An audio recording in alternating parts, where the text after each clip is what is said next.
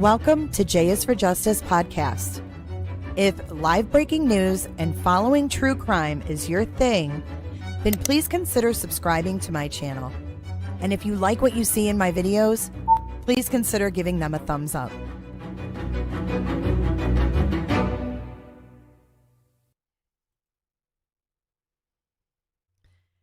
Hello, happy Thursday, and welcome back to my channel. Thank you for being here today, you guys. And if you're not aware, I do have two channels. I have Everyday with Jay, and I have this channel, J is for Justice. We like to keep this true crime. Then we have Everyday with Jay for everything else.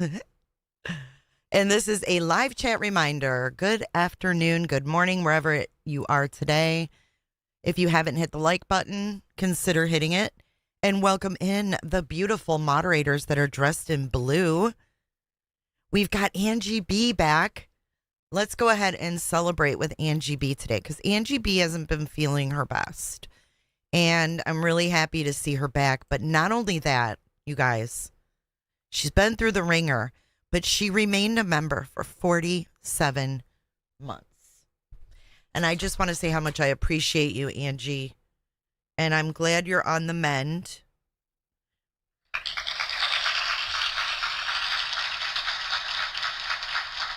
We're cheering for you every day that you get stronger and stronger. I know we were very concerned about you. What is up, Leo Tech? What's up, Flobo? Thank you guys for coming in and being moderators. I know there's a lot going on, like this David thing. A lot of you guys are following the David thing. And I get it. I'm just not, I'm not going to cover that case. I can't. It's too much. It's too much. But I do appreciate you guys being here for the Hooker case and everything else that, we cover over here. But I do know that is a very big case right now. And I think he has a hearing right now. Belinda Buckner, good to see you. Oh, Angie. Will you guys send up your good thoughts, prayers, whatever it is you believe in over to Angie B today? Good afternoon, Ostrich. Hi, Ryan. What's up, Sparky and Patrice? Lindsay Hendricks. Yeah, I don't expect a huge crowd today because this David case. I would drive the Koberger route to get to you, sister. Aw, that's so nice. It's too much for me. Yeah, I watch bits and pieces. Oh my God, I almost picked up a can of paint to drink. Hey, Tiffany B. Hey, Ember. You just got home from your colonoscopy. Oh my gosh, I hope you're feeling all right. That's horrible. I haven't had to do that. I don't want to have to do that. I know I'm going to have to one day. Hey, Brown Eyes. Hey, Patrice. I used to drive my dad to his. I always felt so bad for him.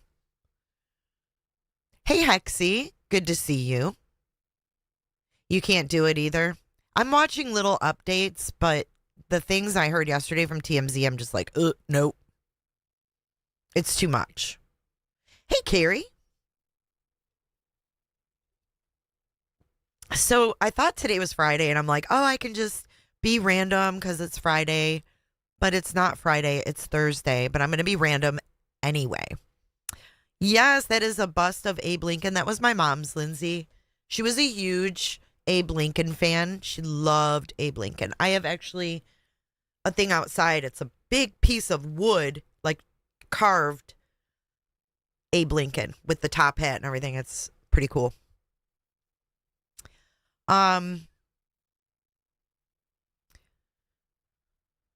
It's Friday Eve. Yeah, so I was like, you know what? It doesn't matter. I'll just be random anyways because that's kind of how I roll. The Tanner Horner trial yet too much. Too much. I just hope he gets the death penalty. I'm glad to see you, Sophia, as well. And you, Marcy, and Mary Dean, and Ostrich, Keys. The gang's all here, I think. But I don't, you know who I don't see? There's no jammer. New soundbite. There's no jammer. There's Robat. But you know what there is? There's no jammer. Tell me if you recognize that voice. If you have no history, thank you, Flo, for your generous super chat.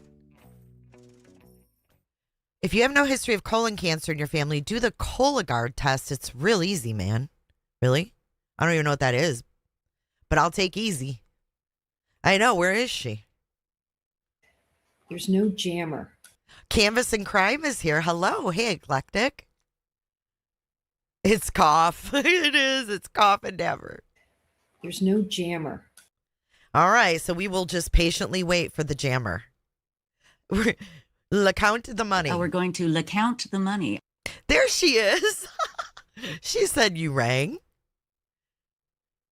Oh, you shit in a box? Oh, kind of like a doggy doo-doo. There's Jams. See, I knew it. If I play it, she will come. There's no jammer. She sounds like Shannon Smith a little bit. That was just said today, actually. And I was like, I was outside watering everything this morning and I was listening to Coffin and I heard her say, there's no jammer. And I thought, that's how I feel when I don't see my jammers for a while. That's so funny. Well, good morning and good afternoon. Happy Thursday. Let's get into today's show. I've got a couple nuggets because when I take a day off, I sometimes watch random shit. And I know a lot of you know the Manson story, of course. Everybody knows the Manson story, the typical Manson story. But look at 85% of you out of 72 people don't know what I'm about to tell you. And this is what's so exciting. I love this. So we did a deep dive on Manson, like 4-part, me and the potato, a couple years ago. And we did uncover a connection between, of course, Dennis Wilson of the Beach Boys and, thank you, Penny, she's watched it, Dennis Wilson and Charles Manson. So Dennis Wilson of the Beach Boys is a member of the Beach Boys. What I'm going to show you, you're going to be like, what? What? So we're meshing the Today Show, Charles Manson, and the Beach Boys all in one story. Okay. So get this. Dennis Wilson's driving in like California and he sees these two chicks and they got their thumbs out. So he picks them up and he takes them back to his house. Well, they're two of the Manson girls. So next thing you know, the Manson family is moved into his house. And Manson, I think, was under the impression that he was going to get some kind of a music deal because the Beach Boys liked his music so much, in fact, that they remade 2 songs. They stole 2 songs from Manson that they recorded with him. So they were recording with him, and Terry, I can't remember his last name. Hey, Leo. Terry, Doris Day's son. I can't remember his last name, but he was a record producer. And they were recording with Manson, with this producer. And Manson thought he was going to get a record deal. Well, when he didn't, he was pissed. He was pissed. And I think that Dennis, his involvement in all of this, has more repercussion on these murders than we may have thought. So here's a couple little tidbits really quick. In 1971, the band still possessed, quote, this is a quote, several 8-track tapes of Charlie and the Girls that Dennis cut. In Vincent Bugliossi's 1974 book, Helter Skelter, which a lot of you guys probably read, he reported that Dennis claimed to have destroyed the tapes because, quote, the vibrations connected with them don't belong on this earth. Okay. No, he really wasn't bad, Leo. He really wasn't. And then it says there was a PBS documentary from Brian Wilson, which is a brother of said Wilson, Dennis. And he was eventually questioned about the tape murders and that the police were trying to tie it to the Black Panthers, to frame the Black Panthers. That I didn't know either. And then it was organized that Dennis could give testimony in a private session before the trial. High dental. Can you believe that? A private session. But Greg Jacobson testified instead, so Dennis didn't have to. Thank you, Belinda. Dennis's approach was basically to lie and say he didn't have much to do with them. Like what? Okay, so it gets weirder. What? It gets weirder. So Dennis, in a autobiography, Dennis, the one that picked up the two hitchhikers, etc., Dennis, in an autobiography in 1978, says that he knows exactly why Manson did it. Hold on, I want to get the exact quote. Dennis Wilson.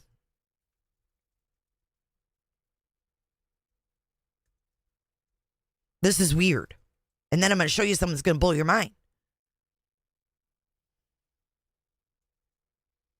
So he said, as long as I live, I'll never talk about that. But then he said in 1978 that he knew exactly why Manson did it. He knew why he did what he did. Someday I'll tell the word. I'll write a book and explain why he did it. Okay? So this was in 1978. He said that. I'm about to show you a video from 1980. Now, Dennis died in 83. So we'll never know if Dennis Wilson from the Beach Boys knew more, right? So on The Fear of Manson, he was quoted, Dennis, as saying, I just saw Charlie take this M16 and blow this black cat guy in half and stuff him down a well. What? What?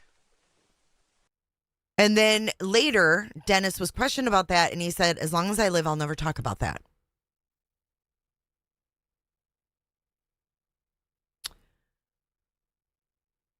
And then Manson said about Dennis to the Riff in a book, he said, Dennis Wilson was killed by my shadow because he took my music and changed the words from my soul.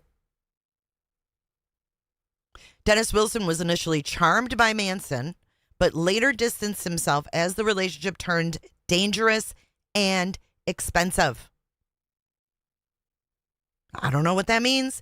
And then it says the Beach Boys re-recorded a Manson song, Cease to Exist and Never Learn Not to Love. So they took two of his songs. Now, this is where it gets really super weird. Stay with me. It is reported that Dennis Wilson suffered from severe, and I mean severe, substance abuse problems. Ultimately, he drowned. Okay. Hey, Higgins, 3 years after this that I'm going to show you right now, the Beach Boys went on the Today Show, Savannah's Today Show. And I'm going to show you freaking Dennis. And it's mind blowing. I'm just going to play it and we'll talk about it because I'm absolutely shook. Here we go. Family. We can also look back at the future with the Beach Boys. And ahead with the Beach. Okay, now imagine today, right? I mean, you got Savannah. We know how this show works. We know how exploitive it is. And watch. This is all the Beach Boys and their manager. Okay, so this manager guy right here, I did my research on this because I'm fascinated by this kind of stuff. And I'm sorry if you guys came for Hooker and we'll get to it, I promise. But listen, this is the manager here. This was one of Elvis Presley's best friends right here. And then this is Dennis, the one that's leaned in. Okay, they're all like stressed out because of him. You're going to see why. Hey, wait, what? Watch this interview with the Beach Boys. This is 1980. This is 3 years before Dennis died. And 2 years after he said in an autobiography that he knows why Manson did it and that he would do a tell-all. Watch this. That's right. There they are, as a matter of fact. We'll be talking with them. They're in our Los Angeles studios right now. For the Surf's Up. That's going to be fun. Oh, it is. Oh, Also, yeah. John Cole. That wasn't uncomfortable, right? I mean, it gets worse. I was like, eek. And he, of course, will have the forecast for the weekend. But right now, it's 8:30, and Steve Bell has a new... You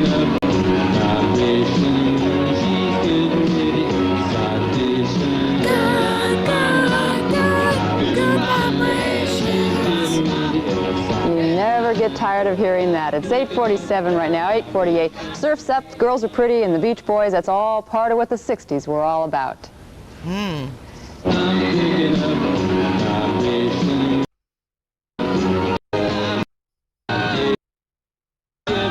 And they're with us this morning, live by satellite from our studios in Los Angeles. Brian Wilson, Dennis Wilson, Carl Wilson, Mike Love, Al Jardine, and their manager, Jerry Schilling. Good morning, all of you. Good morning. Good morning. You know, I just want to start by asking, I mean, 20 years is a long time for any group. Dennis, maybe you'd like to start this off. Why do you think that you've had such, continued popularity?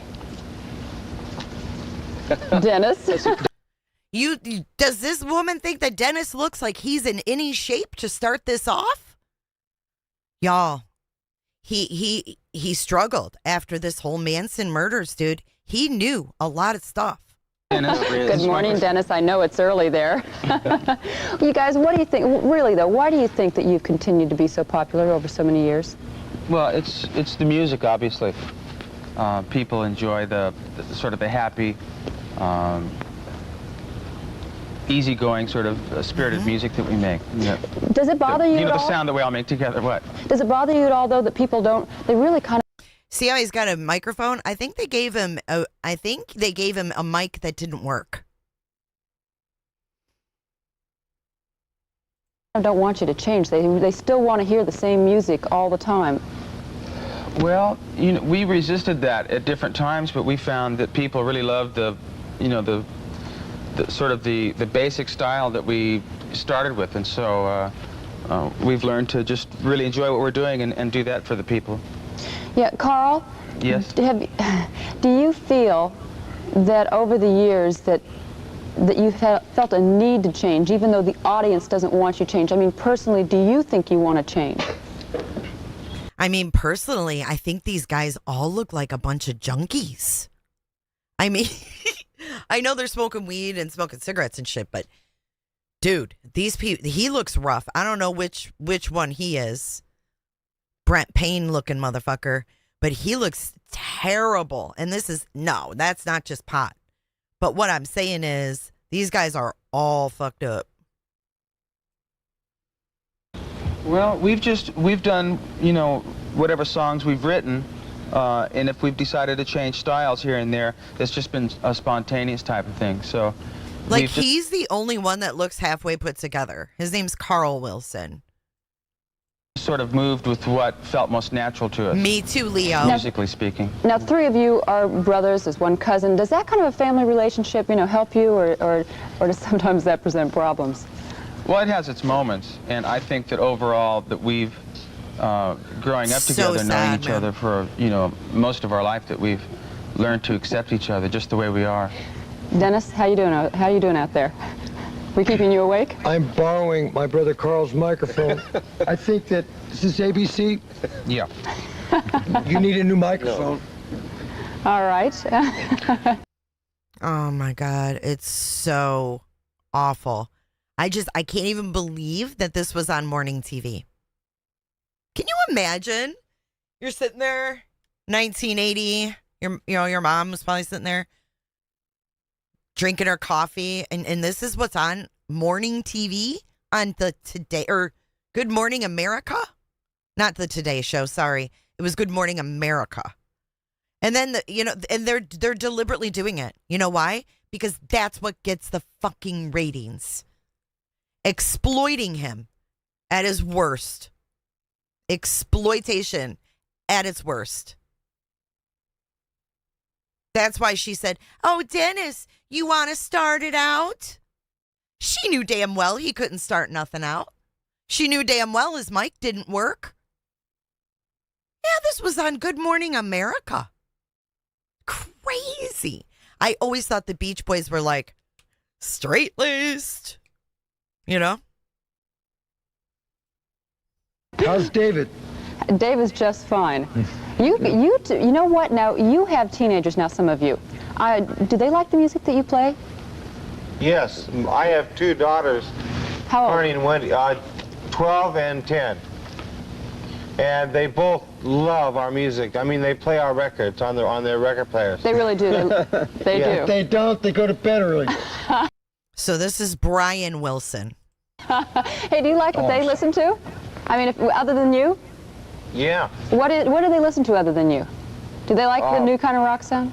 They like hard rock, they like Barbra Streisand, the Bee Gees, they like all kinds of things. What do you listen to when you're at home? Hard rock. They like Barbara, what do you say? Barbara Ronstadt? What's her name? Is that what he said? Barbara Ronstadt? You. Do they like the new kind of rock sound? They like hard rock, they like Barbra Streisand, the Bee Gees. Oh, Barbara Streisand and the Bee Gees. They like all kinds of things. What do you listen to when you're at home? I listen to a record called Be My Baby by the Ronettes. And the legend lives on, right? I know you didn't you kind of model a lot of your sound after like the four Brian doesn't think anything's funny about this either. freshmen, that kind of a thing? Yeah, we used to get together around Brian's piano, and he'd bang out the research with the vocal parts, using the four freshmen's arrangements as models. Yeah. And he'd dish them all out to us, and it was pretty amazing the way he could not only retain, but come up with innovative arrangements, and that's been one of our strengths is Brian's Who was their arrangement dad ability. again? Yeah, because everyone now has copied you. Hey, Brian, I know you're kind of a shy guy, aren't you? A little bit, yeah. You guys have gone through a lot of changes, and you've gone through some difficulties over the years. Has all that been resolved now? Most of it, yeah. I think Mike could probably answer that better than I could. Okay, Mike. Well, thing is, we're all here together. It's been 20 years, and it hasn't been totally joyous every step of the way because we are, brothers and cousins and ordinary human beings that... Right. I mean, like, something these guys, the music industry, something. I mean, this is, like, so typical. We see this with all of them, pretty much. have their different points of view, and we've had arguments and stuff, but the overwhelming fact is that we're still here. Now, I don't know. I mean, I don't know. Maybe I'm looking into it too much, but he's like, we've had our arguments and stuff, and he's like rubbing his wedding ring finger, and he doesn't have a wedding ring on. So I don't know if this guy got divorced or something. And we've had arguments and stuff, but the overwhelming fact is that we're still here and we're together. Love one another. Jerry Schilling, does he have something to do with Yeah, Jerry's right over here. Why don't we have Jerry come in? Jerry, why don't you come out? Now, you've been... He's our manager. And it's also your first personal manager, I believe, in about 14 years. What kind of effect has Jerry had on the group? I think the effect of Jerry being... And here's the manager of the group. You know, shame on these people.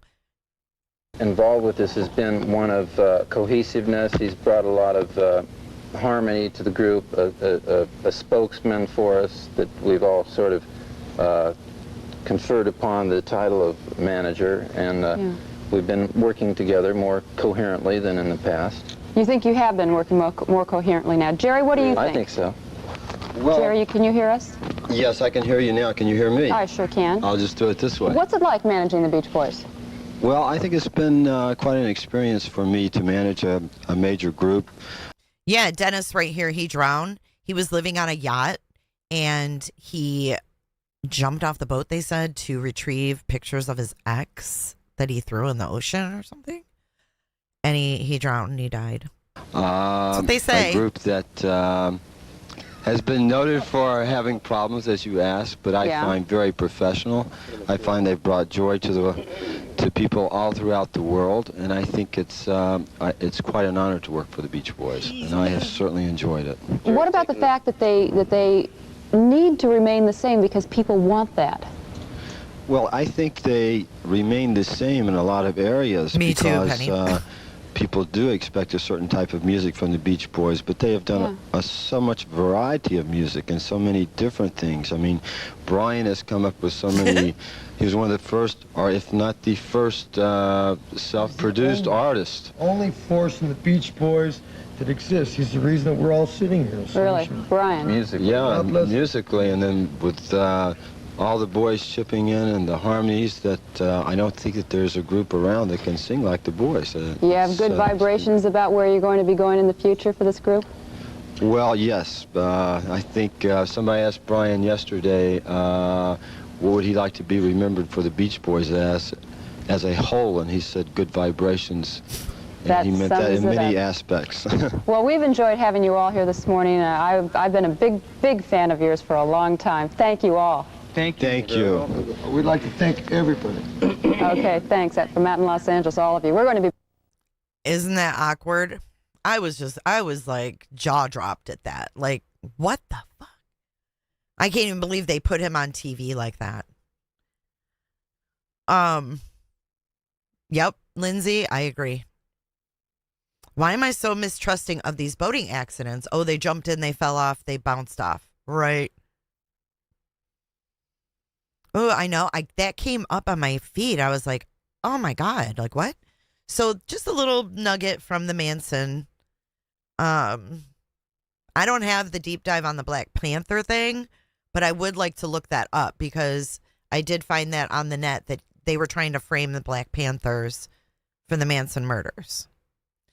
So, you know, and then you bring in MK Ultra and all of that stuff and Haight-Ashbury and the clinic that Manson used to go to, and you have no idea what they were handing out to these people and what kind of, you know, low-key experiments were going on with people that were going to this clinic in San Francisco. And yeah, the FBI hated black people. They hated the Black Panthers, so they wanted to blame them for everything or kill them. And that's definitely where the history stands. We didn't learn that in school, though. We didn't learn that in school. But before we get into Hooker, I have one more little nugget for you guys. This is a little bit crazy. So all these years I've been like, no, they would have had Brian Kohberger in the bag. They would have had him in the bag. My mind is shifting very quickly. F. Hoover is right. He's the most crookedest mofo that ever lived. Hateful. Okay, so guys, we have some nuggets here. In the Idaho 4 case with Kohberger.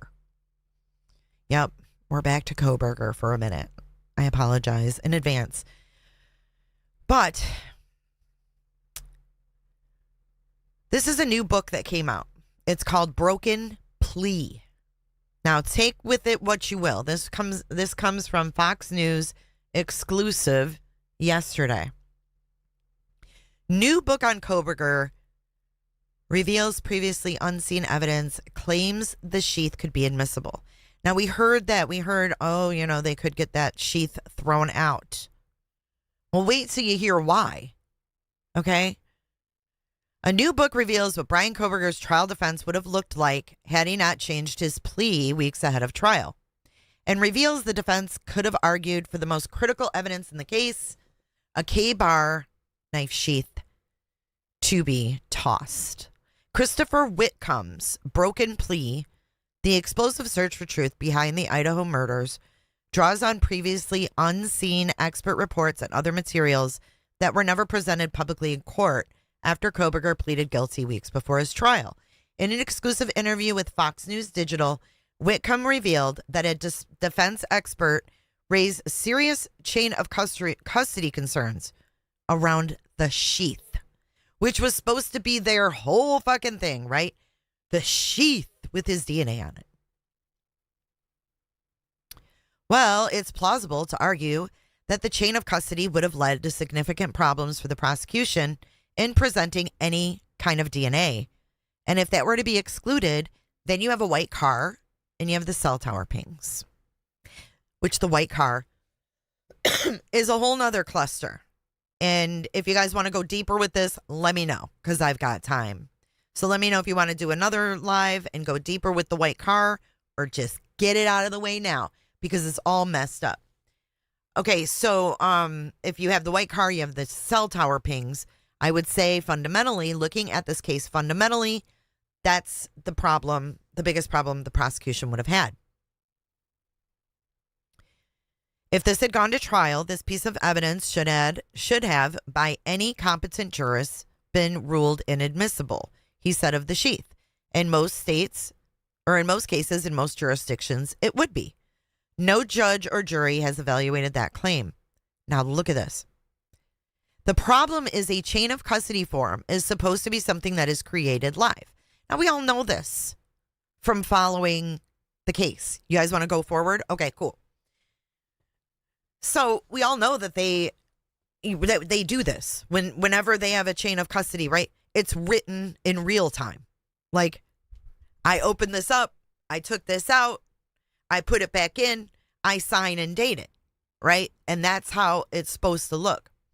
Well, the sheath, which is supposed to be the most important piece of evidence, is effed up. So he says it's supposed to be something that's created live. So if I take a bag of evidence and I retrieve it, I sign that I've retrieved it, put my signature on it, the date, that kind of stuff, right? The evidence bag appears to have been filled in twice. Once on the bag itself, and later on a sticker attached to the front. So here's what the bag chain of custody form looked like for that sheath. So you have a sticker up here. It says chain of custody. There's two people, and this is December 16th. And then down here you have all these. Look at, it's all written on the same day. Can you see that? It's all written on the same day, same handwriting, but lists scene to Talbert or somebody on the 13th. Then it says Talbot to Detective Payne on the 14th. Then it says Payne to somebody else on the 14th. Then it says whatever that person was to someone else on the 16th. Corporal Williamson to someone else on the 16th. And then that person to the ISD lab. But it wasn't written when they actually got it. It's like they all fucking handled it, and then they're like, oh, let's fill this in. Sloppy. Hello, Miss Jen. Sloppy, to say the least. And this is supposed to be what? Oh, my God. I wonder if this correlates to when their evidence fridge lost power. And then you look over here, and on the 16th, it's written right on the evidence bag, 11/16, by somebody. Can't even read it, but what the fuck, dude? What were they thinking? The biggest case of the century. I'm at a loss of words. I mean, I'm really at a loss of words. And it makes me wonder, did they do this shit on purpose, or are they really this inept? Because when we get into the car, oh my gosh, let me pull up the info about the car. So remember, okay, and this is just all just too coincidental to me. They were initially looking for a 2011 to 2013 Hyundai Elantra, right? Two officers from Washington State University, Pullman Police. One looks it up. I'm going to check the database because I'm just like that good of a cop. I'm going to just overcompensate. So he looks it up. Do we have anybody registered to the college that has that car? Oh, yeah, we do. Brian Koberger. Oh, but it's a 2015. Yeah, but Flo, there's no room to not think when you're investigating a quadruple murder, right? There's no room for error, especially when you have very little evidence. So anyway, WSU, I don't remember what I was saying now. Shoot. But Indiana State Police should know better, Maureen. That's the state boys. What are we talking about? Oh, the car. Oh, so they're like, oh, we do have someone. It's Brian Koberger, but it's a 2015.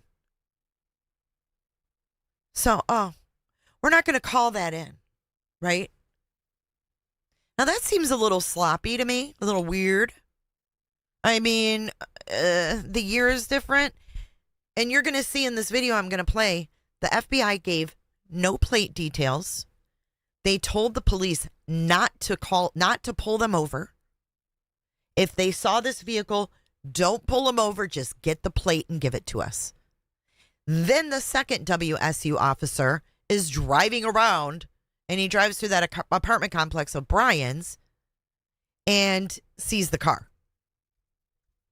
And he doesn't call it in because it's a 2015 and they're looking for a 2011 to 2013. That just seems fucked up to me. Like, you have nothing. Do you turn in the 2015 or do you hold it back and not give it to Moscow? I would just give it to Moscow and say, hey, this is a 2015. I don't know if that matters, but this is what we found. Hey, Michelle. Hello, White Lotus. I mean, this is basic 101, right? Like chain of custody. Just like them standing at the door when people were coming in and out. They're like, so-and-so came in. They don't even have a sheet where people are signing. It's crazy. It seems very corrupt to me. So, I just think that there's, how many fuck-ups can you have before it's like there's something weirder going on here?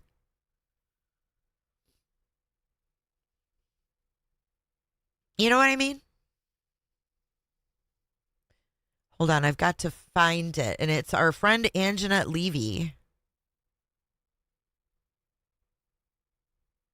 It's our friend Anjanette Levy. But it's just crazy to me that if they had nothing, I don't know. Maureen says, I think it's just incompetence. It's a lot of incompetence by a lot of people, though, is what's crazy. How come I can never find Crime Fix when I want to find it?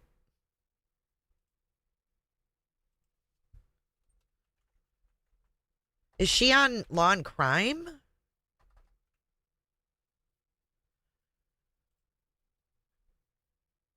I thought she had her own freaking show. Now I'm confused. Hold on a second. Here it is. I found it. Michael Koberger. Michael Koberger. Okay, so I released a short of Michael Koberger. He called to inquire about, no, I don't think it'll overturn anything. No, it's just, it raises a lot of questions. Starting to make sense why Bill, yes, Robat. Yes, Robat. And this was a great show with Anjanette. So we're going to breeze through this because I think you guys will be surprised as well. Michael Koberger. Michael Koberger. I'm calling for Brian Koberger.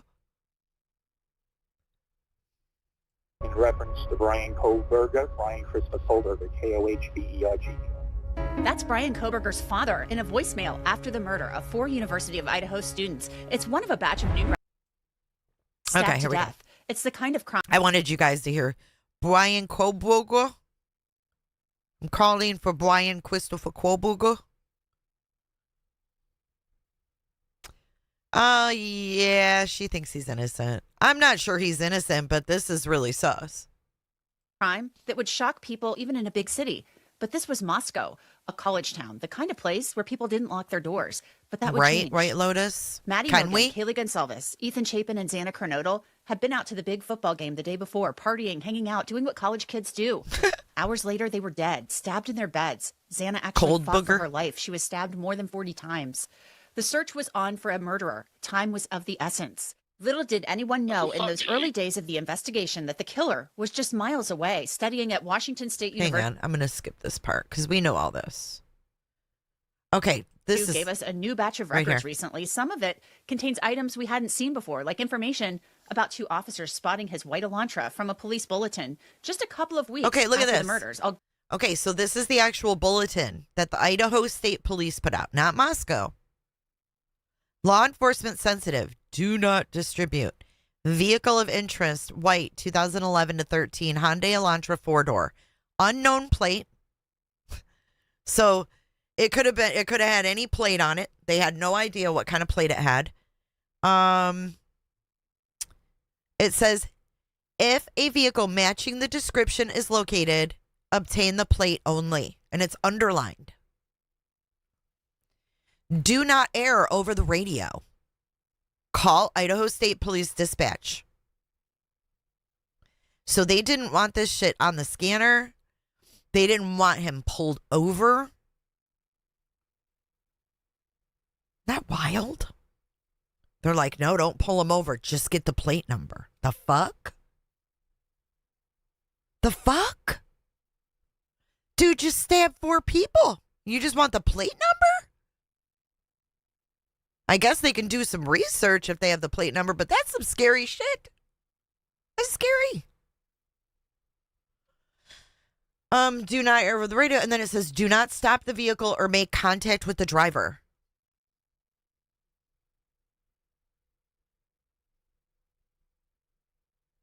Wild. We'll get to that shortly. It seems like a major opportunity missed. But there were also internal discussions about the murders and concerns from parents of students that a killer was on the loose. And the university, as far as one parent was concerned, wasn't really communicating much about it. I'm going to get into all of this, but first, let's go back to the very beginning. It was November 13th, 2022, just before noon. A 911 call came in from roommates of Maddie, Kaylee, and Xana. A Moscow officer responded to the house on King Road. What do you remember seeing? What started? Okay. I remember I was in my... We don't need to watch poor Dylan again. Ugh, sick. Okay. You're extracted from his cell phone. Less than 3 hours after finding out about the homicides, WSU's police chief, Gary Jenkins, was in touch with Moscow's police chief. Jenkins wrote in a text. Okay, this is getting interesting. Smoke them if you got them, people. And hit the like button if you've just joined. Conversation with James Fry. Look at this. James Fry. Don't forget, he's the chief of police. November 13th. I discovered I do not have Tyson's cell number. So if you or Tyson could give me a call, I'd appreciate it. Thanks. Are you fucking kidding me? Tyson was the university liaison from Moscow. I discovered I do not have Tyson's cell number, so if you or Tyson could give me a call, I would appreciate it. Tyson was one of the higher-ups in the department. Fry and Jenkins remained in contact throughout the investigation. By 3 p.m. that afternoon, Chief Jenkins was texting with someone at WSU about posting an alert to students and staff to notify them about the murders in Moscow. The text alert stated, Moscow Police Department investigating homicide near University of Idaho campus, not aware of any threat to the WSU Pullman community. Now, that person, Jason Sampson, later questioned the information they were putting out to the WSU community. Just after 6 p.m. on November 13th, Sampson wrote to Chief Jenkins, both sites updated. Question, given what I have read, how come it is considered not an ongoing threat? Does that mean it doesn't appear random if we knew the evidence? Just curious. This person who sent out the alert to WSU is questioning Jenkins.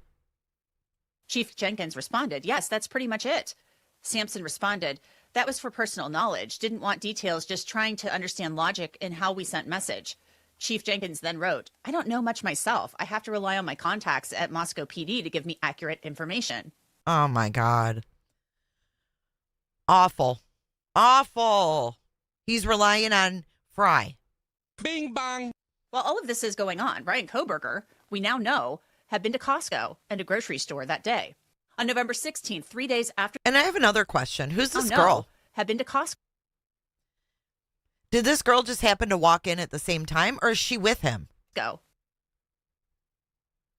And a grocery Because if I'm not mistaken, that kind of looks like his damn sister. store that day. Who is that girl? Or does she work there? Brian Koberger, we now know, had been to Costco. I mean, does this lady work there? What is she doing? And a grocery store that day. On November 16th, 3 days after the murders, Chief Jenkins wrote a letter to students and staff at WSU. It read, "To the Washington State University Pullman campus community, the deaths this past weekend of 4 University of Idaho students have shocked and saddened the WSU community. While the case is under active investigation by the Moscow Police Department, few details have been released about how and why it occurred and who committed these horrific acts. If there were any threat to the public, our department and the Moscow Police Department would proactively warn the public. However, I have been assured by the Moscow Police Department that, based on information from their preliminary investigation, investigators believe this was an isolated, targeted attack, and there is no imminent threat to the community at large." Wow. Now, this letter was 3 days. And here he was living right in that community. I think that was in the Walmart, Robat, and that was Costco. Days into the investigation, and from my review of all the police reports, Moscow PD, they didn't have any suspects. They were investigating people, as any department would. There was only one real suspect they came up with, and that person was later eliminated through DNA testing. Meanwhile, the entire time, Brian Koberger was walking around WSU. And after Koberger pleaded guilty and was sentenced, investigators said they could find no connection between him and any of the victims, and they still don't know why he targeted that house on King Road. 9 days after the murders, one concerned parent wrote to WSU with questions. The mother wrote, "I have 4 questions I am needing answers to as soon as possible." Oh, okay. This is a letter from a mother who was like, "I'm not sending my daughter back to your school." The best choice for the safety of our daughter. Number 1, what is WSU's prevention plan for WSU students? Number 2, what is the new safety plan for WSU outside of look up while walking and stay vigilant? Number 3, what options do students have with WSU to continue the semester if we feel it is unsafe for our student to be there? And number 4, how does WSU consider campus/Pullman safe when the police have been upfront that they cannot ensure anyone's safety up in the Palouse? Lastly, with this happening yesterday, it seems that the situation continues to decline in safety. What are WSU's thoughts? As parents, we have not seen much communication from WSU. We do not feel a 5-minute, 5-mile difference between campuses makes one safe and the other not. The University of Idaho is releasing daily what they are doing for their students and families. We in Boise are being interviewed by the news on if we are going to let our kids go back. It's a hard decision to make when WSU is not supplying information. Thank you for taking the time to answer. I hope to hear from you before Saturday when our daughter is supposed to return. I appreciate your time and answering my questions. The email was forwarded to an administrator to handle, and that wasn't the only communication WSU received. Here's a voicemail. My daughter's name is, I don't want her returning to Washington State University for the quarter semester because of the situation in Moscow. And can you please call me back? My name is... that would have been me. I would have been like, my kid ain't going back there. Fuck that. You say it's safe, but you don't know who the hell did this? The suspect has not been apprehended, and my daughter is living in a rental house with 5 other girls. Oh, hells no. 5 other girls. Perfect target for another Koberger attack. And what are our options for finishing the semester at home? I absolutely don't feel safe, and I would like to go with her, but I can't. I really need your help, and this is the only number I can think of. We're going to do a poll. Thank you so much, and please call me back. Now, we don't know the date that voicemail was left, but it had to be before Christmas break. By late November, police had a lead, video of a white car driving around the King Road neighborhood at the time of the murders. The FBI identified it as a white Hyundai Elantra between the years of 2011 and 2013. In fact, 2 weeks after the murders, this bolo went out to WSU police, Moscow PD, and Pullman PD, asking officers to look for that white Hyundai Elantra. It was marked law enforcement sensitive, do not distribute, and do not stop the vehicle or make contact with the driver. Moscow police didn't release that information to the public until December 6th. They did, however, send it out to those law enforcement agencies as a confidential bolo, saying, call us if you see this. These records from WSU show the university had Brian Koberger's vehicle information on file. In fact, within hours of receiving that bolo, 2 WSU officers had searched for it. Right here. After Koberger's arrest, Moscow Police Corporal Brett Payne wrote in an affidavit, Washington State University police officer Daniel Tiengo queried white Elantras registered at WSU. As a result of that query, he located a 2015 white Elantra with a Pennsylvania license plate. This vehicle was registered to Brian Koberger. But there is something really peculiar about this, because not only did Tiengo search for this vehicle and find it, we know another officer actually drove to the apartment complex and put his eyes on the vehicle. He saw it, but neither called in. See, and she's even like, what? So one looked it up in the computer and one saw it.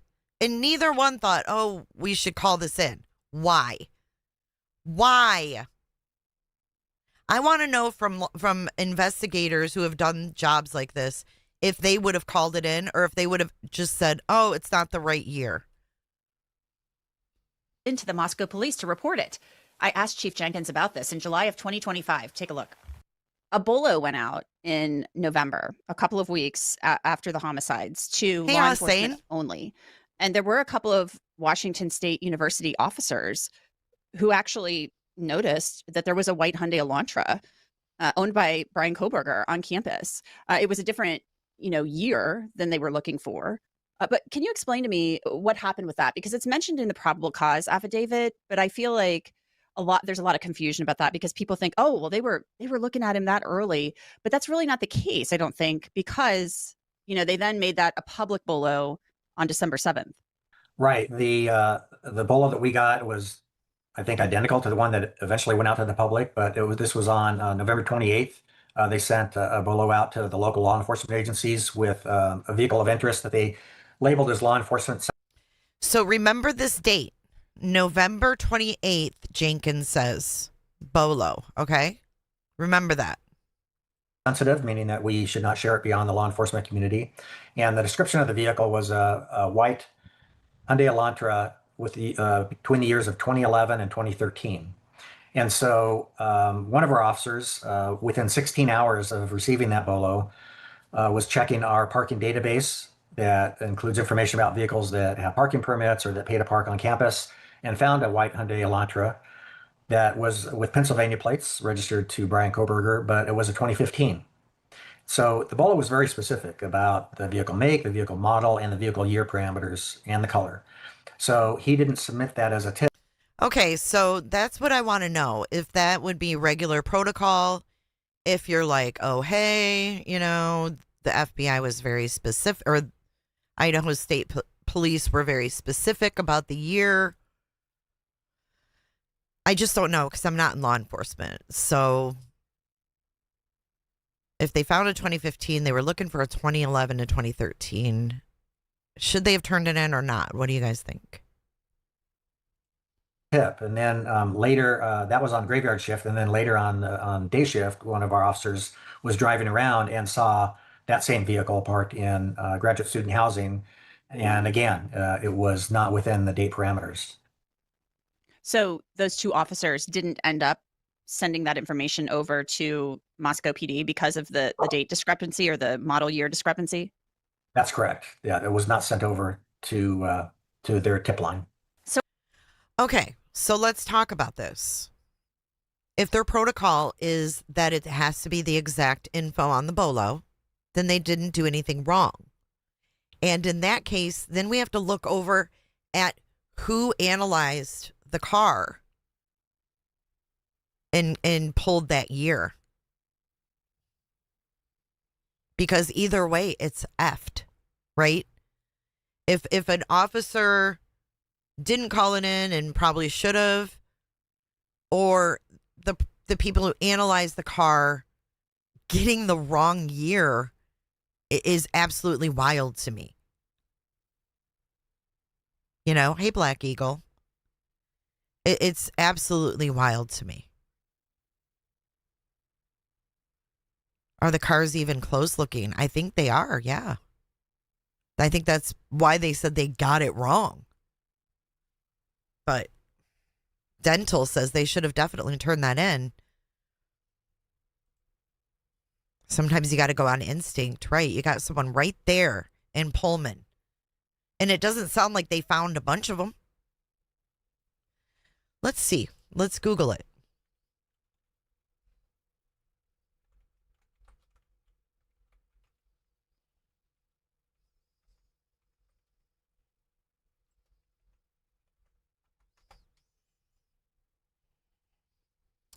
The 2011 and 2015 Hyundai Elantras share the same fifth generation platform.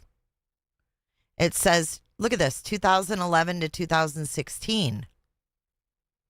But the 2015 model offers a more refined, stylish, and powerful option. Key updates in the 2014-15 models include refreshed styling, new front-rear available LED lights, a more powerful engine option, and better interior.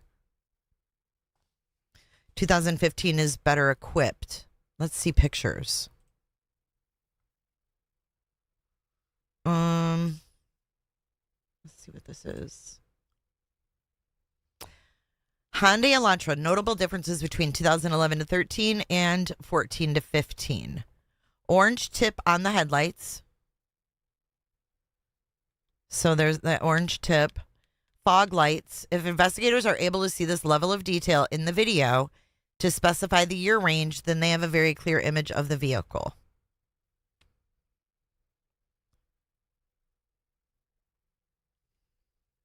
They do look a lot alike. I didn't know the Gonsalves were doing a panel. No, I don't think there'll be drama because it's paid. The people that are in those presentations paid a lot of money. Thank you for subscribing, Susie. So it's literally the orange tip on the headlights and the fog lights. This is a 2011. This is a 12. This is a 13. This is a 14 and this is a 15. So this was Brian's over here. And this is an 11 to 13. I mean, they're so similar. And it does say here that it has the same fifth generation platform from 2011 to 2016. So I feel like they should have called it in, but I'm not law enforcement. I don't know how that works. But someone, I just don't understand how you can get all this wrong. I don't get it. So Officer Tiango and Sergeant Whitman, they discovered a white Hyundai Elantra belonging to Koberger on campus 2 weeks after the murders, and they didn't call it in. Had they called that into Moscow PD, it's possible that Koberger could have been ID'd as a possible suspect much earlier than December 19th, when his name came back from the FBI's genetic genealogy testing. I asked Chris McDonough, host of the Interview Room, about this recently. Well, I think you and I talked about it, Anjanette, on a previous show with you. That was, in my opinion, a huge investigative mistake. And it wasn't just a mistake sometimes in terms of, we didn't call it over, okay? The officers did their job. They found the car. They went to the car, okay? Somebody made a command decision that said, well, don't contact the owner of that car. And then they tied into that decision in my opinion, a nonsensical excuse for, well, it was the wrong year, okay? Well, okay, then what did the BOL get correct? We're looking for a white Hyundai, okay, in the area, anything in the area, okay, around the potential time of the crime. We're to presuppose that Washington State University didn't also look for video about that car on the night of the crime in that email. Okay. Mm-hmm. And so what's the chief doing, in my opinion? He knows they made not only a huge mistake, but they blew it because they could have had, and I hate to say this about any law enforcement, I back the. And you know what? I know a lot of people don't like Chris, but what he's about to say is the damn truth. He does back the blue because he is ex-law enforcement. But you know what? You know what makes him and Karen stand out? And this is why they weren't picked to speak at CrimeCon, in my opinion. This is my opinion. Because he says it like it is. He doesn't kiss ass for stories, right? And people get mad at that. They don't like that. They don't like him saying, they fucked up. Because let's face it, most of the experts on this panel or on this platform, YouTube, they won't say that. They won't call it out. A lot of them defend it. So I appreciate his truth when it comes to criticizing law enforcement, because he understands that the cops work for us, you know? They work for us, and we can't just kiss their ass because they have a badge. Some of them are corrupt. I mean, let's face it. Look at Lauren Matthias. She's out in the freaking Idaho or wherever with an investigator going to where ping spots of Chad Daybell's phone or Lori's phone. I mean, what the fuck is that? You trust that? I don't trust that guy. Why would he do that? Nope. No interference in cases. We got to stop that shit. And I hate to say this about any law enforcement. You know, I'm I back the blue when. By the way, I'm still blocked there, and I'm still saying this. I tried to super chat you last night, Chris. I couldn't super chat you because I'm blocked. When we're right, and I also tell it when we're wrong. Okay, that's our responsibility to the public, and this chief owes it to the public and to the family to say, you know what? Not only did we make a mistake, you're right. We should have gone and knocked on that guy's door, who was registered to that vehicle, living in that apartment complex, because God forbid, after that night, if he would have killed somebody else, that chief would have been really in big trouble in the long run. And so somebody made. Imagine if maybe, that lady that called in where her daughter was living with 5 other girls. Imagine if Brian Koberger would have targeted that. You know what I mean? And they don't want Chris McDonough to stand up at CrimeCon. You know why? Because he tells the truth. This dude doesn't follow a script. He doesn't. Made a command decision that said, okay, you got the car, you got a car that matches. Yeah, is it white? Yeah, where is it? It's here. Okay, find out who owns it, interview that person, and send it to Moscow. That was the appropriate protocol. There we go. He said that its appropriate protocol would have been to fucking report it. We know that after the murders that Brian Koberger was cleaning out his car meticulously, and it was torn apart by the FBI for processing, and they did not find any DNA belonging to the victims in it. So that could have made a huge difference if they would have called it in, right? He didn't clean the car, deep clean it, we heard, until... Don't be nasty sometimes. Pennsylvania. If they would have caught him in Pullman... what kind of evidence would have been in the car?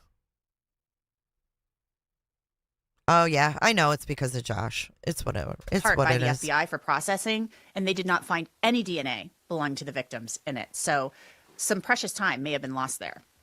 After Koberger's arrest on December 30th, 2022, Chief Jenkins sent an email out about the mention of the officers in the affidavit. The email states, the affidavit describes the great work Officer Tiengo and Sergeant Whitman did in tracking down a possible suspect vehicle, which was, as it turned out... Oh, my God. So this is where it gets really bad, you guys. Okay. This is, I believe this is Jenkins. Yes. Okay. So this is on the day of Koberger's arrest. This is rich. Jenkins. What's up, Tobeans? Jenkins sends out this hurrah email to his team. Pay attention to this. This will show you how corrupt and what a joke they are, if her face doesn't already say it. Of the officers in the affidavit. The email states, the affidavit describes the... After Koberger's arrest on December 30th, 2022, Chief Jenkins sent an email out about the mention of the officers in the affidavit. The email states, the affidavit describes the great work Officer Tiengo and Sergeant Whitman did in tracking down a possible suspect vehicle, which was, as it turned out, the suspect vehicle. Note that the timeline for locating the vehicle is not entirely correct in the affidavit. The affidavit indicates that the area law enforcement agencies were asked to be on the lookout for the suspect vehicle on November 25th, when in fact they did not ask for that until the morning of November 28th. Shortly after receiving the email from Moscow PD, I sent out an email with the vehicle description on November 28th at 8:24 hours, and Tiengo queried Koberger's license plate on November 29th at 00:28 hours, approximately 16 hours later, not 3 days. And Sergeant Whitman observed the vehicle at Koberger's apartment complex at 00:58 hours on November 29th. Outstanding work. Jenkins then talks about how he's been partnering with all of these departments in the WSU community. Outstanding work? You found the killer and didn't report it. Outstanding work. To work with students and staff to help them with anything they might need. He then writes, from the WSU PD perspective, we are offering reassurance that we are here for their safety, and we are here to help them with any perceived safety and threats or disruptions, including harassment from the press.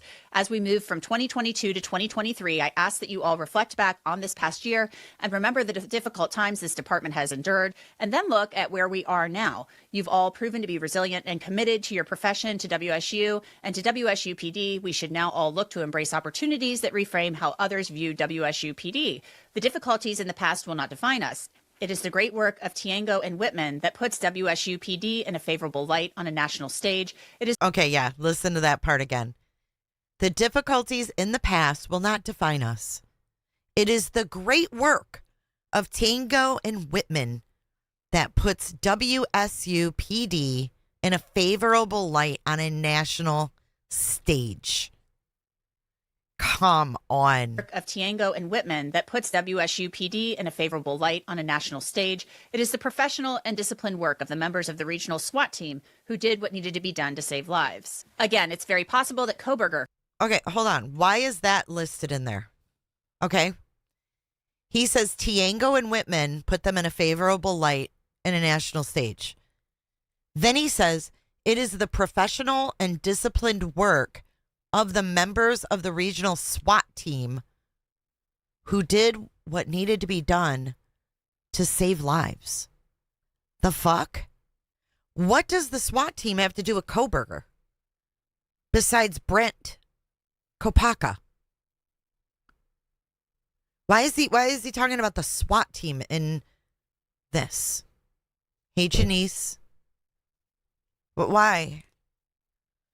It's the professional and disciplined work of the members of the regional SWAT team who did what needed to be done to save lives.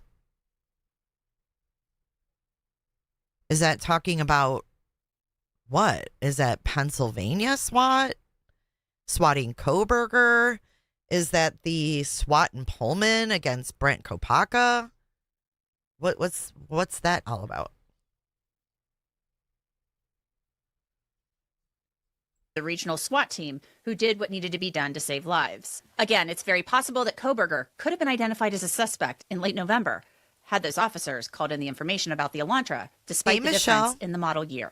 Hours after Koberger's arrest in Pennsylvania on December 30th, 2022, WSU's interim assistant vice president of student affairs wrote this letter to let Koberger know that WSU was issuing an emergency suspension. Jennifer Hyatt wrote that she was imposing an emergency suspension because Koberger had been charged with murdering Kaylee Gonsalves, Maddie Mogan, Xana Kernodle, and Ethan Chapin, and had in fact been arrested earlier that morning. Hyatt said being charged with these crimes was certainly a violation of the standard of conduct for WSU students because the allegations involve abuse of others or disruption or interference with the university community and a violation of the law. Hyatt wrote that Koberger had 10 days to challenge the decision, but we know that didn't happen because he was in jail. No, Kimmy, welcome in. We were just going over a couple Thursday true crime nuggets before we begin on the Hooker case. On that same date, and with that letter, Koberger was notified that he was barred from returning to campus. Police Chief Jenkins wrote in a trespass admonition, "This admonition is to inform you that you have been trespassed from all areas of Washington State University campuses. This includes all buildings, sidewalks, breezeways, courtyards, access roads, and parking lots, and any other Washington State University campus property. This admonition is effective immediately and will continue until pending student conduct charges have been resolved and you have been given permission in writing to return to campus." Following Koberger's arrest, his father, Michael, actually called the university asking about his son's apartment. Take a listen. Michael Koberger, in reference to Brian Koberger, Brian Christopher Koberger, Kohberger. Our home phone number here is Brian did reside at. What I'd like to know is about his apartment and the status. That's number one. Number two, if you cannot answer that question, I understand. If you could redirect us. What does that mean? I want to know about his apartment and the status. What are you talking about? I thought he had no personal stuff there. Ugh, that picture is so creepy. Brian's phone is not accessible. You cannot access it or his email. Now, after the arrest, there was also concern that Brian Koberger might still have keys to buildings on campus. Chief Jenkins believed the keys were in Koberger's apartment, and he was going to try to figure out the best way to get the keys back. This this is the key they wanted back. Believed the keys were in Koberger's apartment, and he was going to try to figure out the best way. Did they find the keys, I wonder? To get the keys back. A photo of the key Koberger should have had was included in an email. The records from WSU also show an email that was sent to the school community in January 2023. It stated, the last few months have been trying, and the announcement of the arrest of Brian Christopher Koberger, a former WSU PhD student, as a suspect in the deaths of 4 University of Idaho students has shocked our communities. First and foremost, I want to reiterate my heartfelt sympathies to the families and friends of Ethan, Kaylee, Madison, and Xana. The tremendous loss of these young lives has left all of us deeply saddened. I encourage all of our faculty, staff, and students to take advantage of the support resources available to you, listed at the end of this email. If you have concerns about a student's well-being, please share the information with the Student Care Network. I am hopeful that the coming days and God, this is such rhetoric. Like, please share the information with the Student Care Network. Like, what even is that? weeks will provide all of us with additional answers and information about the nature of this incident. Over the next few weeks, I anticipate that many members of our Cougar family, particularly those familiar with Mr. Koberger, may be contacted by law enforcement, the media, and concerned citizens. I strongly encourage everyone to cooperate with the investigative process as much as they are able. The email also encouraged tips and information to be shared with the Moscow Police Department. Police interviewed faculty, students, and staff at WSU who worked with Koberger.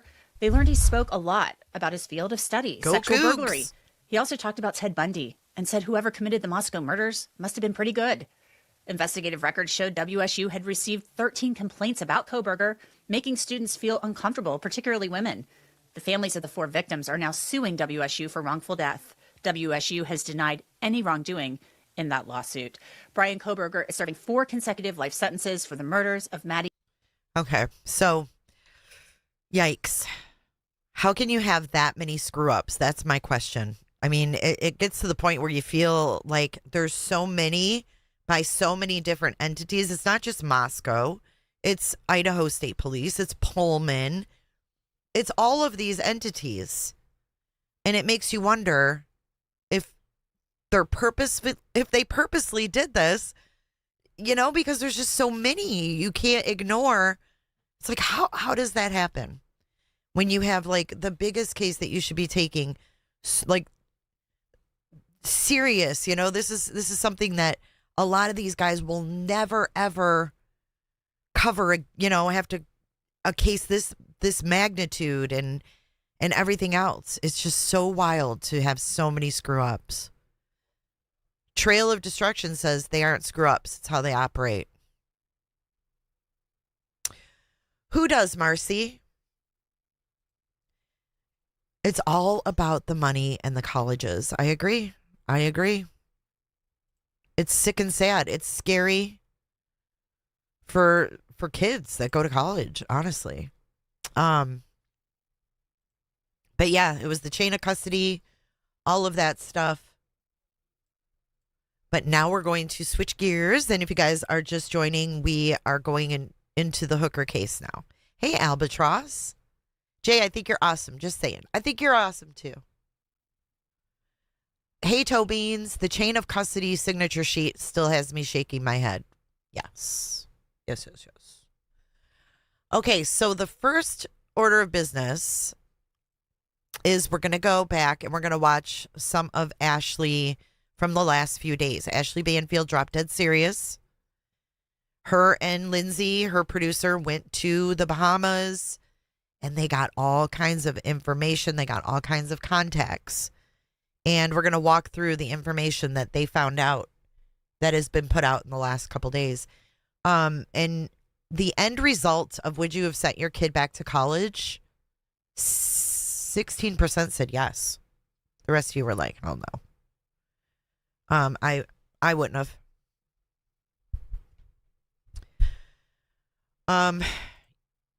Oh yeah. They sweep all kinds of stuff under the rug. That's gross. Kimmy says, Brian yelled for an hour after she fell. To who? Did she ever yell back? They blew apart so quickly. Why yell for an hour? How did he float away so quickly from her if he dropped anchor immediately? All valid questions. Oh, the bag color change. He's got a new lawyer in Michigan. Hey, Sean. And There's new pictures and videos, all kinds of stuff. He said his anchor drug and all this stuff, but now his friends, the ones that dropped the audio, have done a reenactment of what the dry bag would have done or wouldn't have done. So let's get into this. We're going to hear from a guy that was actually on a boat.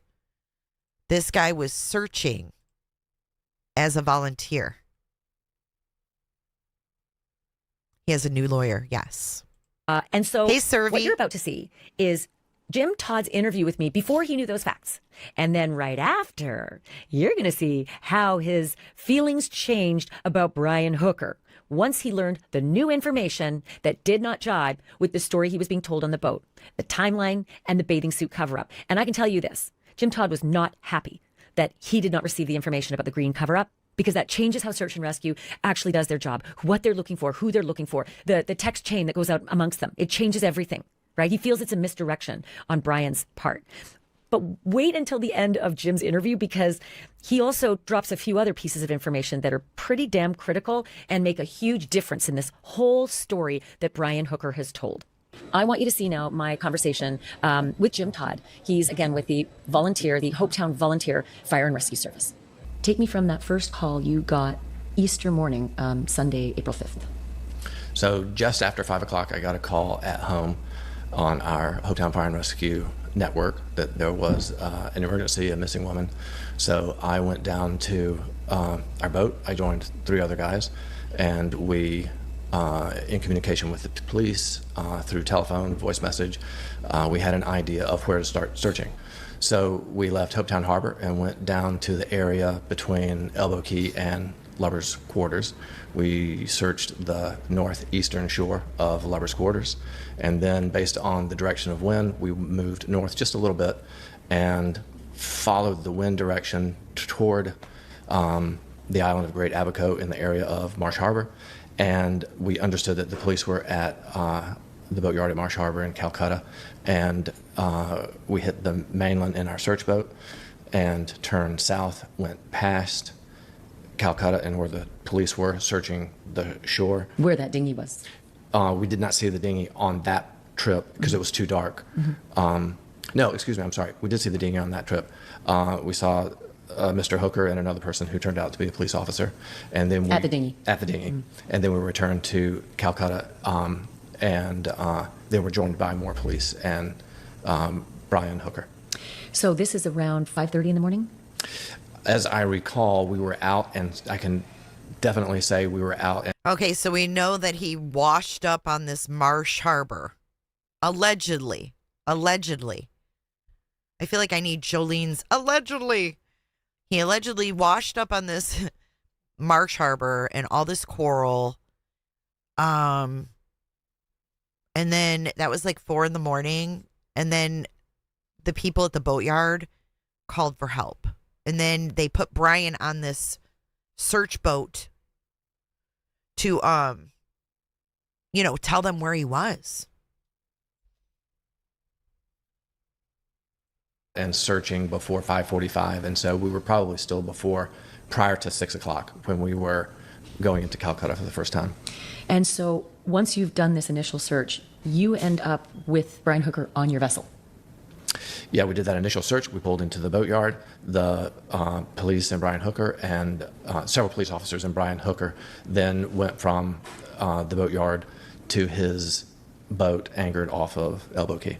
So you're going across the Sea of Abaco with him on board. What was your first initial impression when he was boarding your fire and rescue boat? I happened to be the person who assisted him getting from the dock onto the boat and had very brief interaction. And he struck me as, I would describe it as like he had been hit by a truck or was in shock. And I thought to myself, well, he's been up going on 24 hours plus. So that's made sense to me. And it's been a terrible night. Mm-hmm. This is the facts that you have at this early point. Yeah. Hit by a truck is what came to mind. Were you able to talk to him at all when you were crossing from Marsh Harbor back over to Elbow Key with him? The police were with us, and so all of us on fire and rescue wanted to keep our distance and let the police do what they were going to do. So you now cross the Sea of Abaco, you're back over at Elbow Key, and do you go to the yacht that is moored? Well, also in today's episode that she just dropped, you guys. She just dropped an episode today where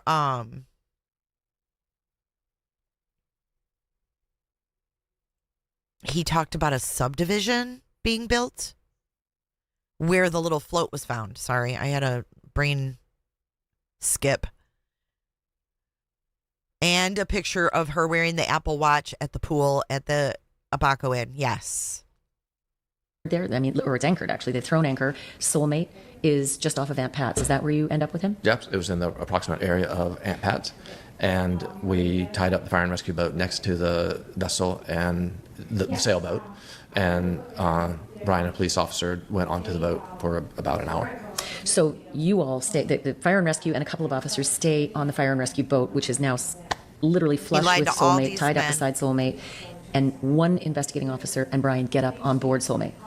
Yes. Do they stay in the cockpit area outside, or do they go down below in the cabin? They went below. How long do they spend? It's hard for me to estimate, but I would say about an hour. About an hour down below. Mm-hmm. And when they emerge, what's the next thing that happens? There was some conversation that I couldn't hear. They both individuals came back on the fire and rescue boat, and then as we untie and separate from the boat, one of the police officers took pictures of the sailboat from 360 degrees. That's at the direction of the investigating officer to do so? Yeah, I don't recall what he said, but he had an interaction with them, take pictures all around the boat, what appeared to be the senior person or a senior person. And so your search and rescue vessel now does a 360 trip around Soulmate, photographing every aspect of the of Brian Hooker's yacht. Yes. And Brian and Lynette's yacht. And then where do you go next? I'm not sure why I was not privy to the conversation, but we went in the direction of where we understood that the woman fell off of the boat. And so we were in that area. Brian Hooker was on the front of the boat, and I took it upon myself to go out and talk with him about exactly where he understood that to have happened. How long were you up on the front of the search and rescue vessel with Brian as you all sort of tried to establish where it was that he says she went overboard? I would say easily in the range of 10 minutes. Talking to him? Yeah, to say, okay, she fell off here. How close to land was that? Would she have flown? I think, okay, so Toe Beans, I think she definitely did get on the dinghy because her watch was on her at the pool. And her watch was found on the big boat. I think they made it back to the big boat. And I think something happened on the big boat. And then I think he took the big boat somewheres, dumped her, brought the big boat back. That's what I think he did. Now, can they tell if the boat moved? I don't know. If they can tell if the boat moved and it didn't, because I think he did move it. Yeah, because he talked all about the cuts. He knew where the cuts were to go out in the ocean.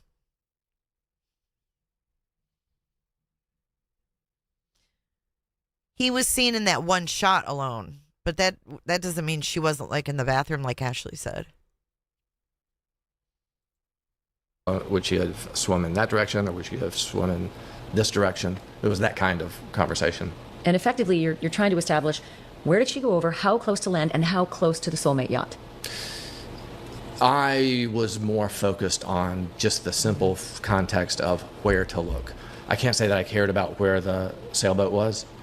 I was just thinking about where should we look? If she went off here and we were this close to land, what part of land might it be? And so where should we be looking?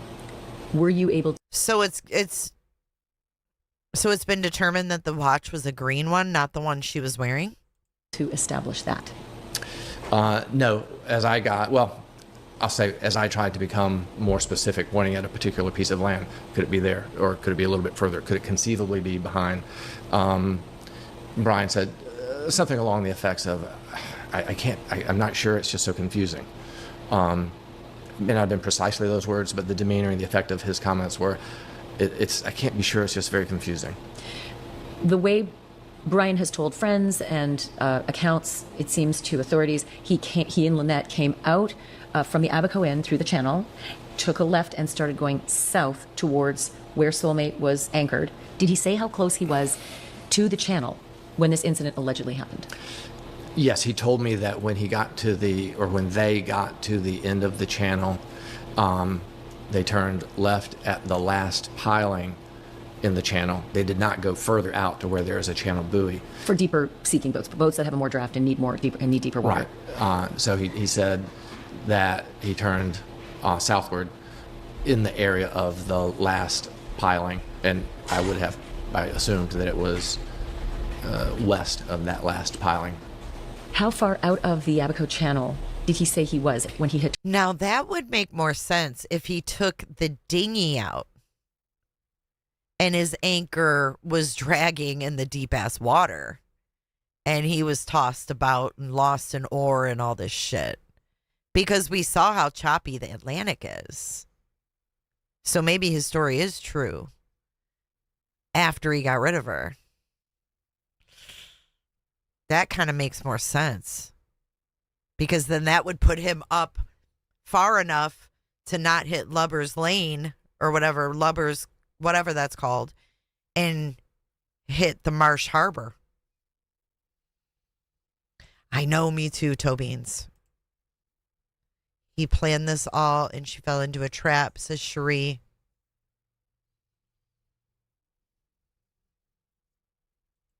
Literally. How far out had he made it before he says she fell overboard? He didn't say it in the context of feet or yards, but I was standing on the bow of the search boat, and I pointed to a piece of water and say, "You think it was right there?" And I would say it was in the range of 50 yards south of that last piling in the channel. Very, very close to the channel.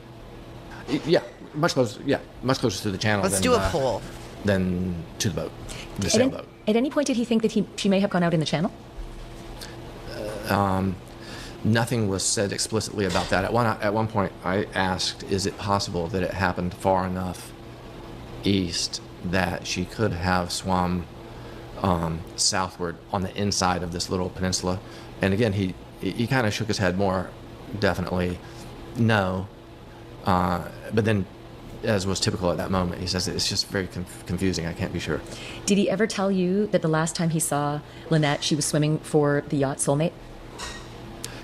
That was not said to me. He did say the last time he saw her, she was swimming away from him. Oh. And see, now when I hear that, I picture the last place, like last time he saw her, I feel like he just saw her body like floating. I don't think she was swimming. I just really feel like he's telling a story, but there's like some truth in it. You know what I mean? Like, I saw her swimming. He didn't see her swimming. I think she was already gone, and he saw her body. She was swimming away from him, and frankly, in my memory, it was to the land, but I couldn't dispute it if he has said it was to the sailboat. And at that point where you've established effectively more or less where Lynette allegedly went over, it's about 200 yards from shore? No, I would say it would be less, maybe in the range of 150 yards, maybe 100 yards. Not 200, that would be the long side. Pretty close. Reasonably close. Hey, Dee. But Soulmate is how many yards away, the yacht? Notably further, and visually notably further. I've heard in the vicinity of 1,000 yards. It could easily be that range. I would say that's right. It's in that range. If I'm overboard in choppy water, I am swimming 150 yards before I choose to swim 1,000 Hey, Robert. yards. I would say if somebody had told me, well, someone was either swimming to the sailboat or to the land, I would say you're mistaken. They're not going to the sailboat. They're going to the land. Sailboat's too far. Sailboat's too far. And the land was right there. So at this point, you've established where the alleged dinghy incident happened. He's unable to be very clear about where she was swimming. He definitely did not tell you, the last I saw her, she was swimming to the sailboat. I've heard that statement made. I don't recall him saying that to me. Is there anything else he said when you were up there for about 10 minutes on the bow of the fire and rescue boat? He said, no, it was all related in the neighborhood of what we've just said, I think. Just matter of fact, but unable to really pinpoint. Did he say he was drunk the night before and that's why he was having trouble remembering? Made no reference to drinking. No reference to drinking at all. Any reference to why he couldn't pinpoint? I wonder if he smelled like a brewery. The exact spot where it had happened, because at 7:30 I've been out there. It's bright. It's daylight. The sun hasn't set yet. You still have about a half hour until it's dark, and it would be really hard to see someone. Right. No explanation of why I couldn't see better. No explanation other than no explanation about how they got separated. In my opinion, it was very windy, and the darkness. If their times were wrong, if it was more like 8 o'clock instead of 7:30, I could see that being very dark. But I wouldn't have expected that. I wasn't there, so I don't know. But I wouldn't have expected someone falling into the water versus the dinghy to become separated so quickly. But it's plausible. There's a lot of incidents in the story that are possible, plausible, but maybe not the number one possibility. And so, you got to give benefit of the doubt at all times. And in this particular instance, if Lynette were driving, and Brian says she was, what's your theory on what would happen if you were to fall out of the boat when you have your hand on the tiller, on the throttle? Well, and I've actually seen this happen in a much different circumstance, but if somebody's sitting on the right side of the boat, steering a tiller motor with their left hand, that's a big if, because I'm not sure of the circumstances here. But if they're in that situation, somebody lost their balance and got bumped off, the most likely thing would be to hold on to the motor for some period of time as they went over the starboard side of the boat. And the geometry of the wind and direction is such that the boat would have turned into the wind as the individual went over the side. And as I pondered that, I thought that dinghy with that very small electric motor, I'm not sure of the size, but that dinghy with a very small electric motor would probably come to a stop very quickly. And it would be turned into the wind at that point, because if she dragged the tiller, towards her, then the boat would turn to the port side and go upwind. And so in that case, if somebody is in the water, then the dinghy would be upwind from them toward the wind. And it's impossible to say, but the wind would have that. If what I describe is correct, then that would have blown the dinghy back towards her. But if she was sitting on the other side of the boat, then my explanation would work against her. So I don't know. It's hard to tell. Of course, we weren't there. Her daughter says she never drove, that Brian would always drive. But I've seen a picture of her actually on the right side, on the right sort of pontoon, and she seems to be driving. She has her hand on the throttle and the tiller. One thing I did notice, though, is that the electric key does not have a wristlet. It's just a long string. And Brian says she took it out with her. So what kind of a possibility is it that you got your hand on the tiller, because Brian says she's driving, you're getting bounced out, you let go of the tiller, and you grab the string that's hanging down from the electric. So hung up on this string. It doesn't make any sense. And he's going to say, thank you for subscribing, Nancy Jones. He's going to say, when you fall off a boat, you're not thinking. You can't think because you fall over, and before you know it, you're in the water. Thank you. Wait, what? We did hit our goal. Thank you. I would say that the probability of what you describe of you're falling out and you grab the change that, don't I? From the key, virtually it's approaching an impossibility. Another curious thing is that if someone has been on shore enjoying themselves at a bar and they're in a dinghy that maybe it doesn't have a radio or a portable radio like most would. Yes, we did, Nick. Right? It seems an odd thing that someone would have put the wristlet on, because they really were so close to the boat. There was only a 10-minute drive in the boat at most. I've seen the pictures. There isn't a wristlet on that key. It's just a straight string that hangs down. Forget the wristlet. You'd have to grab for it and pull it out with you as you're being bounced out unexpectedly. Yeah, you would. It'd be very difficult to do that. Although normal safety procedures is that would be attached to your wrist. If you're by yourself. So exactly this would happen. If you're by yourself. The boat stops. If you're with someone in the boat, you don't want to take that key out with you and render them unable to come and get you. Oh, well, who knows? Right. So the other question is, Brian says she went out with the lanyard and the key and went out with the dry bag. So if you're driving, that's not a dry bag necessarily that you may be wearing. Maybe it is. I'd have to look at it. But what are the chances that you're going to grab a dry bag and grab the lanyard and let go of the throttle and be bounced out unexpectedly? If you were to fall out of a boat, it happens so fast, you don't have time to think of anything. So virtually unheard of that someone would have the presence of mind or the thought that, oh, I need to grab that. A couple of things. On the way out, a couple of things. Yeah. It happens so quickly that you don't even, when something like that happens, you don't perceive it happening. You go from the state of driving the boat to the state of, help me. Bam, I'm in the water. Yeah, yeah. It's hard to understand that dry bag. I've seen a dry bag of a similar color, and he has described a dry bag the same color as the seat cushion, green. Mm-hmm. And I've seen a picture of that dry bag in the boat. I'm not going to say it's the dry bag. I'm going to say a very similar looking dry bag in that dinghy. That's the kind of bag that's big enough to see. It's not a small purse that you would take to a water slide, say. It's not that kind of a dry bag. It's a dry bag that would probably float. I happen to not have experience with using a dry bag, but I know that it's sealed for water. And if there was a big puff of air inside, I can see that it would float. And at some point in the searching operations, hi, Auntie Cheryl. Well, when we found the green cushion, Brian said, oh, look for the green dry bag as well, which, of course, we did look in that area of the cushion. Okay. Here's where it gets interesting. Look at Ashleigh. Ashleigh's like, oh, hell no. A green dry bag? Hold on. He said green here. But then when the guy who helped him in the boatyard said that he walked up with a yellow one, and then Brian said that Lynette also had a yellow one.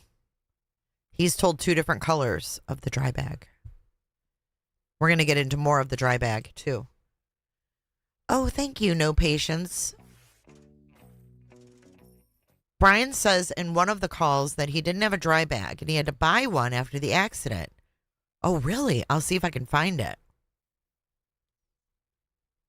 Thank you, No Patience, for your super chat and for if you find that. And did not find the bag. Would you expect to have found the dry bag if it went overboard? Again, it's got passports in it. It's got critical things in it. Not sure why they would have taken the passports to shore, but okay. It's going to be sealed if your passports are in it, if you're in a dinghy. Right. Sealed from the water, absolutely. Would you not expect that you would find the dry bag, wash up on shore, or be able to see a dry bag that's this big? You know, it's about a foot long by about a foot and a half long by about a foot wide. Would you not see it in that very shallow water? Well, if it floated, I would certainly expect it to be in the range, in the area of that green Welcome back, cushion. Patrice. If it sank, the water geography gets really large very quickly, and it's very hard to find things underwater. Something that bright, though? Something that's that bright? Yeah, it seems to me that the dry bag, if it was bright green or bright yellow, if they're going to find a body, how would they not see that bright-ass dry bag in the water? Green? Yeah, I guess if it had sunk, I would put the probability of finding a sunken dry bag, even bright, at fairly low. So the next thing you do is you leave that location that you have tried to determine where this incident happened, where Lynette fell over. Yeah, we're going to get Tell to me that. where you go from there. You've got police officers on board, you've got fire and rescue on board, and you've got Brian on board. Where do you go from there? So we go westward toward the island of Great Abaco Island, the area of so Calcutta. beautiful there. Where he says he drifted the whole way, 9 hours of drifting. Right. Okay. And we are, well, me personally, I'm aware of the wind and testing the reasonableness of that simply in the context of where we should be looking. Should we be looking on Lover's Quarters, which is nearer, or could he have cleared it? Could he have cleared Lover's Quarters and then gone to Great Abaco Island? And either one is very reasonable to me. And to be clear, Great Abaco Island is where Marsh Harbor is. Yeah, we typically call it the area around here as Marsh Harbor, but it's a larger island. Right. And in fact, we frequently... So this is where Brian ended up getting help from this boat harbor here. He washed up. He said he had to walk there, and then he said like 2 people stopped in their cars, looked at him, and kept going. He had like all these weird stories. Refer to that island. And I wonder where that happened. Where did someone see him? Was it at a construction site or something? As the mainland. So we go back with Mr. Hooker, with police officers. We get in the same range of where where his dinghy was. We turn south and re-inspect that shoreline. And at some point, one of my colleagues on search and rescue hands me binoculars up to the top of the boat and says, "Jim, check out that but we see that green thing over there. Could it be a float? Using the binoculars, it looked like it, yes, could easily be a float. It was a little bit hard to identify it for shape because of the reasonably great distance of, probably easy 100 yards, because it was shallow and extremely rough on that shore.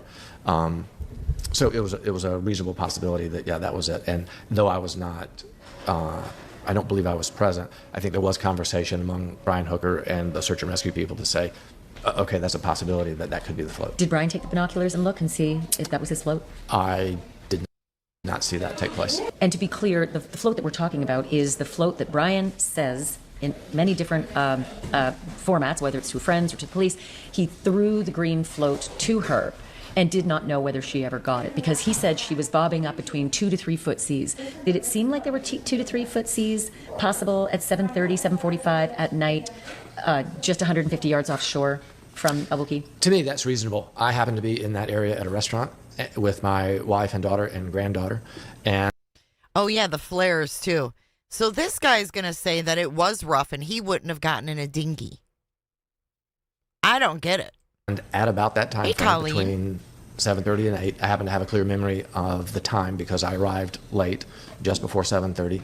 And it was getting dark, and very quickly, as I sat at the dinner table, the wind kicked up to the point that it was a touch unpleasant.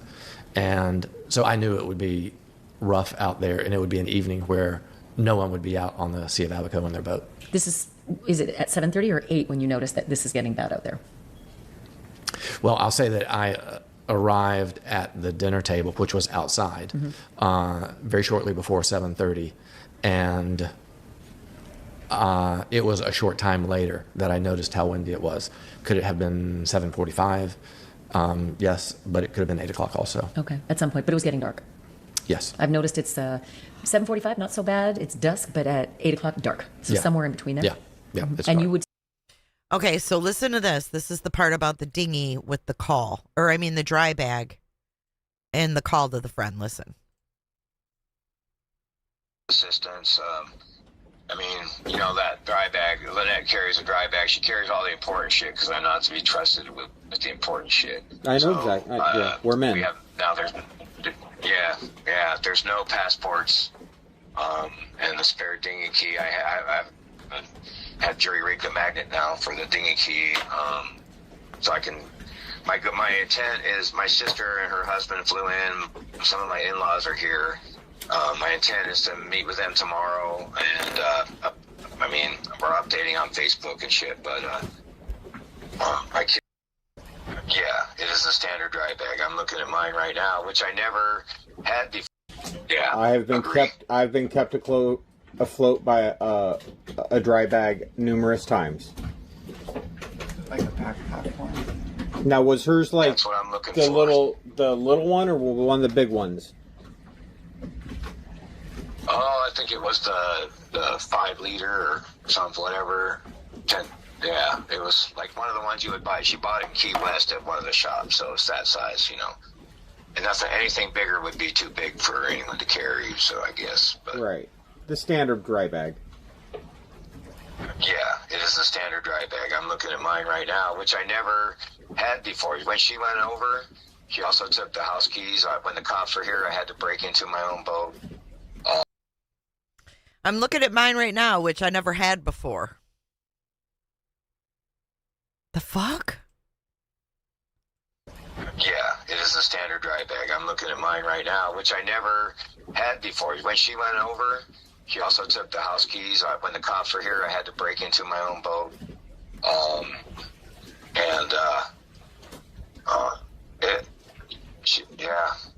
I had my phone with me. Oh my God. Okay, 857 Tucson. Say that's bad out there. You didn't see a lot of boaters either at that time, right? I would expect to see 0 boaters out there on that night. To me, it was rough enough that no boater should be out. But yet there would still be people on anchor.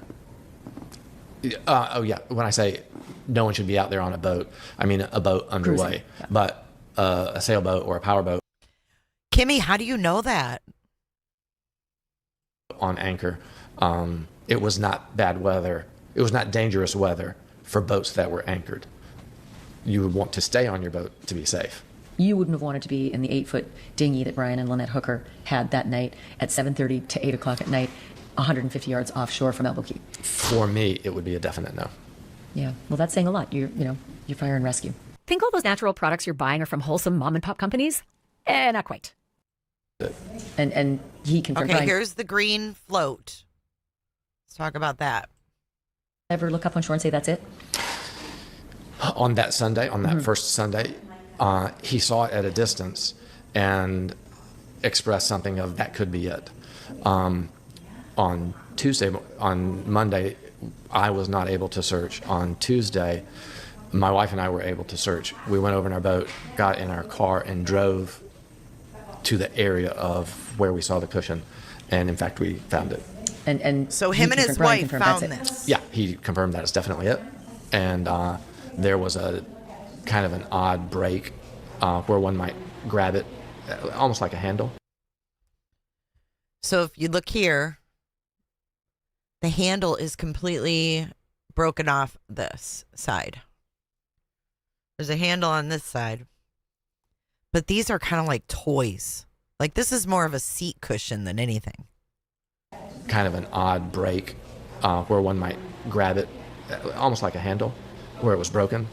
In other pictures I've seen of their dinghy, I can see that float with that broken handle. And because I saw that handle broken, when we found it, I asked Mr. Hooker if he saw his wife grab it, and he said no, he did not see his wife grab it when he threw it. Did he mention 2 to 3 foot seas? I don't recall him mentioning 2 to 3 foot seas to me. 1 to 2 foot seas, or anything about the seas? Yeah. I can't say. Yeah, nothing about the height of the seas. Yeah, he's but, rescue volunteer. It would have been common conversation talking about how rough it was. Did he ever say, I saw her and then she'd disappear and I lost track of seeing her in between the waves? The only thing he said in the context of what he saw, he said, I saw her swimming away. But he couldn't say away to land or away to the yacht? Well, when I talked to him on the front of the boat early on Sunday morning, and it was daylight, I was very explicit to point at a body of water. This is where you think it happened. And he said, yeah, it's confusing. That's the area, and described the last piling in the channel. And I pointed at the shore in 3 different places because the shore was so close. It was obvious. It seemed obvious to me that if she didn't come right for the dinghy, then you would go for the shore. I pointed to 3 areas of the shore, and his response was more along the lines of, I just can't say for sure, it's confusing. But never said, no, not shore. She was going the other way to the yacht. I do not recall that at all. That's correct. I do not recall that. Because one direction is she's swimming west to shore, or she's swimming south to the boat. And he can't articulate either one. Well, I would say if she was swimming to the shore, she was swimming southwest. Okay. And if she was swimming to the boat, then that would have been, let's call it, perfectly perpendicular to the shore rather than an angle directly to the shore. And he could not articulate that. That regarding the land, the comment was, this is confusing. I just can't say. I just don't know. So you had another opportunity to be with Brian after this entire day that you'd spent with him. Talk to me about the next time you spent time with Brian. So later in the day, it may have been noon, it may have been 1 o'clock. I got a message that Brian would need a ride back from Marsh Harbor area to his boat, and the request went out, who's available? Well, I was available, so I went to Calcutta, where we had originally met the police. So being on a Sunday, it was quiet, particularly such a windy weather day. There was not a lot going on. So I went in, tied up, waited just a very few minutes, and the police came and dropped him off.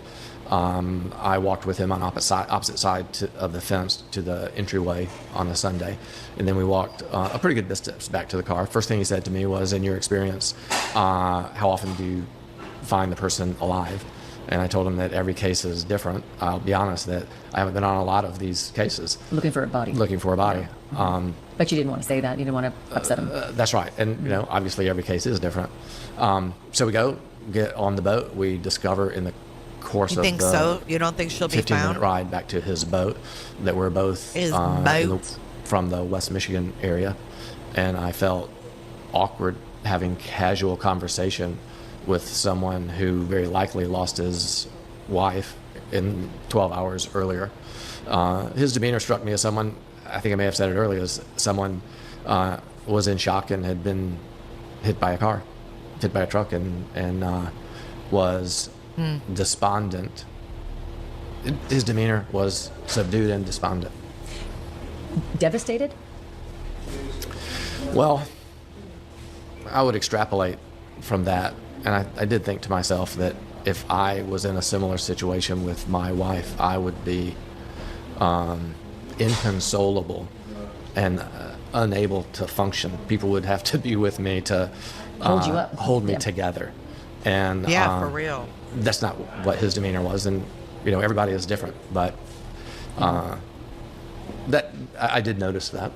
So did you have much conversation as you did that crossing to get him over to the Soulmate yacht? That's his home. The Soulmate yacht is where he lives. So no, we had I tried to, I guess you might say, I threaded the needle of pleasant conversation to minimal conversation, because I certainly don't want to be chatty when he's dealing with whatever he's dealing with. So it was mostly quiet, but I asked where he was from and where he kept his boat in Michigan, how long he had been sailing. He said at one point, I don't even want to sail anymore. And what was unsaid, without his wife. He said, I don't even want to sail anymore. And that's certainly understandable and reasonable to feel that way. When you reached Soulmate to drop him off, what happened next? I tied up on the boat for just a minute as he scrambled onto his boat. Scrambled? I don't remember how the conversation initially started, but he was concerned about retrieving his dinghy that was still on the beach, and the weather was too rough to get access to the dinghy. It was too dangerous, and so dinghy back over on Marsh Harbor, 4 miles away. Right. Yeah, across Abago Sea. Yeah, it's way too dangerous to retrieve it by water, and so we traded telephone numbers, and I told him that I would reach out to people who may have the ability and the time to assist him on the following day. You gave him contacts to help get the dinghy back. Yeah, I think what I actually did is I took his contact information and sent it to someone. Yeah. Did he ask, though, about what's happening now and how can I get connected to the search efforts and be a part of it, and who's in command? Did he ask those questions? On that day, on Sunday, I don't recall him asking those kind of questions. We may have talked about people searching in different areas, but we didn't have any significant conversation about it. I may have commented on people searching different areas, but there was no in-depth comment. Did he ask for contact information to get to Coast Guard, search and rescue, anybody who'd be trying to find his wife? Not on Sunday, that first day. Listen, Sunday is, like you said, within 12 hours of this all happening. That's right. But he didn't ask what's happening. What's happening in the search? Where do I come? Right. Like if they search and you're like, you want to know the status, right? You want to know, who's going to take over now since you guys are done? Like, can I contact someone? Can I ride along? I mean, can you imagine just going back to your boat and just sitting there? Because you have no dinghy. He can't go anywhere. I mean, he can leave, but he can't, tool around looking. We know he never looked, though. Contact someone about this. I do not recall him asking me that. That's correct. Is that odd? Well, again, I could only put myself in that position, and I think I would have been desperate to know how many boats are out there. Where are they? I'm now back on my big boat. Who's going to come pick me up to take me out? And maybe it's unfair for me to take my feelings and to project them onto him, but that's certainly how I would have felt. You want to know what's happening with the mission. Yeah. And be very actively a part of it. Makes sense. Was there any point in all of your time that you spent with Brian Hooker in those days after Lynette allegedly went overboard, where you saw a moment of emotion, even understanding some people are stoic, he's a U.S. Marine? Was there any point where you saw just something that showed a man in emotional distress? Yeah, and particularly kind of an extreme expression When we had left his boat with police officers, we had come back to the Marsh Harbor area. We had done the search to find and saw what we would then learn was the green float. We dropped the police and him off in the boat harbor for him then to go with the police for a 4 or 5 hour interview session, I presume. When they got back up off of the fire and rescue boat onto the dock, I saw him double over, put his hands on his knees with a face, with an expression of agony on his face, hanging his head, and just a silent cry of agony on his face. Okay, so I want to stop here for a second because I think this guy puts on a huge performance when he's caught in a domestic. And I listened to, I think it was Brian Enton. It was an older video when he first started covering this case. And he went over those court documents from 2015 where Lynette was the one that was ultimately arrested. And this motherfucker started crying to the cops. Literal sobbing. And I heard that again and I was like, hey, Tintin. I heard that again and I was like, oh my God. So that's his thing. To start crying. Remember Lynette's daughter, Carly, said he started crying. He would cry. Yes, I'll find the clip from Brian and I'll play it because it's pretty eye-opening. And then approximately that time, not immediately, but that same time frame, he was then standing up straight and looked up at the sky. And I don't mean to say he was looking up at the sky in any meaningful metaphysical way, but was looking skyward, and I saw what was clearly a silent sob of agony. There were a half dozen police officers and fire and rescue personnel who were in the vicinity. Hey guys, I really, really, really appreciate it. Yes. Was this in direct view? I mean, I always ask, was this performative? Did he want people to see him doing this? Did he have his back to them? Performative. If you had to 100%. gauge, did he want people to see this, or was he trying to hide himself from people seeing this? What would you say? I don't want to gauge that, but I'll say kind of the geography was that he had gotten up on the dock. The police officer. Okay, listen to this. Listen to this really quick. Just start crying, like I'll go through her texts and I'll... Oh wait, wrong one. Officers were primarily over his left shoulder. False alarm. And I was primarily over his right shoulder. And I happened to be watching him, so I saw those things. It was a performance. I can't say for sure, but I felt like the police officers happened to have not been watching him, and I would say they happened to have not observed that. But that's just my snapshot of my memory. Would they have been able to see this? Like, was Brian positioned in a way that the police officers could see his agonized look, or did he try to hide that agony from, were the officers behind him and unable to see his face? They were behind him, and if it was not genuine... You're missing James. They were behind him, and it would not be likely that they would be able to see the front of his face. They would have seen his silhouette from the back. But you happened to be kind of in front of him. It happened to be my angle was that I could see. And it struck me as a terrible moment and sincere. It struck you as sincere in the moment. Mm-hmm. Was there any other observation that you made in all of this time that stood out to you or that you thought was noteworthy?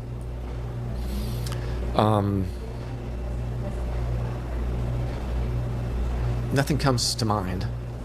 On Monday afternoon, Brian reached out and texted me with a question about searching, and I felt like it was a request for me to take him out searching, and I wasn't.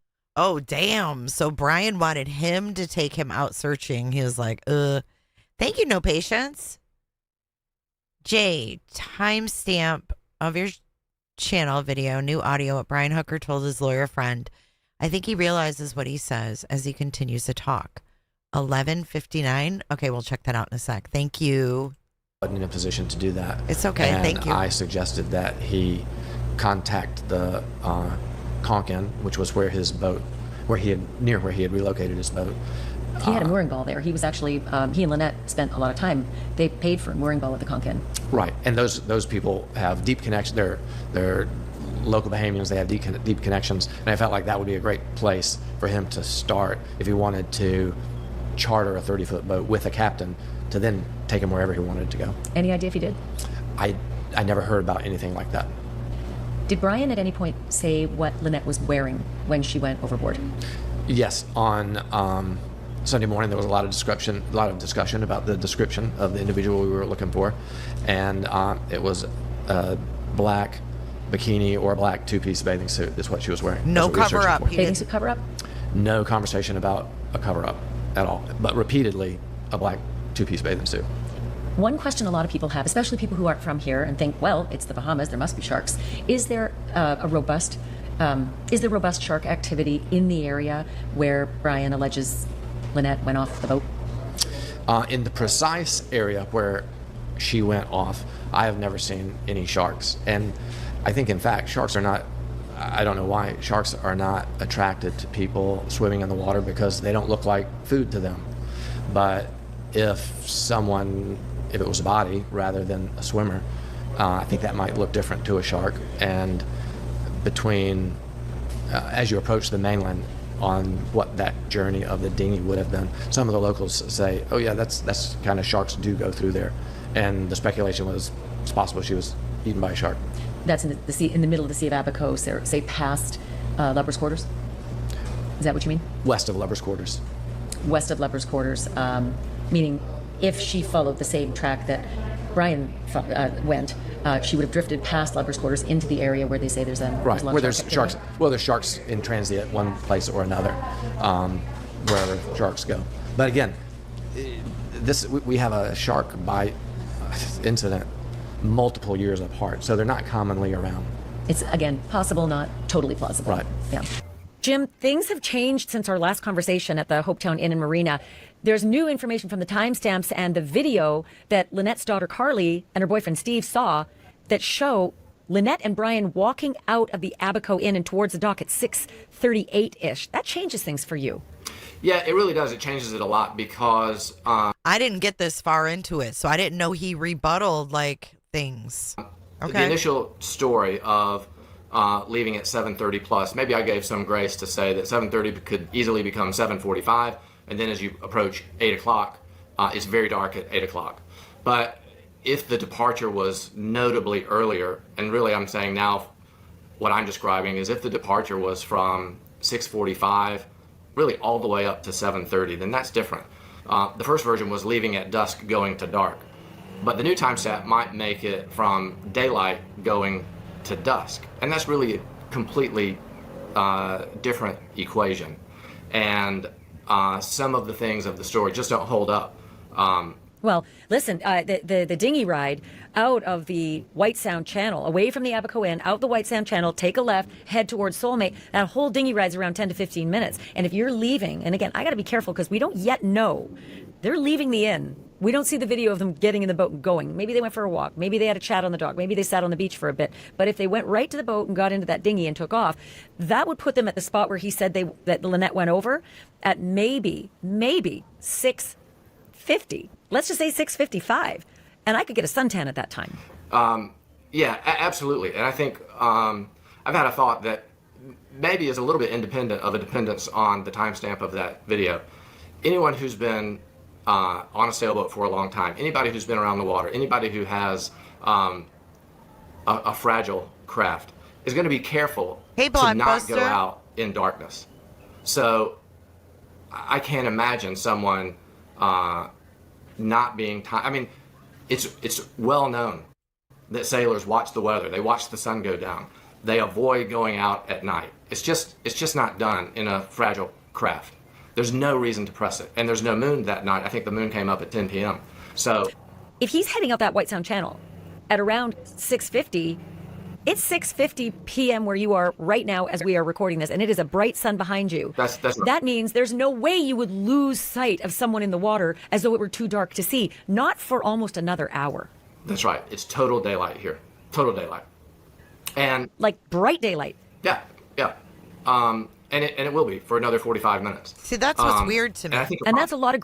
And that's really weird, that it's bright daylight. We see her at the pool, and then we see him walking to the dinghy by himself.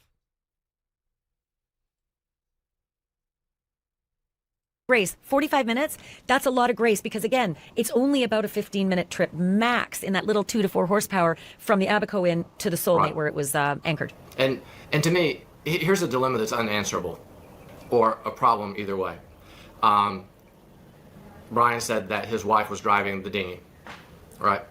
And I understand that her daughter Carly has said that he didn't let her drive the dinghy. Well, he probably did. He happened to mention to me when I was with him and returning him from Marsh Harbor to his boat, he happened to mention to me as a point of pride, as a point of independence, that his boat, Soulmate, had not been tied up to a dock in a marina in 2 years. In 2 years, it had always been on a mooring ball or at anchor. Well, if the boat has been for 2 years on a mooring ball at anchor, Lynette would have learned how to drive the boat. Maybe she didn't drive it a lot, but she would have been competent at it. That's just a reality of being on a sailboat for 2 years. So now let's go back to that night at approximately 6:30 or 6:45 or 7 o'clock. Sure, typically men drive of a sailing couple. The man might be the one most common to drive the dinghy. But if a man were to pass the controls over to his wife, that would be an indication that the water was very safe, that it was daylight. Here's a good time, here's a nice occasion for the wife to take the controls and I can relax. So if she was driving, I don't think she was driving. It would have been in hospitable conditions. I never even thought of that, but you're right. I mean, listen, I'm a proficient boater, and I think if Chris and I got in the dinghy together and the weather was rough, I probably would have ceded that to him because you just have to be a little stronger holding on, even to that little light engine. You just have to be a little bit stronger. That's exactly right. And so if it was getting a little dark, if it was very windy, like I feel like it could have been at least later, then he would have said, I'm going to drive.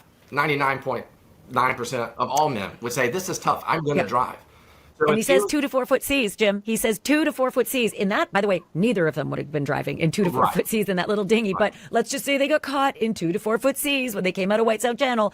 I do believe you're right. I don't think that the weaker person, be it a man or a woman, would have been at the helm. I think the stronger U.S. Marine would have said, "Let me take over here. This could be Harry." Absolutely. I would go so far as to say, no way in bad weather would he not be at the controls. And if there's another, the assertion that she was at the controls means that the weather was nice.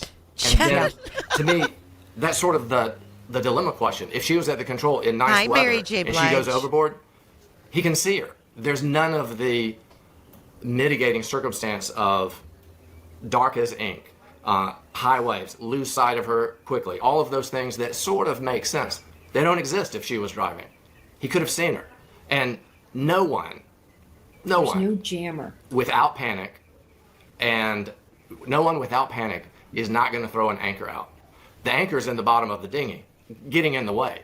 It's impossible to, the anchor wasn't stowed and I didn't think of it, I didn't see it. The anchor's in the bottom of the dinghy, in the way.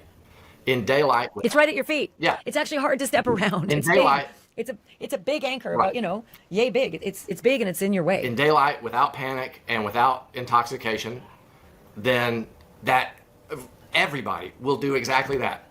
Throw out the anchor. Maybe with a little frustration. Maybe with a little, oh, damn it, we got a little situation to resolve. In good weather. If she was driving and it was good weather, it would be almost a non-event. Throw out the anchor, she swims to the boat. Let me ask you another issue about his story that I think has changed since we've learned more from our prior interview. Since we spoke with you last, we learned from the last known photo of Lynette alive that she was wearing a light green bathing suit cover-up. That's not something we knew before. What did Brian tell you when you asked him, very specifically, as a search and rescue representative, what was your wife wearing when you last saw her? Yeah, on Sunday morning, early in the vicinity of 6:30 or 7 o'clock, out in the area where he said the incident took place, me and others are on the dock and we repeat what we had already been told. What was she wearing? And the answer was a two-piece black bathing suit. I'm 100% confident that that's what he said. Partially because when he said that, and I'll be honest, shame on me, when he said that, I thought, that's odd. Women less than 30 don't walk around at a seaside place like the Abaco Inn without a cover-up. So that struck me as odd, but I wasn't thinking. Okay, dude, women under 30? What is that all about? Women over 30? Obviously, I wasn't thinking investigation. I was thinking experience. Just what are we looking for? He said it was a two-piece black bathing suit, and so we did. Is that weird? Did he say that? Did he say that multiple times? I mean, he must have been asked multiple times. What was the last thing you remember seeing her in? What was she wearing? And never once did he say anything other than a two-piece black bathing suit. That's right. The only thing I can attest to is I clearly remember it one time on the bow of the search boat. Now, I heard it as a searcher multiple times. I heard him say it one time. And what does that mean? I heard it as a searcher multiple. Tell me about that. As a searcher, people telling each other, what are we looking for? We have a text message that says, woman fell over, black bathing suit, that kind of thing. But no green cover-up. No green cover-up at all from beginning to end. So he didn't say it to you that she was wearing a green cover-up, and he didn't say it to anybody else of record that she was wearing a green cover-up so that could get into the zeitgeist and help people find her. If he said it to somebody else, it did not get into the zeitgeist. Yeah, and it would have, right? It would have. If he'd said it to someone else in the search team or with the police, you would have known. Yeah, on that morning, that was a critical incident. Maybe to the good is that because he said the float that we were looking for was a bright green, we were attuned to green. So if we had seen the green cover-up, then we would have zeroed in on it because it looked like the float. So I don't think that we actually lost an opportunity to search effectively. But he definitely... on Sunday morning, said nothing about a cover-up. It was only a black two-piece. I think both Lindsay, because Lindsay's in her 30s, and Ashleigh should have walked around with no cover-ups. I want to drill down a little more than we did last interview, and that is that he mentioned to you he was absolutely not intoxicated. Like, you characterize for me the discussion about, when he was all confused and didn't know where she went over and couldn't really pinpoint the location. Did you talk about alcohol? And if so, what did he say? We did not talk about alcohol. He did express that confusion and not being able to figure out what happened. As you say, I concluded that he must have been very intoxicated. It was the demeanor of someone who may have been very intoxicated. Then subsequently, when I came to understand that they apparently only had 2 drinks spread out over a period of time, and when Kim, the bartender, said that, I'm characterizing maybe words. Nick. No, I wouldn't call him drunk. Maybe tipsy at most.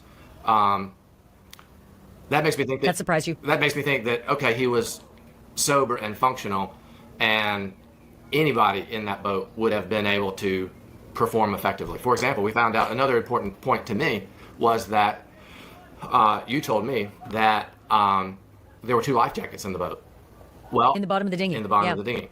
He would know that. They know that there's 2 life jackets there. In good weather, or really bad, but in good weather, something happens. He threw this green cushion that's so flat, it would have sailed like a sheet of paper. Well, there's another life jacket there. You could pick that up and throw it sideways, kind of like a discus, and it would have more force, so you could get more distance on it. Or I'll give you another scenario. If the PF, if the life jacket is too light and it feels like a sail, put it on, grab the other one, jump overboard, swim to her, worry about the dinghy later. You're both safe and you both get to shore, no problem. Or put your life jacket on, grab the other one, grab the other end of the anchor line because the anchor's in the boat and you'll be able to keep it, keep it close to you. Total and idiot, jump over. And none of Janet. that happens. I would look for the painter. I would look for the line that you tie up to the dock, and I would tie it around my ankle and swim after the person. Yeah, my scenario is slightly different, but what you describe is exactly right. You throw it, if the green thing was close at hand, you throw that. You would immediately see that it flew into the air and didn't do anything. Yep. You grab the second one, throw it like a discus. You would have gotten some distance. If that's not effective, again, throw the second life jacket. I would grab the last life jacket and go over the side. And go over. And you're only 150 yards from shore. You're a U.S. Marine. You can manage this. In. Don't worry about the dinghy. You're not going to be in the middle of the ocean and both die. Right. You're going to get her, pull her to shore, and then hopefully the next morning flag someone down and say, help us and let's find our dinghy. It's probably over on Lovers. Yeah, that's the problem with she was driving, and so it must have been reasonably good weather where you could see, and so they could see each other, and so worst case, grab the last life jacket and go over the side because you're only 10 feet apart. So I can't explain it either, but I'm glad that we have been able to have this second interview since our first, because again, I didn't want to put your interview out At the time, you didn't know the information. Neither did I. We found out subsequent, so it's changed the dynamic of how you feel. Is there anything else you want to add? Yeah. Well, we already essentially covered it. In anything other than black and panic, and they weren't, as we understand, there wasn't enough alcohol to create panic and confusion, I don't think. The obvious thing for anybody in the boat is to throw the anchor. It's so overwhelmingly obvious, everybody would do it. The other is, short of panic and not being able to see the boat, nobody would ever swim away from the boat. If she's been around boats, it's just impossible that she would swim away from the boat. Blackness. Is it impossible though if she was trying to get away from him and she thought she could swim to shore? What if he followed her to shore? Look at Ashleigh. She's like, bullshit. She's swimming away because she's trying to get away. Total panic. His voice is gone. Sure, who knows what's going to happen? But with her driving and him sober, I don't believe it was that. Her driving and him sober. We don't know he was sober. Black as pitch night scenario that I initially evolved to. Yeah. It's like when we first started searching, we went Janet. with the most logical. Thank action. you for joining, and I think Janet. that made sense. I A woman appreciate is over you. the side. What do we know about where it is or where it could be? And we searched that. Right, honey, what if she was complicated disoriented? Theories didn't make sense compared to that. Well, time has passed, and now we've sort of switched regarding what the complicated theory is. If you accept the story, you have to suspend belief on so many things that don't add up, and the original obvious thing is the one that requires so much disbelief. Jim, thank you. I can't tell you how much this means. All right, so that was, hey, Emmy, that was a volunteer rescue guy who was on the rescue boat with Brian the morning that Lynette was being searched for when he said she was in the thingy, in the, the shallower area. Great info, great info. So you guys, I'm going to give you a little sneak peek at some newer news, and that is that Brian Hooker has a lawyer. That's an ABC exclusive interview with the attorney for Brian Hooker, the American man who says his wife. Now we know he had a lawyer in Bahamas, but now he's got one up in Michigan. He's got a Michigan-based lawyer out of Grand Rapids. Fell overboard during a trip to the Bahamas. She spoke with Victor Kendo. Good morning, Victor. Victor Kendo. Good morning, George. With Brian Hooker back in the United States, we sat down with his attorney to go over the case, ask about Brian's relationship with Lynette's family, and see if he has any plans to return to the Bahamas. This morning, Brian Hooker's lawyer speaking to GMA nearly 3 weeks after he says his wife of 25 years went overboard on their dinghy in the Bahamas and has not been seen since. Would Brian ever physically harm Lynette? Absolutely not. Hooker was detained for 5 days. See, how would she know that? More bullshit. More bullshit. By Bahamian authorities, it is then Sophia? Released without charges in the disappearance of his wife, Lynette. Given how much has been said about Brian Hooker, is there anything that you would like the public to know, those who consider him guilty? I would ask those watching to treat him the way you would want to be treated, to give him the benefit of the doubt. Brian speaking with me the morning after his release. My only focus is to go back to the boat and then hire or beg people to help me go find some. Hire or beg people. What a dick. You can't talk to a fucking log. Areas to search. Brian returned to the U.S. hours after that interview. Smug motherfucker. Look at him. Look at him. He thinks he's off the hook. Attorney telling us he wanted to be with his terminally ill mother. Does he have any plans to go back to the Bahamas to help with the search? I imagine that is where his heart is, but I can't speak on whether or not that's what he will be doing. What? That's where his heart is? Oh, my heart's there. No, your stepdaughter was there and you left. He's a big fat jerk. Big fat jerk. He reminds me of Dane Kalungi. Do you guys remember Justice for Gypsy? Remember Gypsy Kalungi went missing? And her husband Dane took off to California? and ran to his daddy's house. Do you have any plans to go back? Yeah, Dane is spending the rest of his life in prison in Colorado for killing Gypsy. Bahamas to help with the search? I imagine that is where his heart is, but I can't speak on whether or not that's what he will be doing. Last week, Carly Aylesworth, Lynette's daughter, traveled to the Bahamas to retrace her mother's last steps, telling us she believes parts of her stepfather's story don't add up. I don't understand how she drowned or got floated away. It just made me be more, why didn't he do this? Why didn't he do that? Why did that happen? So it answered some questions, but then it also arose more questions. Carly telling us she met with the Coast Guard and Bahamian authorities, allowing her to visit the sailboat her mother and stepfather called home, the Soulmate. This feels like something you just watch in a movie, but it's my life. Carly and Lynette's mother, Darlene, have doubted Brian's story from the beginning, saying Brian and Lynette had a volatile and even violent relationship at times. We all handle things in different ways, and be open-minded to the fact that just because Carly and Darlene are making these claims, there's absolutely no evidence to support any of the allegations. Absolutely none. When describing the Hookers' relationship, I call bullshit.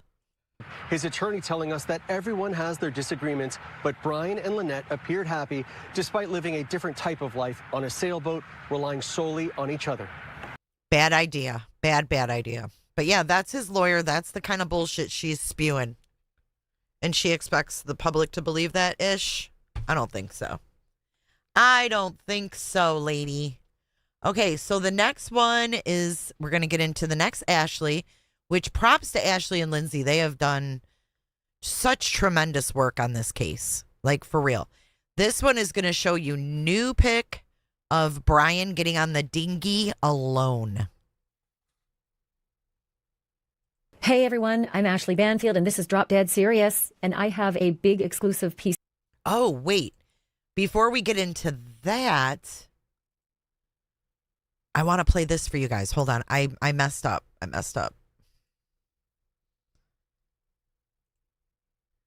I want you to hear this first. This is the reading of the court documents from Michigan before we move on. Listen to this. This is Brian Enton. From Kentwood, Michigan. This is interesting. It's involving domestic abuse. It's from February of 2015, so keep in mind this is like 11 years ago. So the police report reads, summary, Brian Hooker stated he was assaulted by his wife Lynette Hooker. He said he was struck in the face multiple times. He had injuries and refused medical. Dispatched to an intoxicated female locked in an upstairs bedroom. Female stated she was assaulted by someone in the home. Okay, so let's really think about this for a second. Because when we heard this, we had no idea who Brian Hooker even was. We didn't know much about Lynette. We didn't know much of anything. God bless what? America. But we have an intoxicated Lynette locked in a bedroom when the cops arrive, okay? She's locked up in a bedroom. Probably, from him. She's locked him out. Brian Hooker says, oh, she assaulted me, blah, blah, blah, blah, blah. Well, he had just choked her. And a lot of you guys know, if someone gets choked, that shit don't show up right away. You get a black eye, it doesn't show up right away. Well, he happened to have a bloody nose. But listen to this. Okay? Female locked in an upstairs bedroom. Female stated she was assaulted by someone in the home. Officer Vanderbent and I arrived on scene and made contact with Brian Hooker on the main floor of the home. He was intoxicated and had blood coming from his nose. Contact with victim Brian Hooker, so they called Brian the victim. He stated he got stuck in... It sounds just like Gabby and Brian. Remember the 911 call where Gabby was being slapped? And then it turned out that when they pulled them over, Brian Laundrie was the victim. It's the same scenario, it seems like. In the face, struck in the face several times by his wife. He stated she was drunk and thought and again, the grammar is a little weird, and were locked in a room upstairs fooling around. He stated Lynette attempted to open the door. Brian Hooker stated he went upstairs to calm her down. He went upstairs to calm her down, my ass. And Lynette Hooker struck him in the Oh, he went upstairs to calm her down, and she hit him in the face. face 4 to 5 times. He stated he had never been hit like that in a long time. He started to cry and he stated he'd never been hit like that, and he started to fucking cry. This is what I was telling you guys. God almighty. This is his performance. This is his MO. This is what he does. Boo-hoo. He'd never been hit like that before in a long time, and I'm a Marine, and she hooded me. 4 to 5 times. He stated he had never been hit like that in a long time. He started to cry and became emotional. She stated she heard Lynette, this is a witness now, who stated she heard Lynette upstairs causing a commotion. She stated Brian went upstairs and returned several minutes later. He was bleeding from the nose. Contact with suspect Lynette Hooker. She was upstairs talking with dispatch. She was highly intoxicated. I brought her downstairs and asked her what occurred. She stated she was struck in the forehead by her husband, Brian. She stated her kids had locked themselves in a room upstairs. She was... You hear this? She stated she was hit in the forehead by Brian. Her kids were locked in a room. Attempting to get in. And he's crying. He's crying. Boo-hoo. She was assaulted by Brian. She stated he choked her and punched her. Brian Hooker had a bloody nose that was red and swollen. He refused medical. Lynette Hooker had no visible injuries. I did not observe any marks or scratches on her. She refused medical. And Lynette actually ended up spending the night in jail. So again, that... Yep, there you go. And that's exactly where Gabby would have went if they didn't put her, put Brian in the little hotel and give her the van. Yeah. He fucking gaslit the fuck out of her. Crying? Ugh. Listen to this. Him in the face 4 to 5 to open the door. Brian Hooker stated he went upstairs to calm her down, and Lynette Hooker struck him in the face 4 to 5 times. He stated he had never been hit like that in a long time. He started to cry and became emotional. She stated she heard... What a loser. Thank you so much, Sparky, for your super chat. This is all a prime example of why the law is always a reflection of power and not always a reflection of justice. Very well said, Spark. I agree. And thank you to Janet. Women try to defend themselves, and they're not because they're not professional abusers. They leave marks and get blamed. Disgusting. Agree. The devil is dancing tonight. I don't think he's going to get away with it. Do you guys think so? He's a pussy. He is a big pussy. Just like he cried on that show, that fake crying. He's like this little pussy. All right, let's go back to Ashleigh. We will watch a little bit of his sickening interviews in just a little bit. Let's get back into this one. This is called Exclusive New Pics and Vids. No Lynette as hubby heads to dock. And proof that the weather was calm that night. I'm going to get up for a second and grab a drink. I will be right back. Piece of news to share with you regarding the Lynette and Brian Hooker story.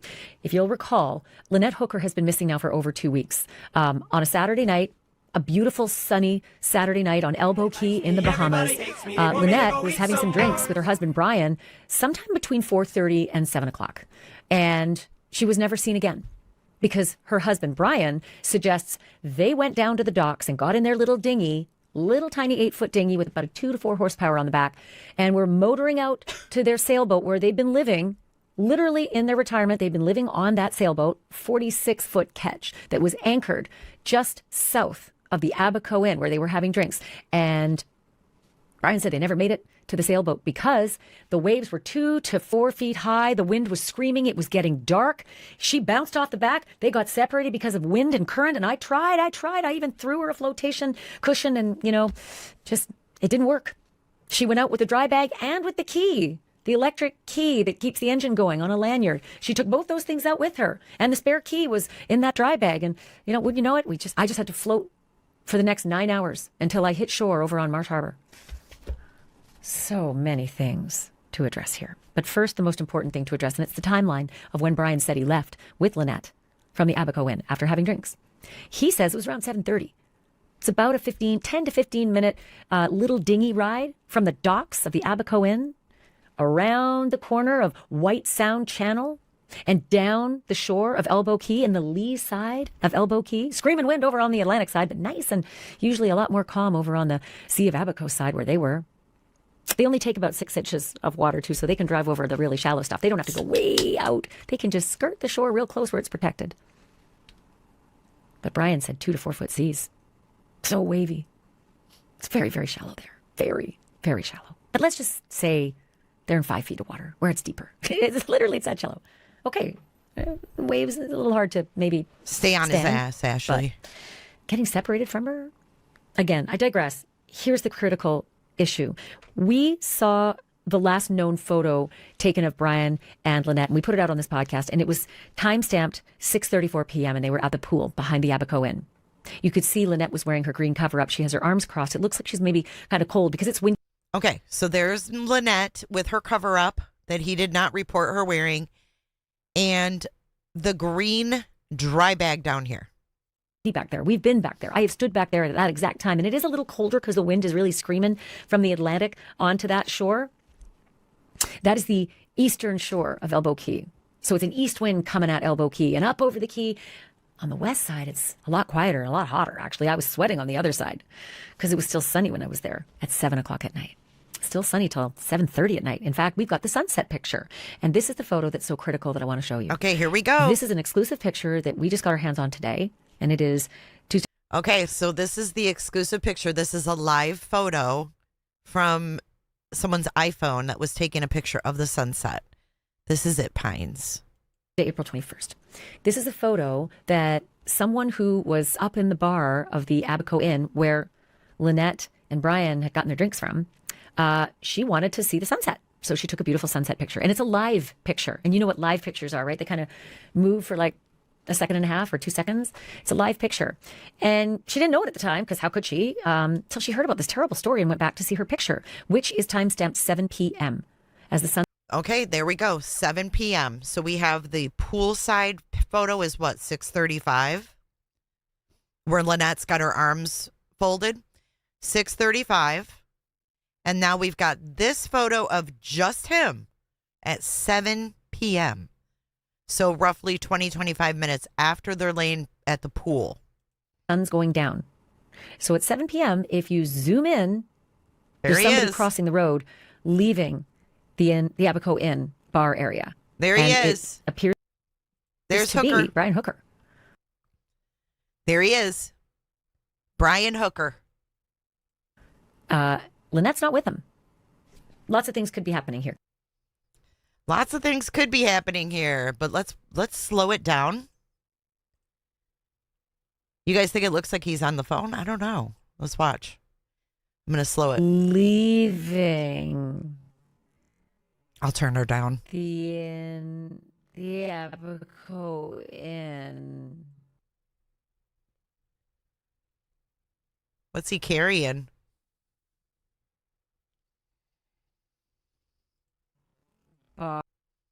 Bar area. And this is the bar area. Oh, he's got his yellow dry bag. Look at that. Bing bong. Bing bong. It's his yellow dry bag, the smaller dry bag. He's got his shirt on. Looks like he's got a hat on, possibly. Yeah, neither one of them had SIM cards, which is really weird. Doesn't even make sense. I think he had a SIM card to a certain point. SIM cards hold everything you do.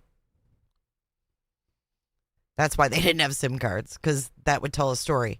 But maybe her watch will tell a story. I don't know. But there he is. And there's no Lynette, right?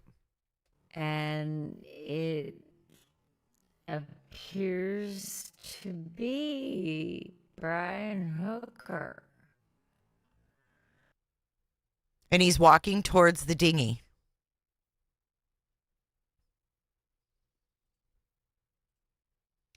Now, her daughter has seen this footage of them leaving. We haven't seen it. Lynette's not with him. Lots of things could be happening here, guys.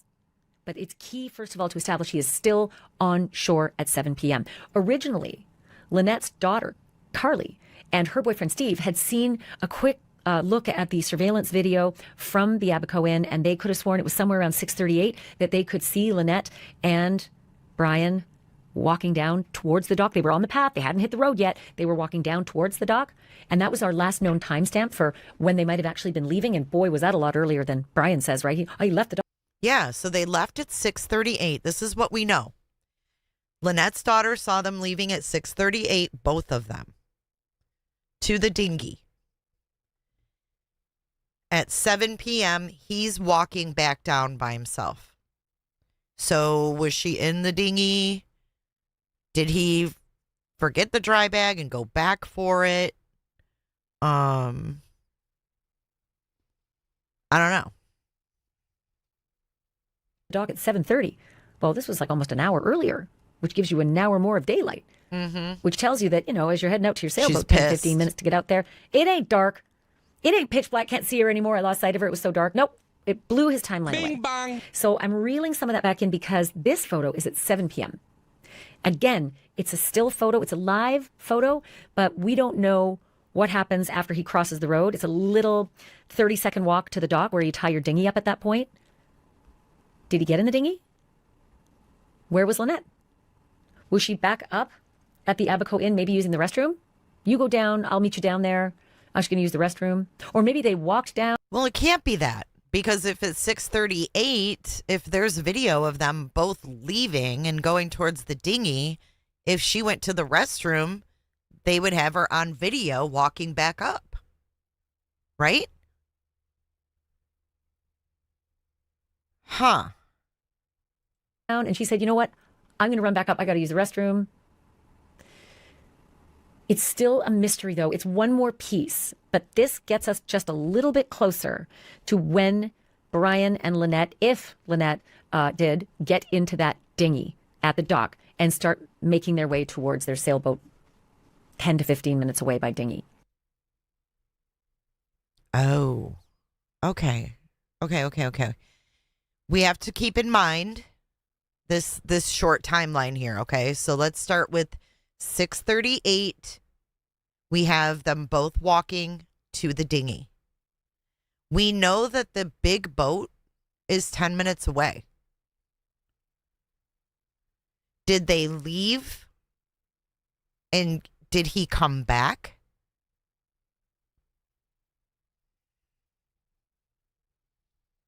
Because there's 20 minutes.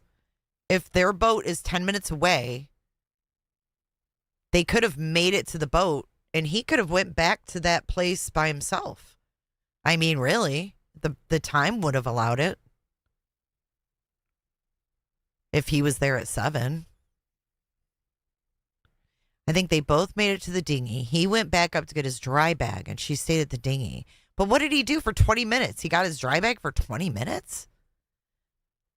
That doesn't make sense. I don't think she looks cold. I think she looks pissed too. Uncomfortable conversation. There's no interaction. Like, he's leaning in and she's not even looking at him. Like, it's like he's not even there. They're definitely not having an endearing moment.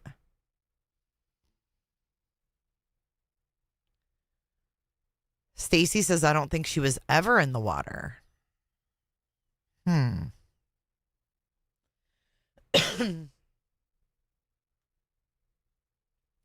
Well, we have 6:38, them both walking towards the dinghy, and then we have 7 o'clock, him walking towards the dinghy alone.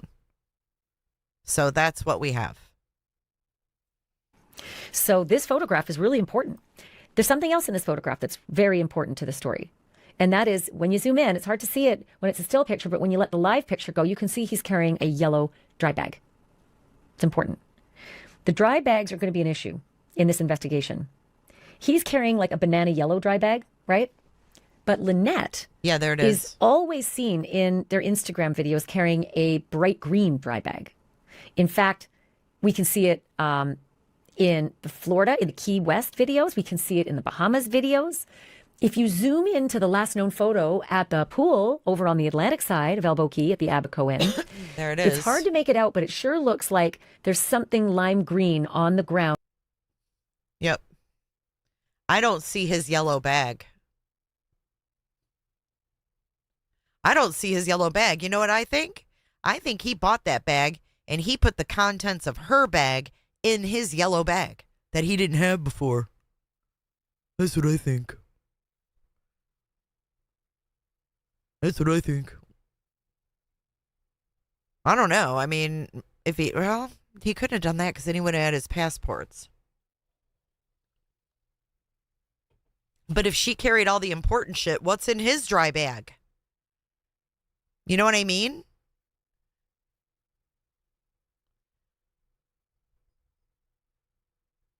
If she carries all the important stuff, what's in his? I think Brian found out about the ticket, the plane ticket, and an argument ensued. His livelihood is seriously threatened. If she leaves, he has nothing. And she belongs to him. The entitlement. Yeah? I don't know anything about any receipts. Alcohol? Yeah, probably. Down to the left of Lynette's sun chair. And it would make perfect sense. She's got her stuff in her dry bag, and she's got it down on the ground beside her sun. She doesn't look happy.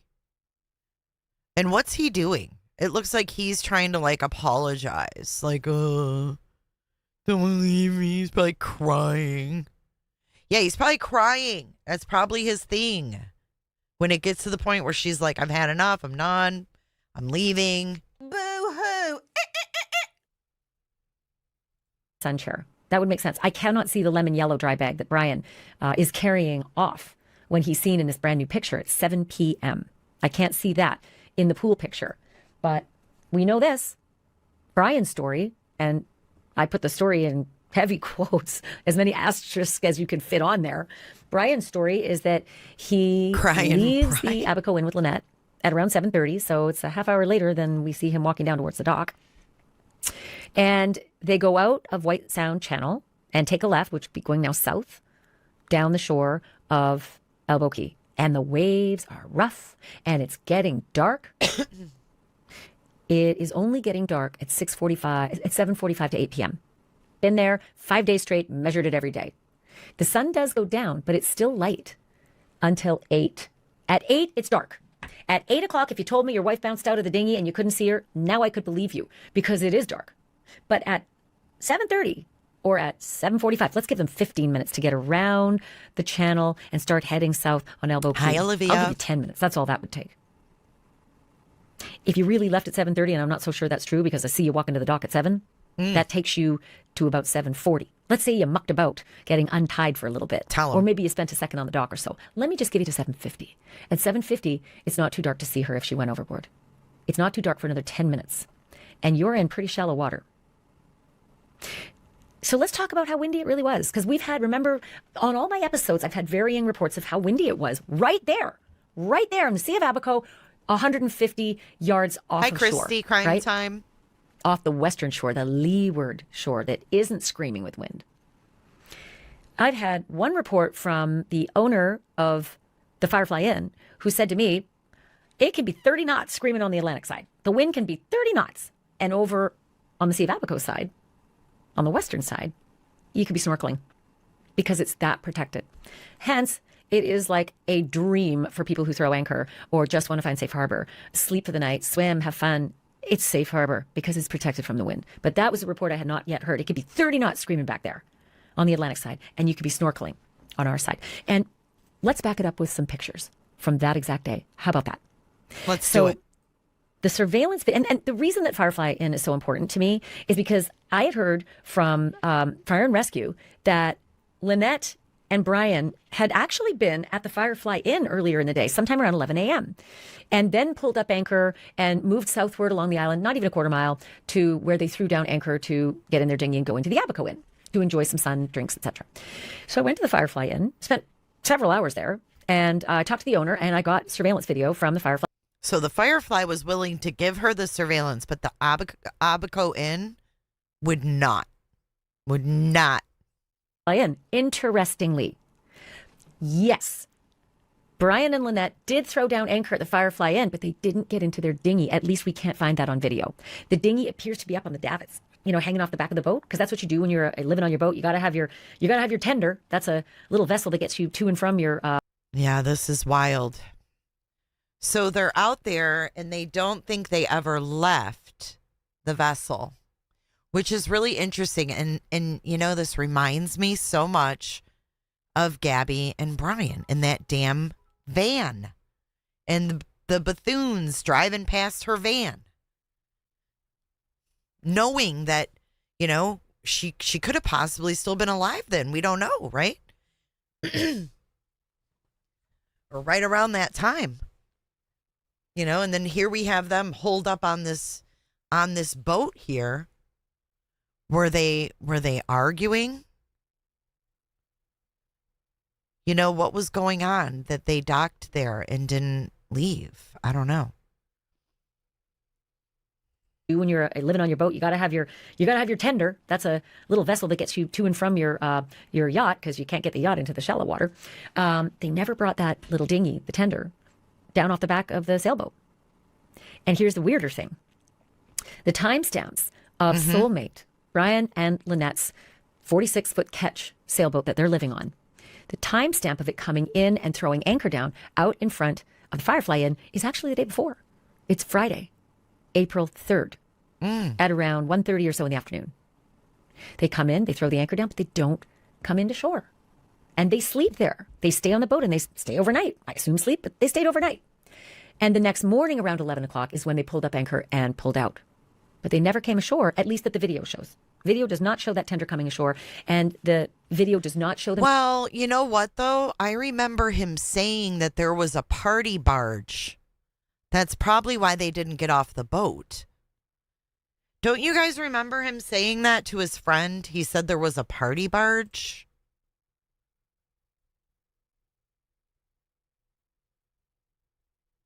And they met all these cool people, remember? Is that a lie, or was that true?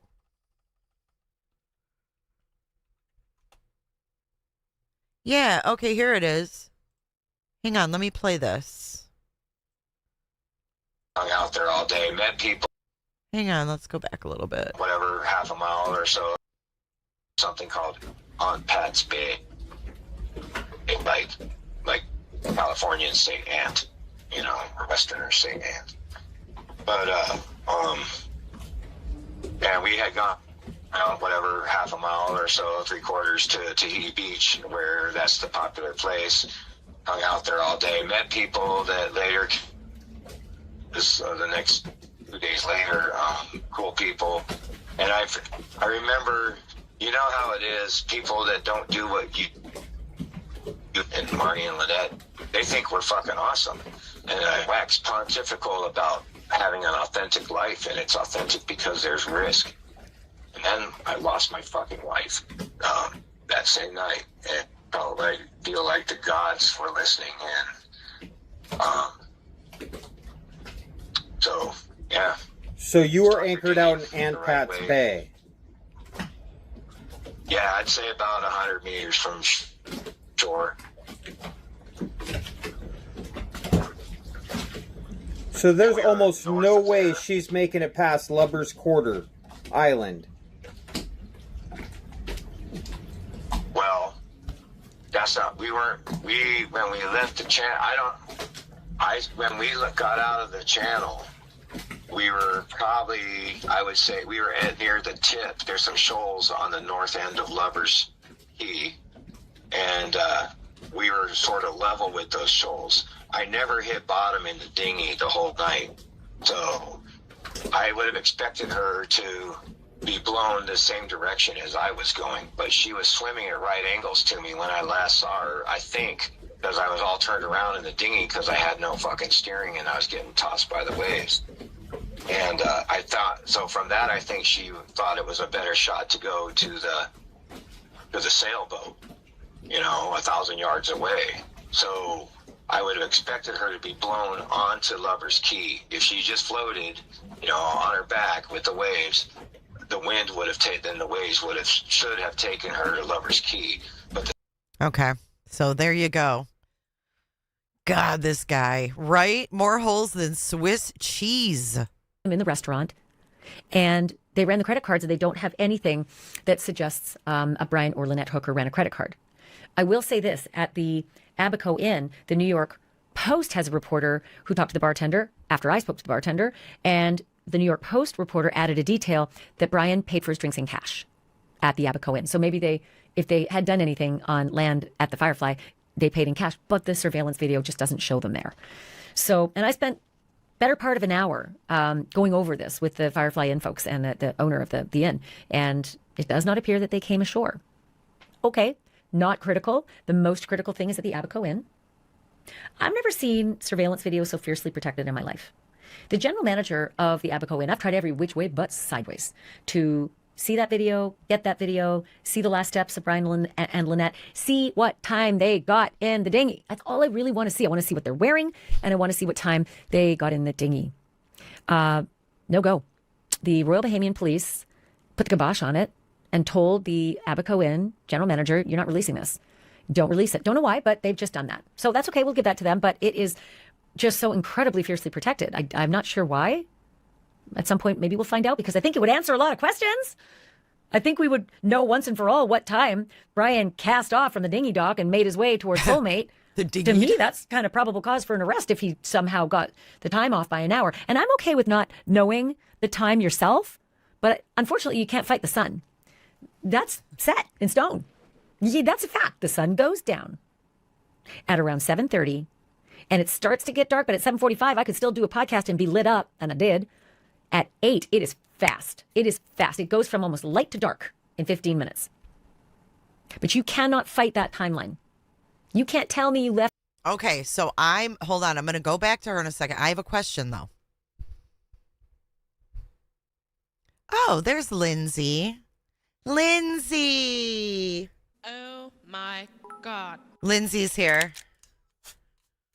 Thank you for subscribing, Carolyn. Carolyn says the floating bar on Tahiti Beach is called the Thirsty Cuda.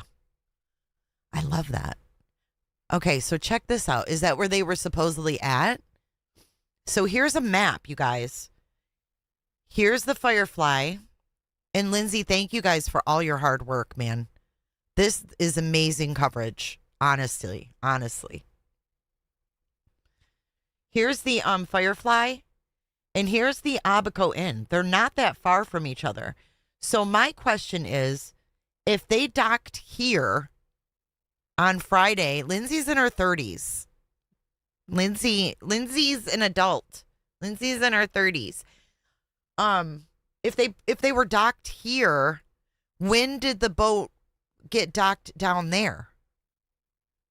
That's what I need to know.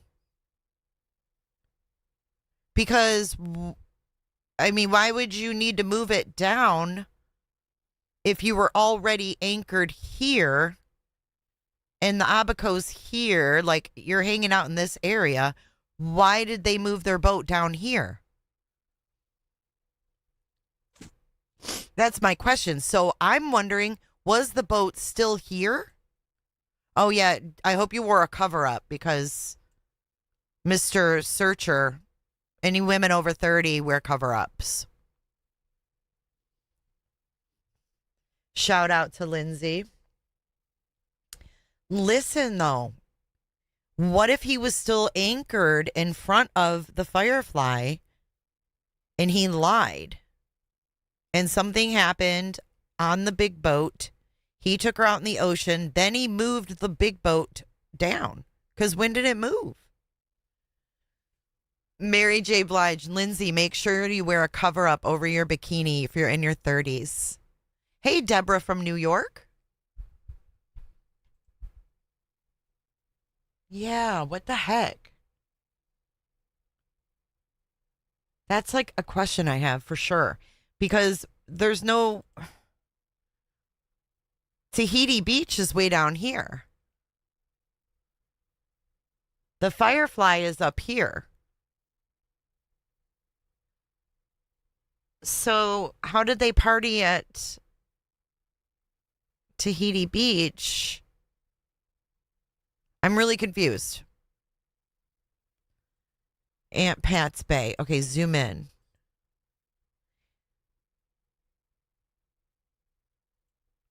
Oh, okay. I see what I'm doing. I'm not zoomed in enough.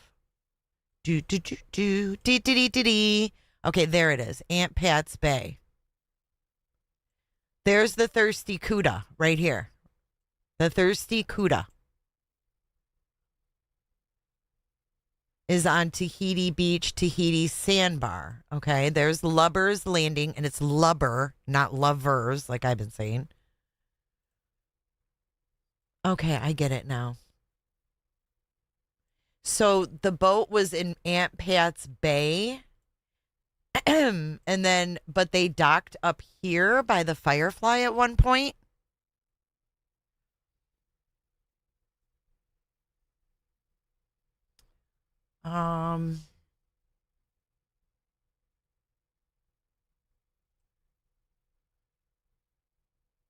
He moved the boat before they went ashore to the Abaco. It would take them too long from the Firefly to the Abaco. Okay. Huh. So I guess I'm just confused when they were partying down here at the Thirsty Cuda. Right. When did they lift anchor at the Firefly? Yeah, when did they park in Aunt Pat's Bay or whatever? Aunt Pat's Bay. And then if you zoom out even more, he talks about the Lubbers, right? This is Lubbers Landing. And he talks about like the little things at the top. And then here's the Abaco, like right here. But they were docked down here, so they would have headed this way. But he says when she fell out, they were even with this mark up here. And I just don't see that's possible. Is the party just a story and it never happened? That's what I'm wondering. All right, let's go back to Ashleigh. Thank you for subbing up, Spa La La Land. Left around 7:30, you know, if the timestamp says you didn't. So that's why I'm so interested in this. If you left that dock at 7:30, the time that Lynette, so to speak, bounced out would have been at 7:40. I'll give you till 7:45. Let me give you an extra 5 minutes, 7:50. It's still not too dark to see her. And Brian said it was too dark. Eventually, too dark to see her. I could see her, and then he tells all sorts of varying stories. To one person, he says, I called out to her, and I never heard her. But then to the fire and rescue, he says, I called out to her, and she said something, but I couldn't make out what it was. Well, that's different. Also, you threw out the flotation device to her, right? This flotation device is like a swimming toy, honestly. It's literally. I have a question. If Lindsay is still here. This right here, all this land, is this thick like brush? Is this like, I guess I can go down here and put my little guy on here. I don't know if I can. There's like this one house. Well, you can't drop them anywhere. Darn it. I'm just wondering what kind of terrain this is. If it's like tall trees, because there's like a bunch of houses here. And this is, he talks about like some kind of neighborhood, right? And isn't Aunt Pat's Bay where they found the little floating thingy? The little green thing? It's not really much of a flotation device, and they're sitting on these two things that they've got in their dinghy. They put them up on the hull of the dinghy so that either one of them has something soft to sit on. One of them is green, and that's the one he says that he threw to her. I can understand why you might throw that. It's a little heavier. It won't sort of fly away in the wind. The screaming wind. Ah! The screaming wind. But there were I freaking love her, man. Lindsay, how do you not laugh your ass off? Sort of fly away in the wind. The screaming wind. Ah!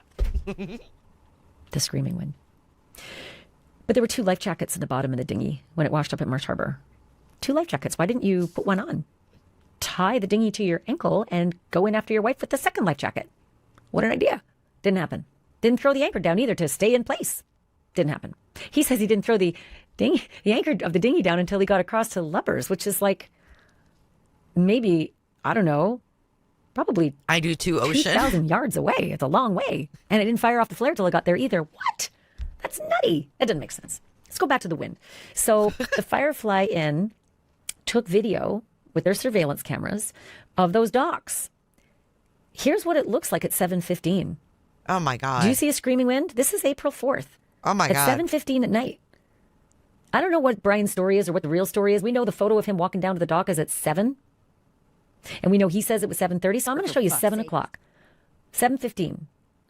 That is 7:15. Look how calm that water is. Granted, you're coming into a little bit of a bay here as you come into the Firefly Inn. But sorry, y'all. This is not a screamer. These are not 2 to 4 foot waves. I don't even see any waves. In fact, the boat that's going out isn't even spraying anything. There's got no side spray because it's not hitting anything. It's just calmly going out in the bathwater. As it goes out a little bit, there's a ripple that starts, but a ripple is not 2 to 4 foot seas.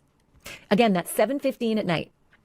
Wow. Right around the time that Brian is likely getting into the dinghy. According to the video. According to him, it's 15 minutes. Okay. Wow.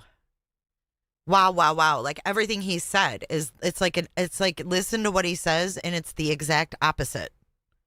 It's like the game of opposites. Wow. It's later. According, to the video, it's 15 minutes earlier, but you can see it for yourself. Now, if you want to go up the hill from the view that you're looking at, like go up high on the island so that you can start seeing over the back of the island and you can start feeling the wind coming from the Atlantic. Well, oh, good question. Katrina says, Lindsay, is the water clear there? That too. That's at 7:30. And I want you to take a look specifically at the flags because the owner of the Firefly Inn pointed it out to me and said, these flags aren't even standing at attention. Like you can see the palm trees moving. Wow. But the wind is not so fierce that the flags are like. Yeah. Look at the flags. That's a telltale sign. Rigid, in position, at attention. They're kind of fluttering and dropping a little. It's just like a little bit of a wind. We have it all the time here in Florida. Being on the water, that's pretty normal to have winds like that. Very rarely would it be calm, completely calm. And if it is, it's probably right. And when you're in the eye of a freaking hurricane. Because seriously, we have constant, there's days we don't have any wind. I'm 20 minutes from the Gulf. But there's days here where it's still, but very rarely. And these are little islands, Are like rigid, in position, at attention. They're kind of fluttering and dropping a little, and they're fluttering again and they're dropping a little. That is not a 30-knot wind. That is not even like a 20-knot wind. I don't even think it's an 18-knot wind, which is what some of the reports said the wind was when Brian and Lynette were out there. But you can see for yourself, this ain't a screamer. This is April 4th. This is the wind at exactly 7:30 on April 4th. And you can also see the effect. It's a little harder to see because the digital, look gets a little dirty as you get closer to the water, but there are no whitecaps out there. There's no 2 to 4 foot seas that I can make out. So. No, not at all. Thank you for answering, Lindsay. She said it's so clear. It's literally like a huge swimming pool. Most of the depths are 6 to 12 feet in that entire Sea of Abaco. I think its deepest is 15 feet in some places. So do you think that they would have been able to definitely see a body at the bottom? Like from the air and stuff? Searching? Now this is the first actual video I have of the sea conditions. Right in the leeward side of the island on Elbow Key, not even a quarter mile north of the Abaco Inn where Brian and Lynette apparently cast off and, tragedy visited them. Tragedy visited her. But I don't know if tragedy visited him. So he thinks it did. Just finding all the pieces of the puzzle slowly has been really hard. It was hard when we were there for the 5 days that we were there. And it's been hard since we've been back. The Royal Bahamian Police aren't saying nothing to no one, no how. I've tried. Brian ain't talking. Probably smart. But photos don't lie, right? These timestamps on the iPhone, they don't lie. And now we have him walking across the street, finally, towards the pathway to the dock at 7 p.m. What happened next? Where's Lynette? What happened? What's going on with that drive? Yeah. What's going on with that dry bag? Lindsay, do you have a theory at all? Like what being there, seeing it for yourself? Do you have like a thought of this part? Like where do you think Lynette is at this point? Do you think that she walked down at 6:38 and came back up? Possibly, or do we think she walked down and didn't come back up, only he did? Because this is really wild. That's a 20-minute span. What was he doing in that 20 minutes, do you think? And not just for you, like, nothing would remain in the same place. Yeah, that's a good... I bet you are. I would be still processing it, too. But it's just like... 20 minutes seems like a long time to just go retrieve something.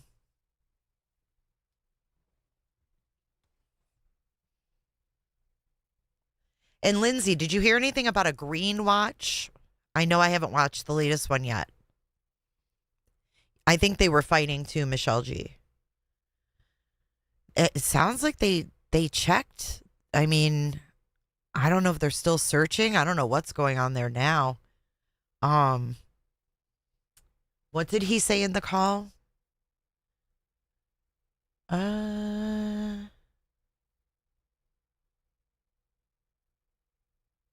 Oh, about that key. What was it called? Nick, you put it. It was Nick.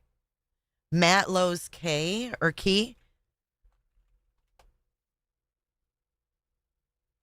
Okay, so right here. Let me play this part of the call real quick. But let me get going and I'll send you some. I'm going to text you some. Right. I'm going to send you some stuff.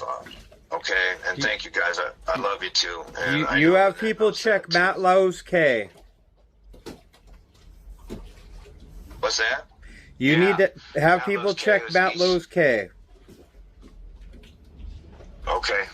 If you washed up on Marsh Harbor and you were heading to where you said you were, and the winds are heading east and the current's heading north,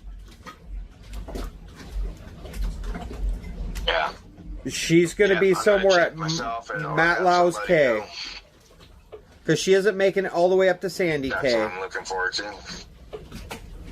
You understand? That's where I thought I was. Okay, wait. He's like, you understand. This is the map. So where is that Matt Lowe's K? And he says, that's where I thought I was going to land. Listen to this part. I was going to land. Right. I will. You know, I thought I was going to end there myself. It's a resort that's being built. It's not done yet. And so, I mean, there's construction almost not Sunday, not today or yesterday. And so I was paddling my ass off as best I could to get further south of Matt Lowe's K to get to, that's where the boatyard is, boat works, whatever they call it, the marsh. How does he know about all that construction there?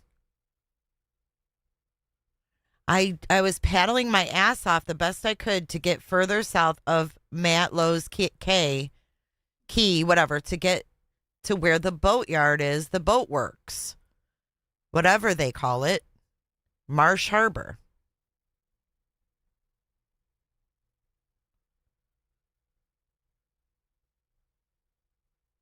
Huh.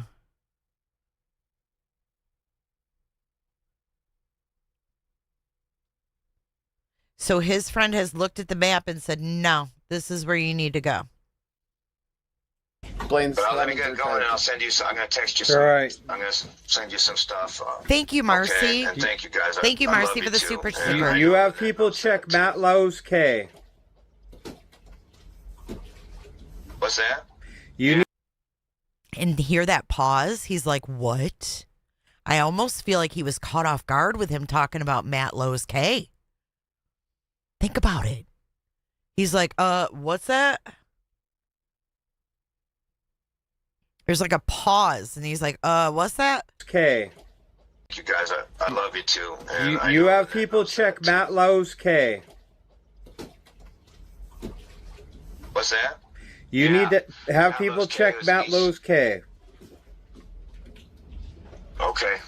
If you washed up on Marsh Harbor and you were heading to where you said you were, and the winds are heading east and the current's heading north, yeah, she's gonna. He just pauses. Yeah. Gonna be somewhere at Matt Lowe's. He's like, I'm gonna check myself and da da da. He's like, I gotta go. I'm gonna do it, and I'll see ya. Okay. Because she isn't. Why is he talking over him? She's gonna be somewhere at Matt Lowe's K. Because she isn't making it all the way up to Sandy That's K. what I'm looking forward to. You understand? That's where I thought I was going to land. Right. I will. You know, I thought I was going to end there myself. It's a resort that's being built. It's not done yet. And so, I mean, there's construction almost not Sunday, not today or yesterday. And so I was paddling my ass off as best I could to get further south of Matt Lowe's K to get to, that's where the boatyard is, boat works, whatever they call it. What a fucking liar. How would you know about that construction, dude? Come on. Is the security tape coming up? I don't see that in here. I don't see that. What's the security tape? Is that what he says? I'll search it up. There's no cops on that island? That part? Thank you, Marcy. Marcy just graciously gifted 5 memberships. Kimmy, Amber, Maleficent, The Dash, and Impress. Welcome to the Truth Seekers. And thank you so much, Marcy. Thank you for your support. Coming in hot with 5 of them, Jack. Coming in hot, just like the fajita. Just kind of drifted past them about 1,000 yards away or 500 yards away. And I was just going to break a window, get security out, and then call the cops, you know. But there's no infrastructure. There's no cops on that. Just kind of drifted past them about. Hold on. Let me go back a little bit. Not as they're motivated, but not like I am. And I'm never leaving until I get that woman, you know. And that's all there is to it. So I'm going to just start at one end of the two. You look on the charts, Elbow Key is across from something called Lover's Key. And Lover's Key had a couple houses I tried to reach, but the wind and the tides didn't let me, and I just kind of drifted past them about 1,000 yards away. Okay, so he's talking about the houses on Lubbers. 500 yards away. And I was just going to break a window, get security out, and then call the cops, you know. But there's no infrastructure. There's no cops on that island. So, you know, and security might just be a blink camera. When I got to the boatyard, it was full of boats, many of them on the hard, and cars. And I thought, well, shit, there's fucking liveaboards here. Nope. I yelled and walked around. It's a big ship, big boatyard, and I was locked in the damn thing. They had the man doors locked, and so I was standing at the gate yelling for help to the house across the street. It was dark, and this is like, what? So he said that he was locked in the boatyard. Don't they have security? Because security found him the next day, right? So he's like, okay, so he's like, I yelled, I walked around. There's a big ship, big boatyard, bunch of cars. I was yelling. I was locked in. They had the man doors locked. And so I was standing at the gate yelling for help. The house was across the street and it was dark. This is like 3:45 in the morning, and a car went right by me. Here we go. Let's pick up on this part.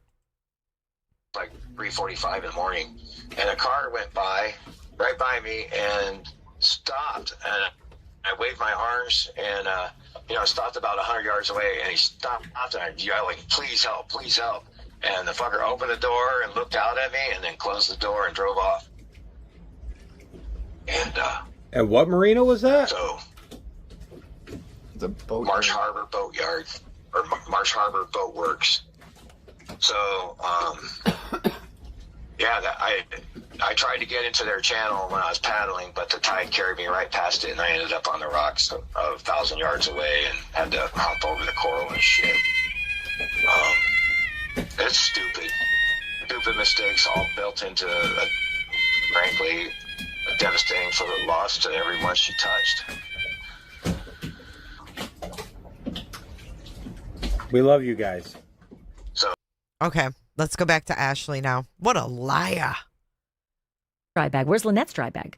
Did she have it back up at the end somewhere? Did you do something between the last known surveillance video that Lynette's daughter Carly and her boyfriend Steve saw? They thought it was sometime around 6:38. Well, that's 22 minutes earlier. Right. What happened in between that time? Like maybe their memory could be foggy. I'll just give that grace because I mean they're going through hell, right? Carly and her boyfriend Steve are going through hell, and Lynette's mom Darlene is going through hell. They want to know where their mom / their daughter is, and B, they want to know if Brian had something to do with it. Quick note from my sponsor: spring always makes me want my home to feel a little softer, a little calmer. I'll tell you why. Brian Hooker called the friends of Lynette and Brian, right? And just sort of spewed a whole bunch of stuff. And the people he called there was so much information coming their way that they started recording it because they couldn't write it down fast enough. They just wanted to make sure that they could go back and list everything out. They were so worried about their friend Lynette, right? So, after a while, they're starting to think something's rotten in Denmark here. So the recording became critical to them to go back over everything that Brian said. And these clips that I'm going to play for you are the reason why. So Blaine Stevenson is this friend that, was being downloaded with all this information from Brian and a whole bunch of information he didn't need. Because what Blaine wanted to know was, where were you coming from and going to when this horrible thing happened? That's critical. Yes. What the fuck were you doing? Where were you? Where'd you go? Oh, in Christy's Crime Time, I feel bad for Lynette. I bet she worked her ass off doing everything for man-child Brian. She even paid his effing child support when they got married. For 3 children. That information. You would want that question, right? The answer that he got from Brian was just a fucking mismatching hullabaloo of junk. Just junk. I mean, he starts off mismatching hullabaloo of junk.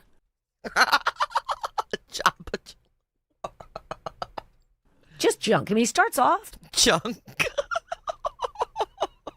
Fucking mismatching hullabaloo of junk. Just junk. I mean, he starts off with coming out of Abaco in and turning left out of the White Sound Channel and heading south on Abaco or on Elbow Key. But then he starts talking about, we've been in the harbor and we needed to get out and we went to Great Guanakee. Well, that was 2 days before. Why are you adding all of this bullshit information? It has nothing to do with what Blaine wants you to answer, and that is, where were you coming from? Where were you going to when your wife bounced off the back of the dinghy? What are you talking about April 2nd for, right? Just sounds like somebody who just is offering way too much. I don't know. You have a listen. So where were you guys coming from and going to? Because that's what I couldn't figure out in any of the Facebook articles I was reading, like how to do a grid pattern search. Like, I don't really understand the currents and tides here. I kind of rely on Hopetown. So off of a place called Elbow Key, and that's called Elbow, spelled L-O-K-C-A-Y. And we were kind of in the middle of the key, and there's a place called Tahiti Beach. It's really popular here, and it's a beach that dries out at low tide, and so a barge runs up on it and sort of streams all day from there. And there's a lot of manta rays will go around your legs and everything, and all of that. And so we really like that spot, and we had been kind of stuck in the harbor for a while, so we were getting out and about, and we had to go to a different island called Great Guanakee to refill our scuba tanks, and it was going all right. And See, this part is so weird to me. Okay, so Lindsay, I don't know if she's still here or listening, but I found this to be so fascinating, right? So this is actual footage of them at Great Guana Key filling up their tanks, and you can see the tanks are in the wagon he's pulling, and you see Lynette's dry bag. I mean, it's been strong easterlies, and that's what you get here is the trades. Basically, you know, we're at the top of the trades, and so we were having, you know. And I don't see his yellow bag, and he's like, "Oh yeah, shit was going good. It was going good until what? Until what? Yeah, that was April 2nd. Okay, that's crazy. So did they go scuba diving, and were all the tanks accounted for on the dinghy or on the boat? And that dinghy is freaking small.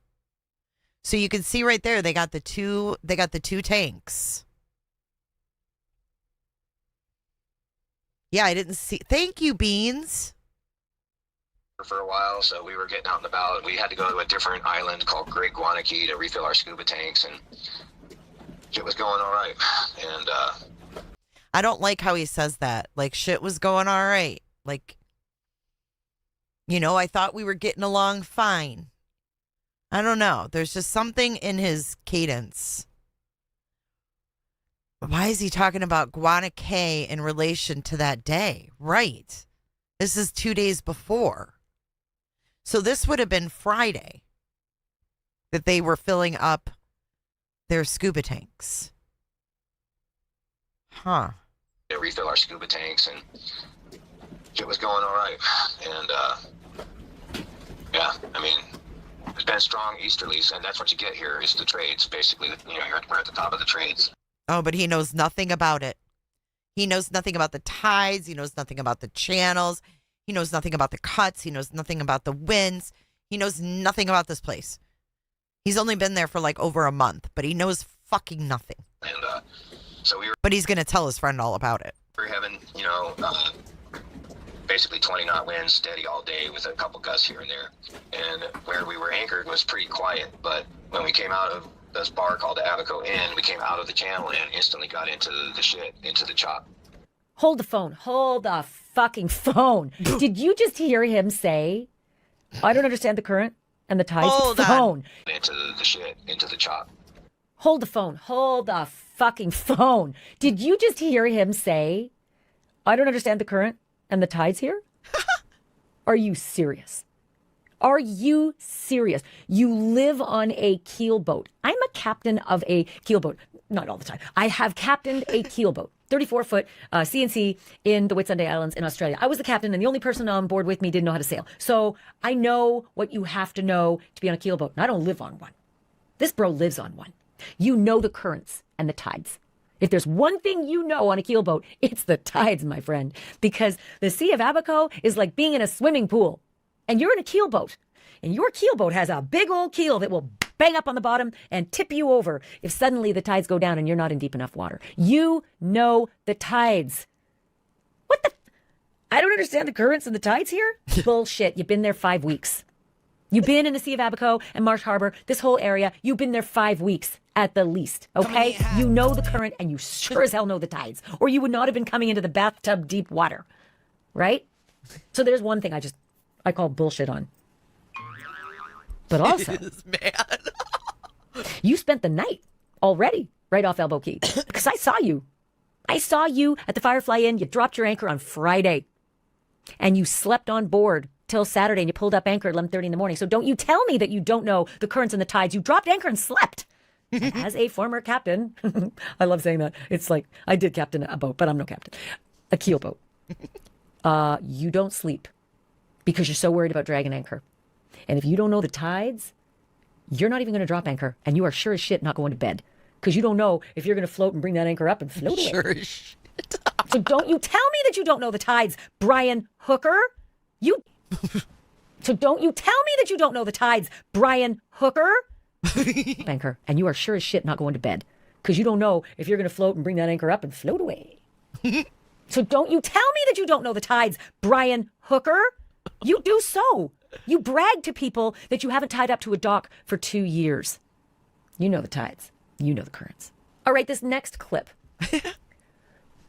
Blaine Stevenson asks a very, very clear and concise question. Were you anchored off of Abaco Inn? This is a very easy answer. Yes, but slightly south of the channel that takes you into the Abaco Inn. There, that I answered it. Instead, you're going to get, yet again, verbal logorrhea from this motherfucker. He just goes on and then just starts to throw in, yet again, verbal logorrhea from this motherfucker. He just goes on and on. Wow. You know what? I have to say, if I met her daughter like Ashleigh did, I would be fired up too. Because that girl she is in a living hell.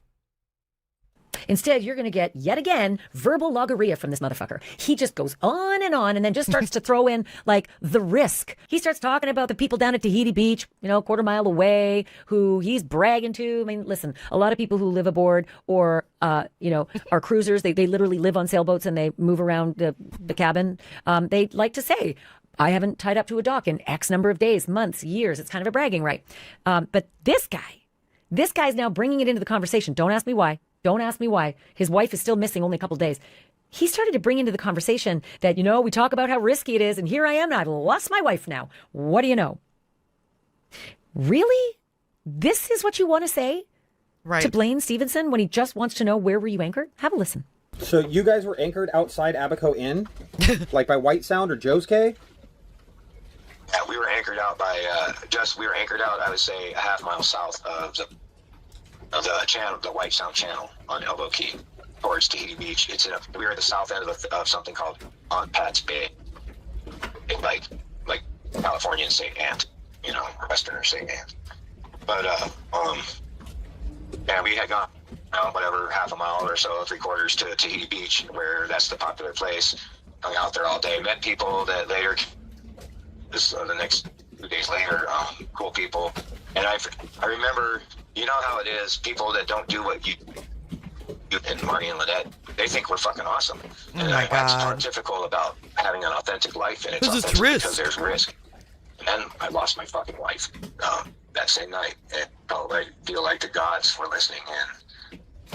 This guy, there's the old expression, thou doth protest too much. I love it. This guy. I definitely need that one. I feel like the gods were listening in. This guy, there's the old expression, thou doth protest too much. And what I hear from Brian Hooker is a guy who just can't shut up. He is getting in his own way, and he's talking way too much and adding way too much detail that's unnecessary. And why? I have a huge favor to ask of you. Huge. And Caroline, thank you for the 4 pizzas. Woo! Thank you so much, Caroline. Sweet Caroline. Critically important. The American Coast Guard investigators who are working on this case, they need your help and I need your help. So if you were in this area on Saturday night, April 4th, the night before Easter, at any time, do you have video? Do you have photos? Were you snapping pictures of the sunset at the Abaco Inn? Because you may have captured images of Lynette or Brian. You may have captured images of their dinghy. There's so much information in those I don't want to images. see Brian's dinghy. So if you would be so kind, send those images, videos to dropdeadseriousinfo@gmail. I don't want to see his dinghy. And Lindsay keeps showing us his cut on his nasty belly where he's holding that coconut and he looks nasty. He looks blitzed. Blech. He probably stank like a brewery and vodka. Anyways, this is the tip line. If you guys know anything or anybody's watching. Gmail.com. never know. dropdeadseriousinfo@gmail.com. The link is right below. We're making it easy for you.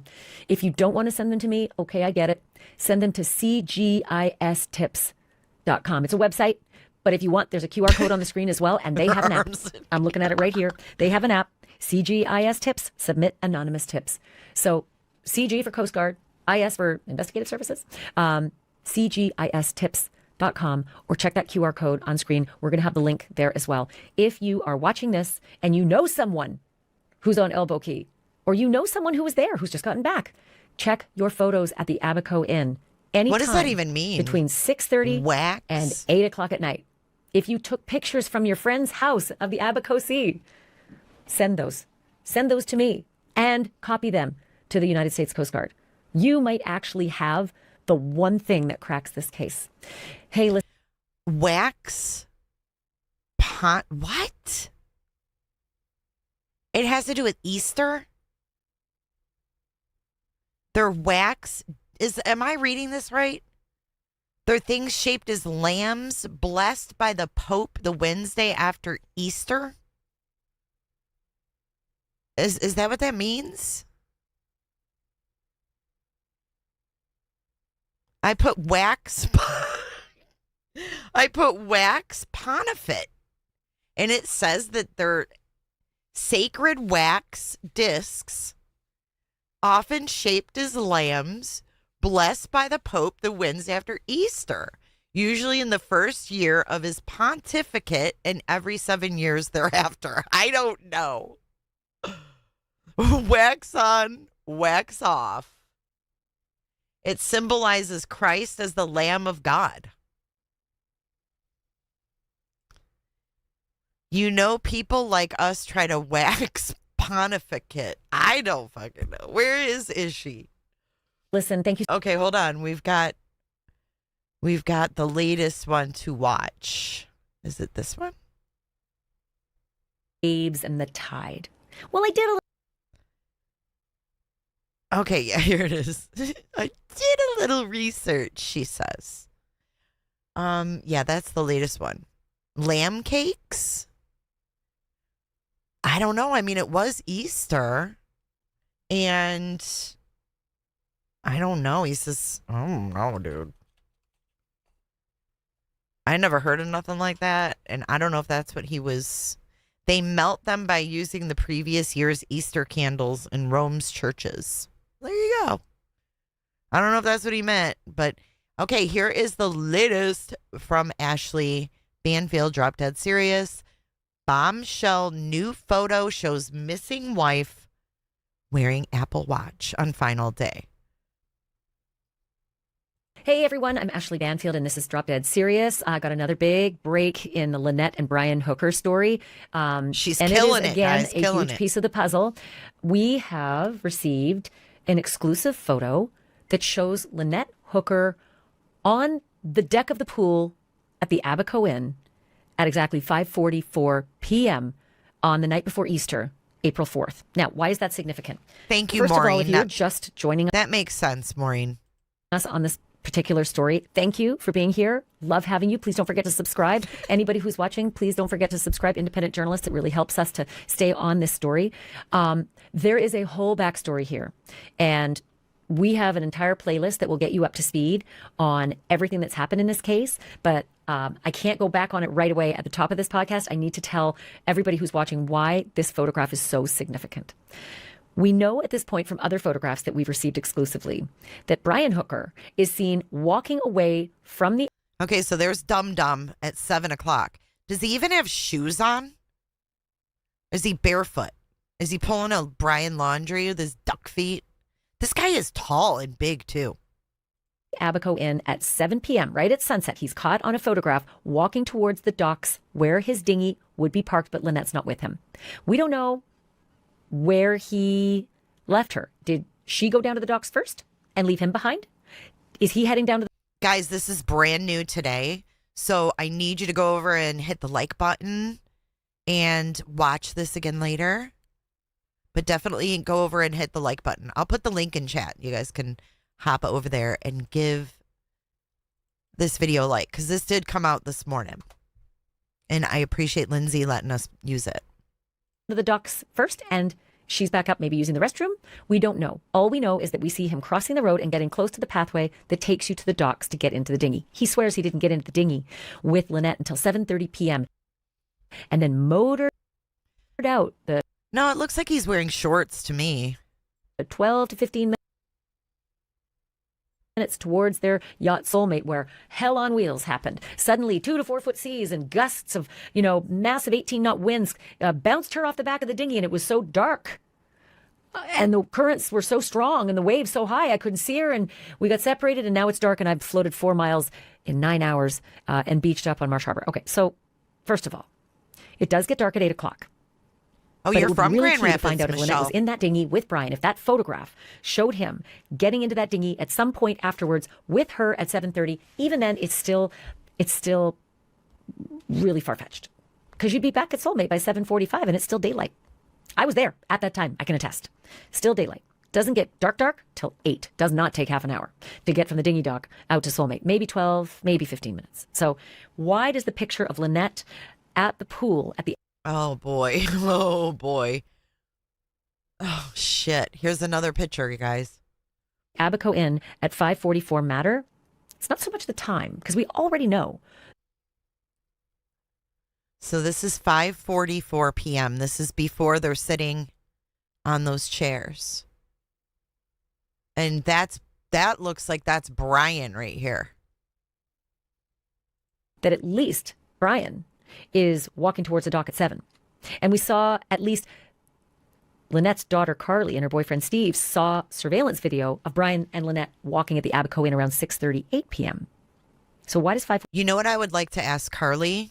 When they were walking together to the dinghy, what was their body language? Were they walking hand in hand? Were they laughing? Was she walking 10 steps behind? Was he walking 10 steps behind? You know what I mean? Like, what was their body language in that video that Carly saw? 44 matter. It's not so much the She time couldn't that matters. tell? It's the timing that matters.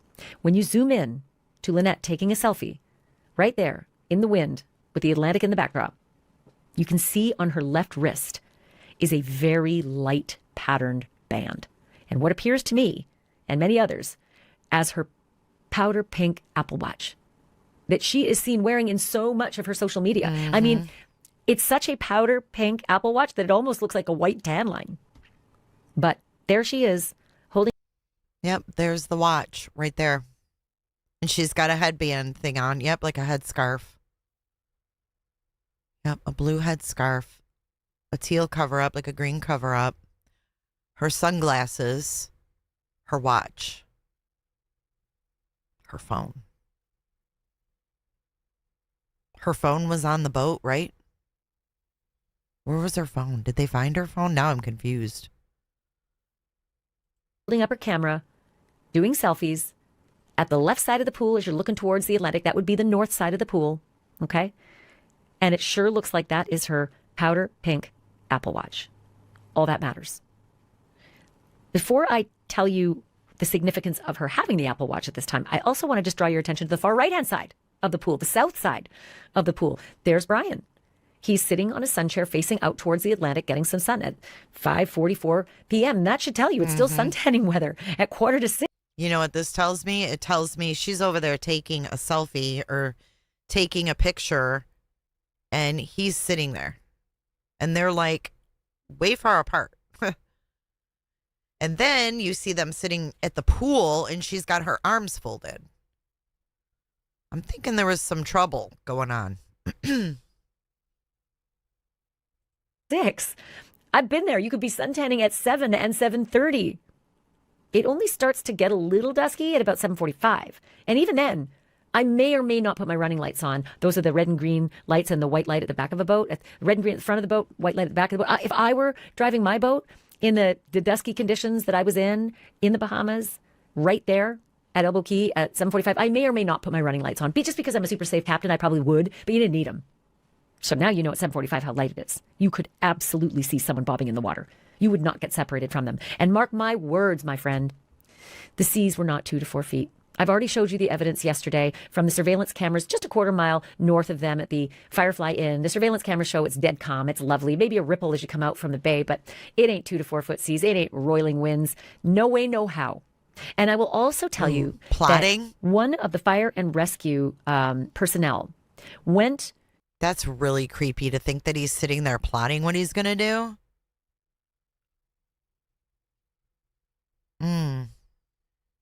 To the exact spot where Brian swears Lynette bounced off the back of the dinghy.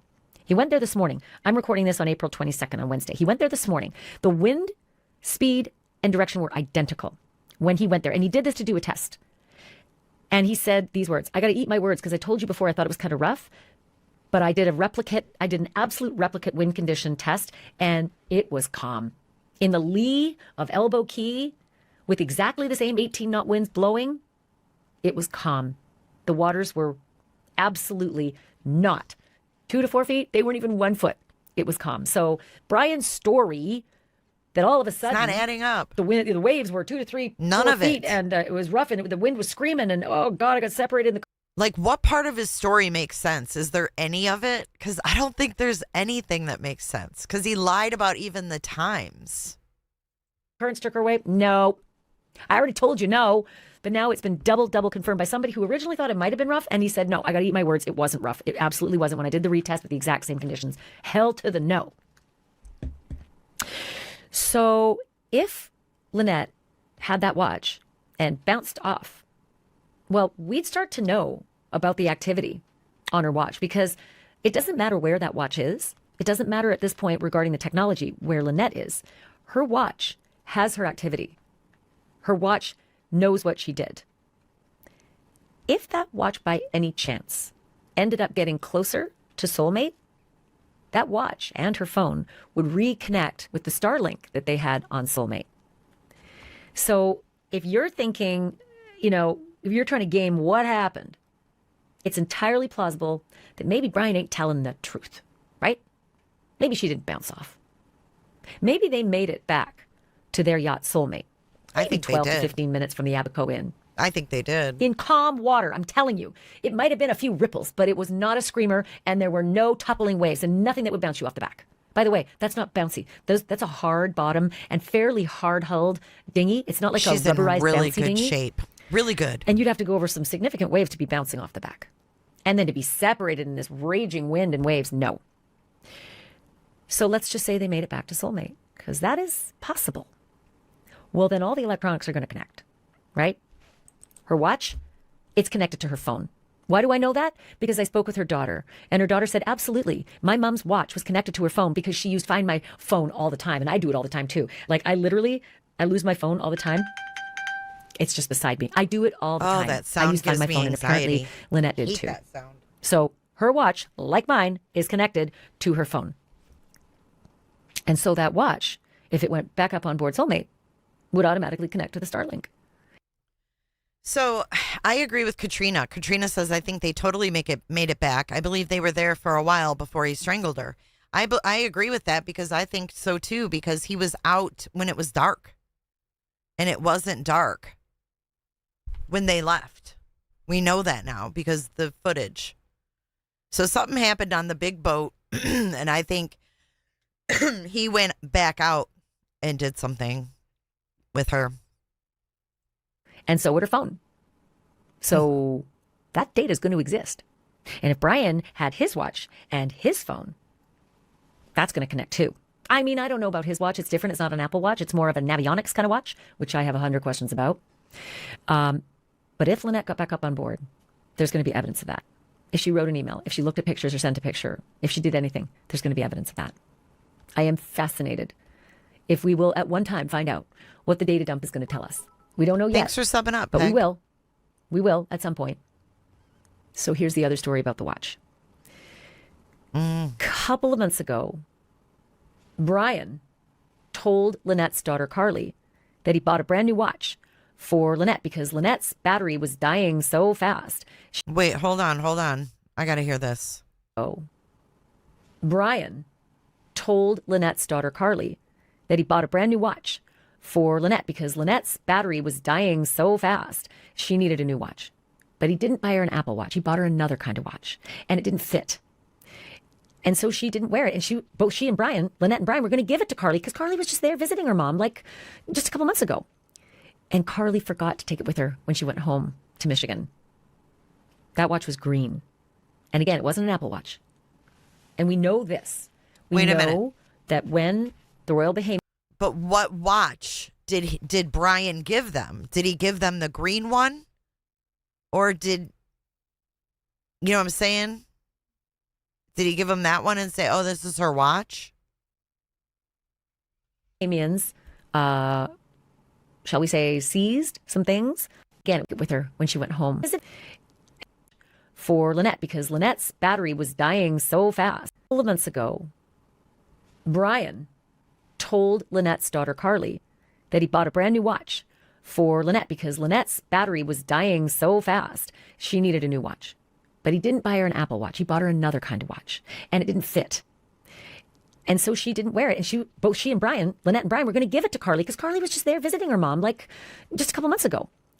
And Carly forgot to take it with her when she went home to Michigan. That watch was green. And again, it wasn't an Apple Watch. And we know this. We know that when the... Okay, I'm lost. I'm lost at why is Brian buying her a watch? Did he control all the money? And why wouldn't he replace it with an Apple Watch like she had? Why is he getting her a different kind?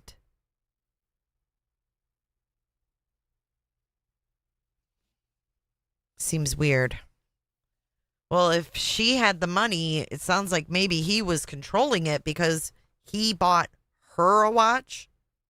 Why wouldn't she just replace her own watch? And why wouldn't he just get her a new Apple Watch if she already had one?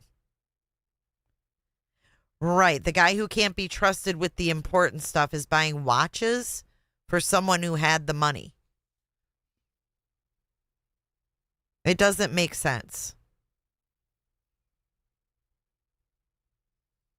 Well, I guess we'll find out what kind of watch it was. But I want to know, did he give the cops the green one saying, oh, here's her watch? And is the Apple Watch actually missing?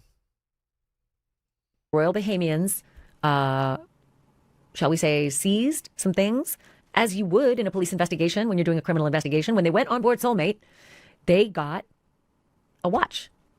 They got Lynette's watch. But Lynette may have had two. There may have been that green watch that she was going to give to Carly. It was new. It was supposed to replace her Apple Watch, but she wasn't wearing it. So it might have been on board. But that pink watch, the Apple Watch that she wore in all her social media. That could mean a lot of pre-planning because that was a couple months ago. Mm-hmm. He gave them the wrong watch. Crazy. Maybe. I mean, we don't know for sure. And it looks like she was wearing at the Abaco Inn, which is the last place that Lynette is seeing alive. It looks like she's wearing that pink Apple Watch. So watch this space on what that's going to mean once the data all comes in. I can't wait. You know, the digital exhaust catches everybody. Caught Brian Koberger, the idiot. Took his phone and turned it off. Drove his own car to the murder scene. I mean, even a guy who's a PhD student in criminology fucked up his digital. So I'm thinking some dude who didn't even know how to load WhatsApp onto his phone, apparently, he's not the digital Einstein. Right. He may not have known if they made it back to Soulmate. It's just a very interesting piece of the puzzle, but we do know. Well, and furthermore, he's like, oh, I don't know how to do this. I don't know how to do that. I didn't even think about getting a SIM card before I left the Bahamas or left the States. Da da da da. No. But he's buying watches 2 months ago? Something was up. The Royal Bahamians have one of Lynette's watches. You know what else happened a couple months ago? Did he want to track her? Because she got a plane ticket in February. So he bought a new watch in February, the same month that she bought a plane ticket and ended up not getting on it in March, beginning of March or whatever. She was planning on leaving him and didn't get on it.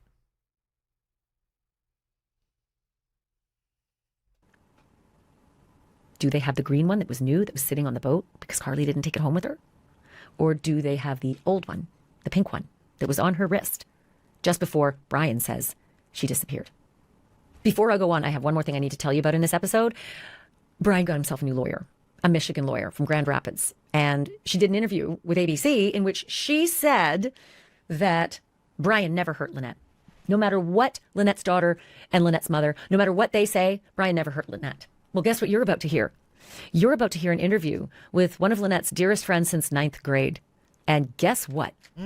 She has something completely different to say about whether Brian ever hurt Lynette, and she's got the photos. It is a very different story. Here's the tease. She says he absolutely did. These are just allegations. They're never proven in court. But there has been police activity. There are injuries that were photographed. Lynette said things to her friend, to her mother, about being injured by Brian and about wanting to leave him because things were bad on the boat. You're going to hear that interview in just a moment. Something else I want to bring up with you that really sticks in my craw. A lot of Brian's own words are coming back to haunt him, and I have his words because I got his texts with the fire and rescue guys. So, oh shit. You know that Brian's story is that Lynette went overboard, took the electric key by pulling the lanyard with her, and the other spare key was in the dry bag that somehow she grabbed as well because she was driving with her hand on the tiller but still was able to grab her dry bag and grab the lanyard and bounce out the back. I know, I'm with you. It's horse shit. However, this is his story. She bounced off the back, somehow pulling the lanyard with her. There is no wristlet. There is no little wristlet like you're on a jet ski and you put a wristlet on, so if you bounce off, the jet ski stops and you can swim back to it. No, there wasn't. It was just a string that hung straight down. So you'd have to, as you're driving, right, the tiller, let's say I'm driving and I've got my hand in front of me and I'm driving towards you. So she's bounced, because he says she's driving. So she would have to take her hand off of the hull in front of her that's stabilizing her, grab her dry bag, which she always puts down. And by the way, it's not the kind of dry bag you're going to wear. It's like a long briefcase. So if you do that, it's hanging kind of at your hip and falling out and not, it's just not safe. You put the dry bag inside the dinghy. And that's where she's always driving with it, inside the dinghy. But you'd have to take your hand off of the hull, right? And you'd have to grab the dry bag as you're falling out. Hand on the tiller's coming this way. And you'd have to reach down and grab the lanyard and whoa, fall out. That is not happening. Ladies and gents, I've been in a boat for 58 years. That's not happening. I've driven any number of tiller boats. I've lost the tiller and almost fallen out. That's not happening. When you bounce out of a boat or you go over a wave or you're losing it, you're grabbing on for stability. You're not grabbing things down on the floor or a string on the engine. All that. But the dry bag is a question because no one's ever found it. No one's ever found the dry bag. It hasn't washed up on any shores in the Sea of Abaco. It's bright green, and it would show up with all the searches that they've done in the Sea of Abaco. And if you think that's crazy, it's the ocean. It is not. It is the Sea of Abaco. It's like a swimming pool. It's 4, 5, 8 feet deep. At its very, very deepest at high tide, it's like 15 feet. Huh? You can see the bottom. They grid searched everything. The Coast Guard grid searched that. They put drones over it. They did everything. They were in boats. It's not in the Sea of Abaco. It's not on the shores of the Sea of Abaco. It's bright green. It's a beacon. And if it sank, you would see it. Bright, bright green. But Brian had something really weird to say. Lots of weird things to say. Really weird thing to say about Lynette's dry bag. He's texting back and forth with one of the search and rescue guys because they had found the green, I call it like a swimming floaty because it's really not a rest. Okay, before we get to the floaty, I want to play this part about the SIM cards because I think there's some like confusion about the SIM cards. So listen to what Brian told his friend on the phone. That's another thing she had. Can you please call Apple and start the location shit? We did not have SIM cards though. That's a fuck up. And today it's been hard to help with Starlink to do any kind of phone calls or texting and shit. And today I went to go get a SIM card because that was another fuck up. Oh, good comms. And there's a fucking holiday. Every store was closed and even the airport on. So they didn't have SIM cards. So I want to know what he did with the SIM cards because those would hold all the evidence of everything that happened. They didn't have eSIM. They had obviously the actual SIM card. Rescue or a life jacket. It's what he says he threw to Lynette. It was one of the seat cushions that they sit on. You can see it in all the social media. He sits on a blue one often. She sits on a green one, or sometimes they are on opposite, but you can see what these cushions look like. When that green one was found just 100 yards south of where his dinghy washed up on Marsh Harbor, this is the text conversation. He asks the captain, Was there a similarly colored dry bag nearby? It might have been slightly brighter than that seat cushion. It would have held about 10 pounds. I think it's a typo, but I think he means to say 10 pounds, so a medium-sized one with a black strap. He's asking the captain about, did the dry bag wash up with the floaty that I threw out that's green that you found?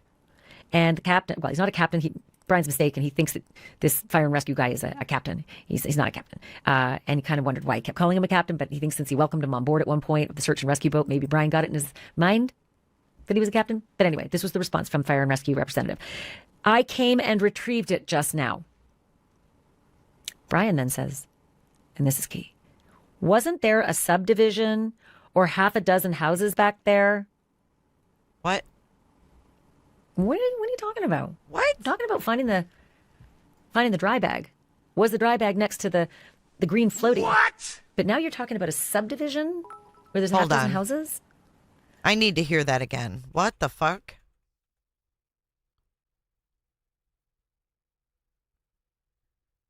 Sorry, I meant to ask, did that just get found yesterday or did they pick it up the day I was out there? Was there a similarly colored dry bag nearby? It might have been slightly brighter. It would have held about 10 liters, so a medium-sized one with a black strap. Dry bag nearby. It might have been slightly brighter than that seat cushion. It would have held about 10 pounds. I think it's a typo, but I think he means to say 10 pounds, so a medium-sized one with a black strap. He's asking the captain about, did the dry bag wash up with the floaty that I threw out that's green that you found? And the captain, well, he's not a captain. Brian's mistaken. He thinks that this fire and rescue guy is a captain. He's not a captain. And he kind of wondered why he kept calling him a captain, but he thinks since he welcomed him on board at one point of the search and rescue boat, maybe Brian got it in his mind that he was a captain. But anyway, this was the response from fire and rescue representative. I came and retrieved it just now. Brian then says, and this is key, wasn't there a subdivision or half a dozen houses back there? What are you talking about? I'm talking about finding the dry bag. Was the dry bag next to the green floaty? But now you're talking about a subdivision where there's a half dozen houses? Yeah, what? It's just weird. Why would the dry bag be all the way up in a subdivision with a half a dozen houses? Doesn't make any sense. I have no idea why he said that. It just sticks out to me. And it also sticks out to friends of Lynette. A couple of friends that I've been talking to who are avid boaters. They live aboard. They've been on board. I don't think they've tied up for 2 years anywhere. They've been on board their sailboat. And they have been following every single word that Brian Hooker has said. And they have been lining up all the inconsistencies. And one of the things that Blaine Stevenson has done for me and for you is to actually do a comparison.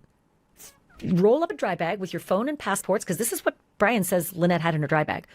Her phone, a couple passports, the keys, the extra key to the engine, which is just a little, it's almost like a little plastic piece. And you can find their demonstration on YouTube and TikTok. They have the handle Sailing Cameo. But this demonstration's great. Blaine waited for the exact wind, wave patterns and everything and decided to roll up a dry bag much like Lynette usually does. As you can see in her dinghy, she just sort of rolls it up and it's got some air in it. Nobody really pulls all the air out of their dry bag. It's better to have a dry bag with air in it because then it'll float if it falls in. Everything will stay dry and you'll be able to get it. So he rolls up a dry bag very loosely and then he just tosses it in and he measures everything that happens after that. Okay, we're going to watch that in just a second, but I want to bring you guys back to the map for a second. And I want to show you what the terrain is like where he said, isn't there subdivisions, whatever? There are houses around here. Unfortunately, the maps doesn't allow you to go where the houses are, but this is like a little pathway that goes through there. So you can see what the like the trees and stuff are like there. Like if I go back to the map.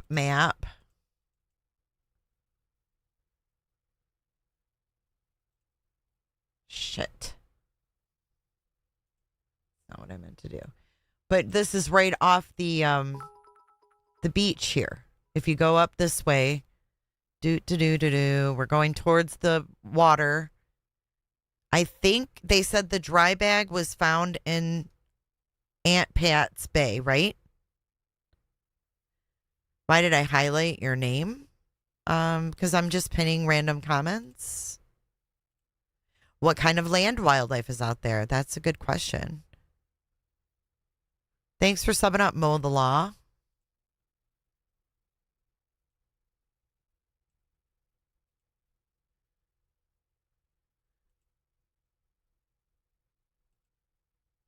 But there's like a dumpster right here, and then there's like construction. You can't really get in here, but you can tell beyond here is where these houses are.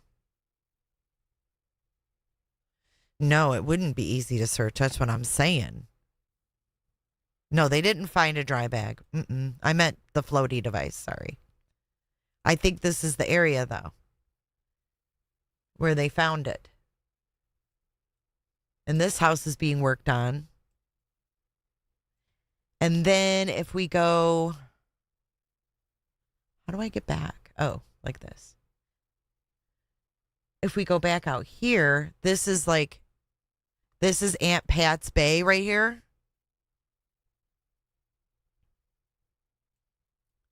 And then we have like this little neighborhood with houses, but see, I can't drop him down there to see it.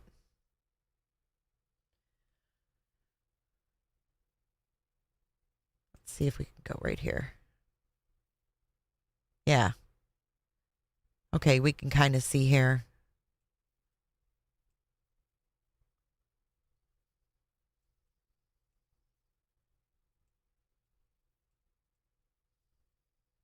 So what about like all in here? You know what I mean?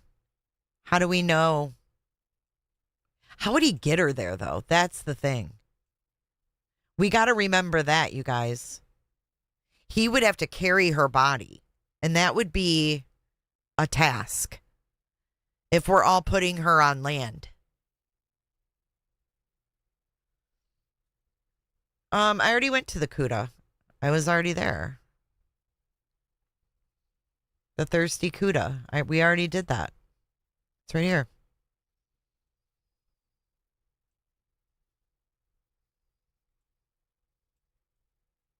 Why do I need to go to the Thirsty Cuda? You think that's where he's talking about? I don't see any houses right there, though. I don't see any houses on you. You think she's just dropped on this land? Seems like that would be pretty easy to check. There's not a lot of trees.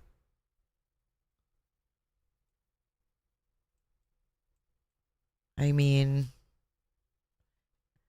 oh, that hurricane devastation. It's horrible.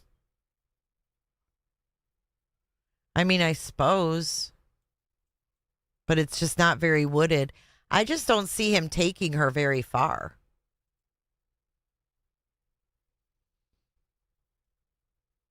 And that's why I think going out into the ocean, and he's describing the roughness of the ocean. Can we see Matt Lowe's? Yes, Matt Lowe's K. Yep. Matt Lowe's K, the Bahamas. Let's see.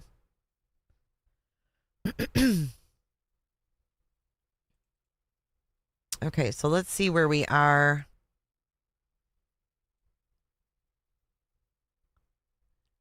Where are they, though? I'm confused. Hold on. Abaco.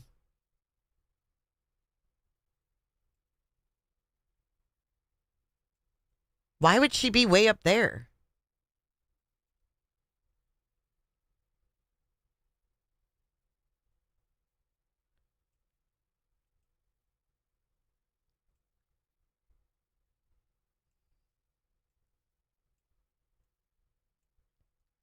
Sugarloaf K. Here's Matt Lowe's K. We can't see anything there. All we can do is zoom in. This is imagery is from does it have a date? 2026.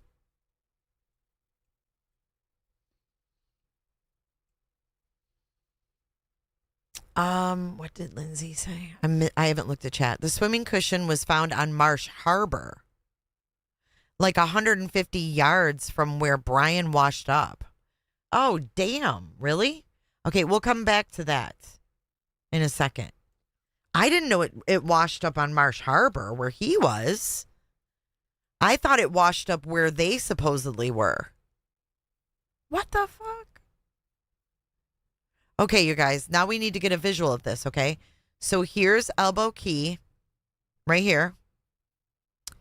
Here's Tahiti Beach. That's where the little party thing is, okay?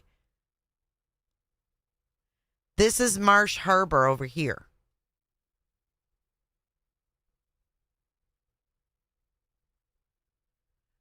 So, what the freak? Her little thing was over here, so she should be over there. Oh, man. This is really confusing. Did anyone see them both get on the dinghy? Not that I know of. It's in the middle.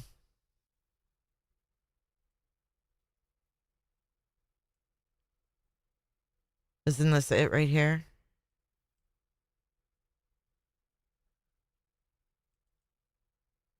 Hang on. Here it is. The boatyard's right here. Okay. Now I've got a better idea. Marsh Harbor Boatyard right here. This is where he washed up. This is allegedly where this guy washed up on these coral rocks here. And then he said that he walked over in the boatyard and got locked in. He said the main gate was locked. Let's go down here and check it out. Okay. It's daylight and there's a gate. Let's see if we can go further in here. He said he saw a bunch of cars and all this, that, and the other. And that he was locked in and he was hollering at a gate and he was hollering at a house across the street. So would this be the house he saw? That said he was hollering at? If you zoom in, something called Calcutta on Marsh Harbor, south of the boatyard, that's where he washed up. The cushion was found near Hopetown Elbow Key. Okay, now I'm confused.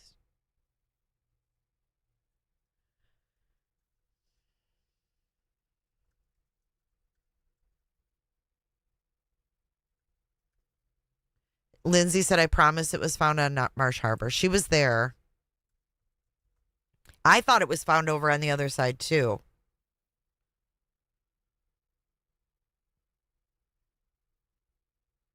Okay, so wait a second. It says here, a flotation cushion believed to be the one Brian Hooker tossed to his wife, Lynette, was found by Hopetown Search and Rescue in the Bahamas. The device was located in the water near the area where she reportedly fell from a dinghy on April 4th near Elbow Key. Found by Hopetown Search and Rescue. The discovery allowed rescuers to narrow their search area as reported by News Nation.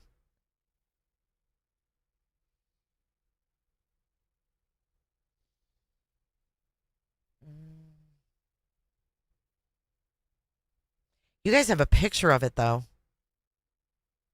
I thought it was on the part where she went in the water, too.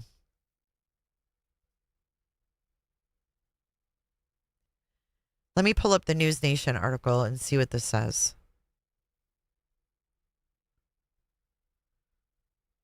You have the video of the guy finding it, too. It was on Marsh Harbor. She's insisting. I know it was reported that it was found where she fell out of the boat. Or where he says she fell out of the boat.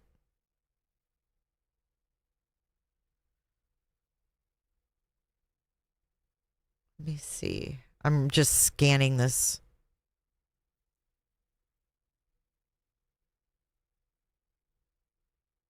I just want to see where this came from.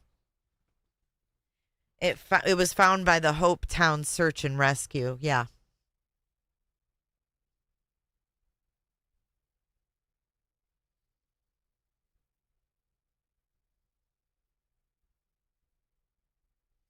I can't find it where they reported it. It just says as reported by News Nation, but I don't see that. And maybe that was erroneously reported. Green Cushion was 100 yards south of his dinghy. Okay, so that would put it in Marsh Harbor. That's why we're all confused, because he's lied.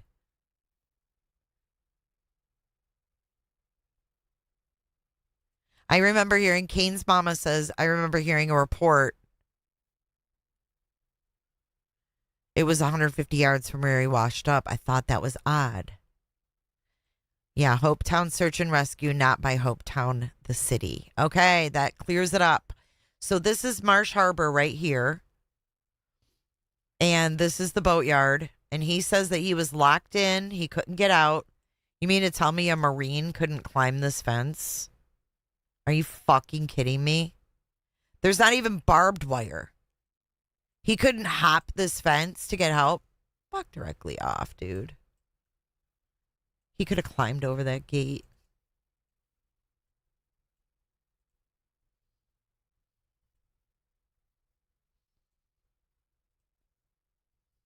Or that gate.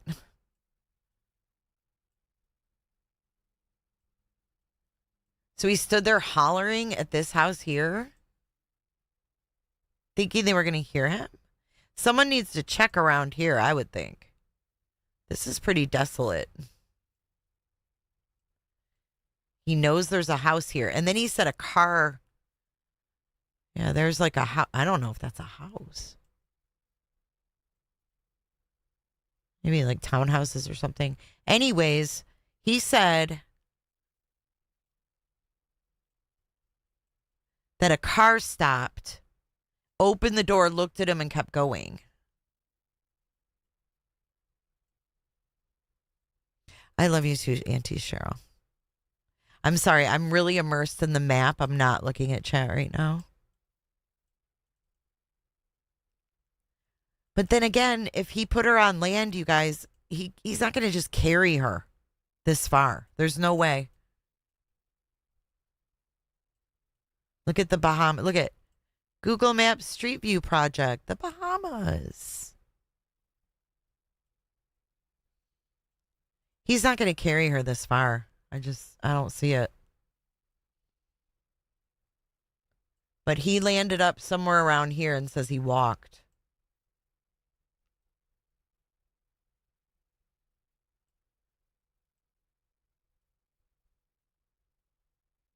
And then there is like a neighborhood here, like a whole bunch of businesses and stuff.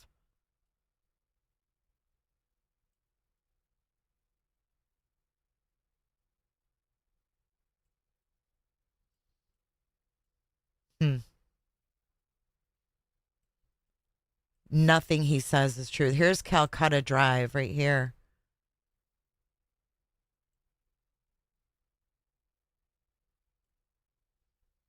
What was on Calcutta Drive? This is where he was.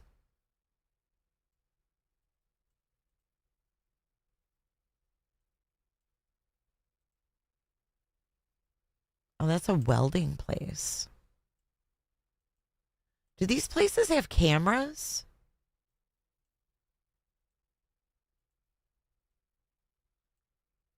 Ugh, I don't see any cameras on these places. Lindsay, did you notice that any of these places have cameras? Okay, I was just on Calcutta right here. This is Calcutta Drive right here.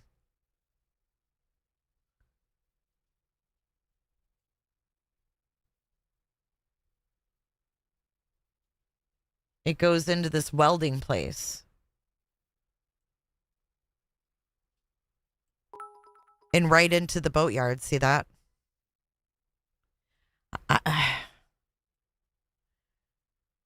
I I don't know. He had to have been talking about a subdivision over here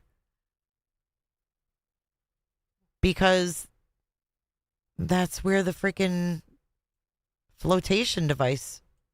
That's just a church. This is a neighborhood. Right here, just south of there.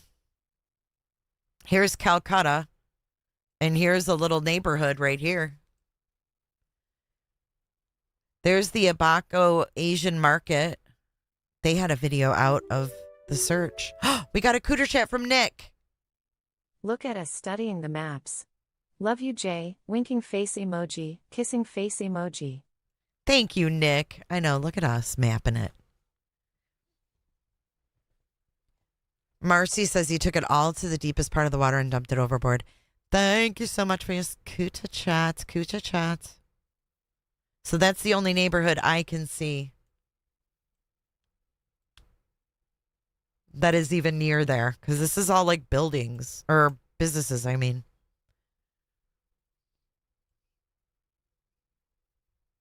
Weird. Picks the most desolate area, and he says there's no cops on this island, right?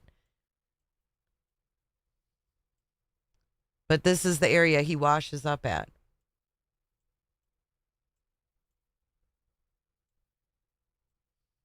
She could be anywhere. She could literally be anywhere. This is crazy. Okay, back to the show. Hold on. Let's go back to the show. I'm getting immersed. Right, the broken oar, the missing oar. You love the maps. Hey, Z, how you doing? The airport is on that island? I know, the brush is very dense. It's scary. Okay, let's keep going. That. How quickly he drifts from his boat, how quickly the dry bag drifts from him, and it should give you an idea of what it might look like in Brian Hooker's scenario. Take a look. Okay, for the last 2 weeks, I've gotten inundated with what is a dry bag, how does it work, and what was... Now, again, this is Saline Cameo. This is the friend that did the phone call. What does it do in water? So, just going to show you our standard dry bag size, much like everybody else's dry bag size. And all it is a plastic bag that you fold over, keeps your stuff dry. But what I have here is I have a speaker about the same weight as a GoPro. I got a cell phone. I've got a passport. I've got house keys. And instead of another passport, because I only have one passport, I'm just throwing in our daily tasks book. And then you just hold the bag open.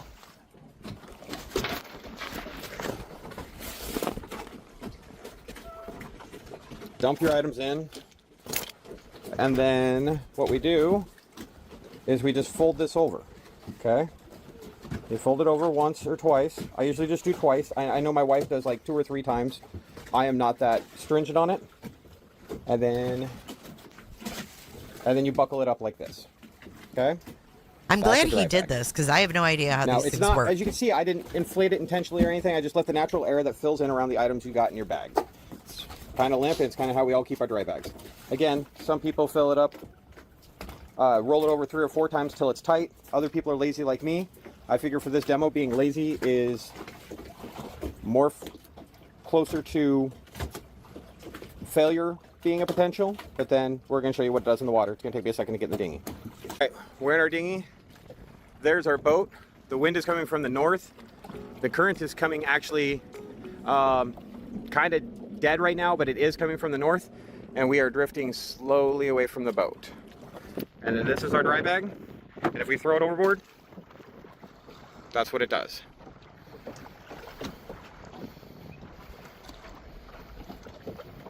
Wow. Now, as you can see, my dinghy is out of the water more. It catches more wind. The wind is pushing me at a faster pace than the dinghy, or than the dry bag, sorry. The dinghy is being pushed because we get more windage. The wind is hitting us more, the wind's affecting us more. But the dry bag will just sit there and float. And I have complete confidence in it because I threw my cell phone and my passport in there. And as you can tell, there's the boat. We haven't made it that far. There's the dry bag. And here we are. That's how far away it has gotten in 1 minute. Mm.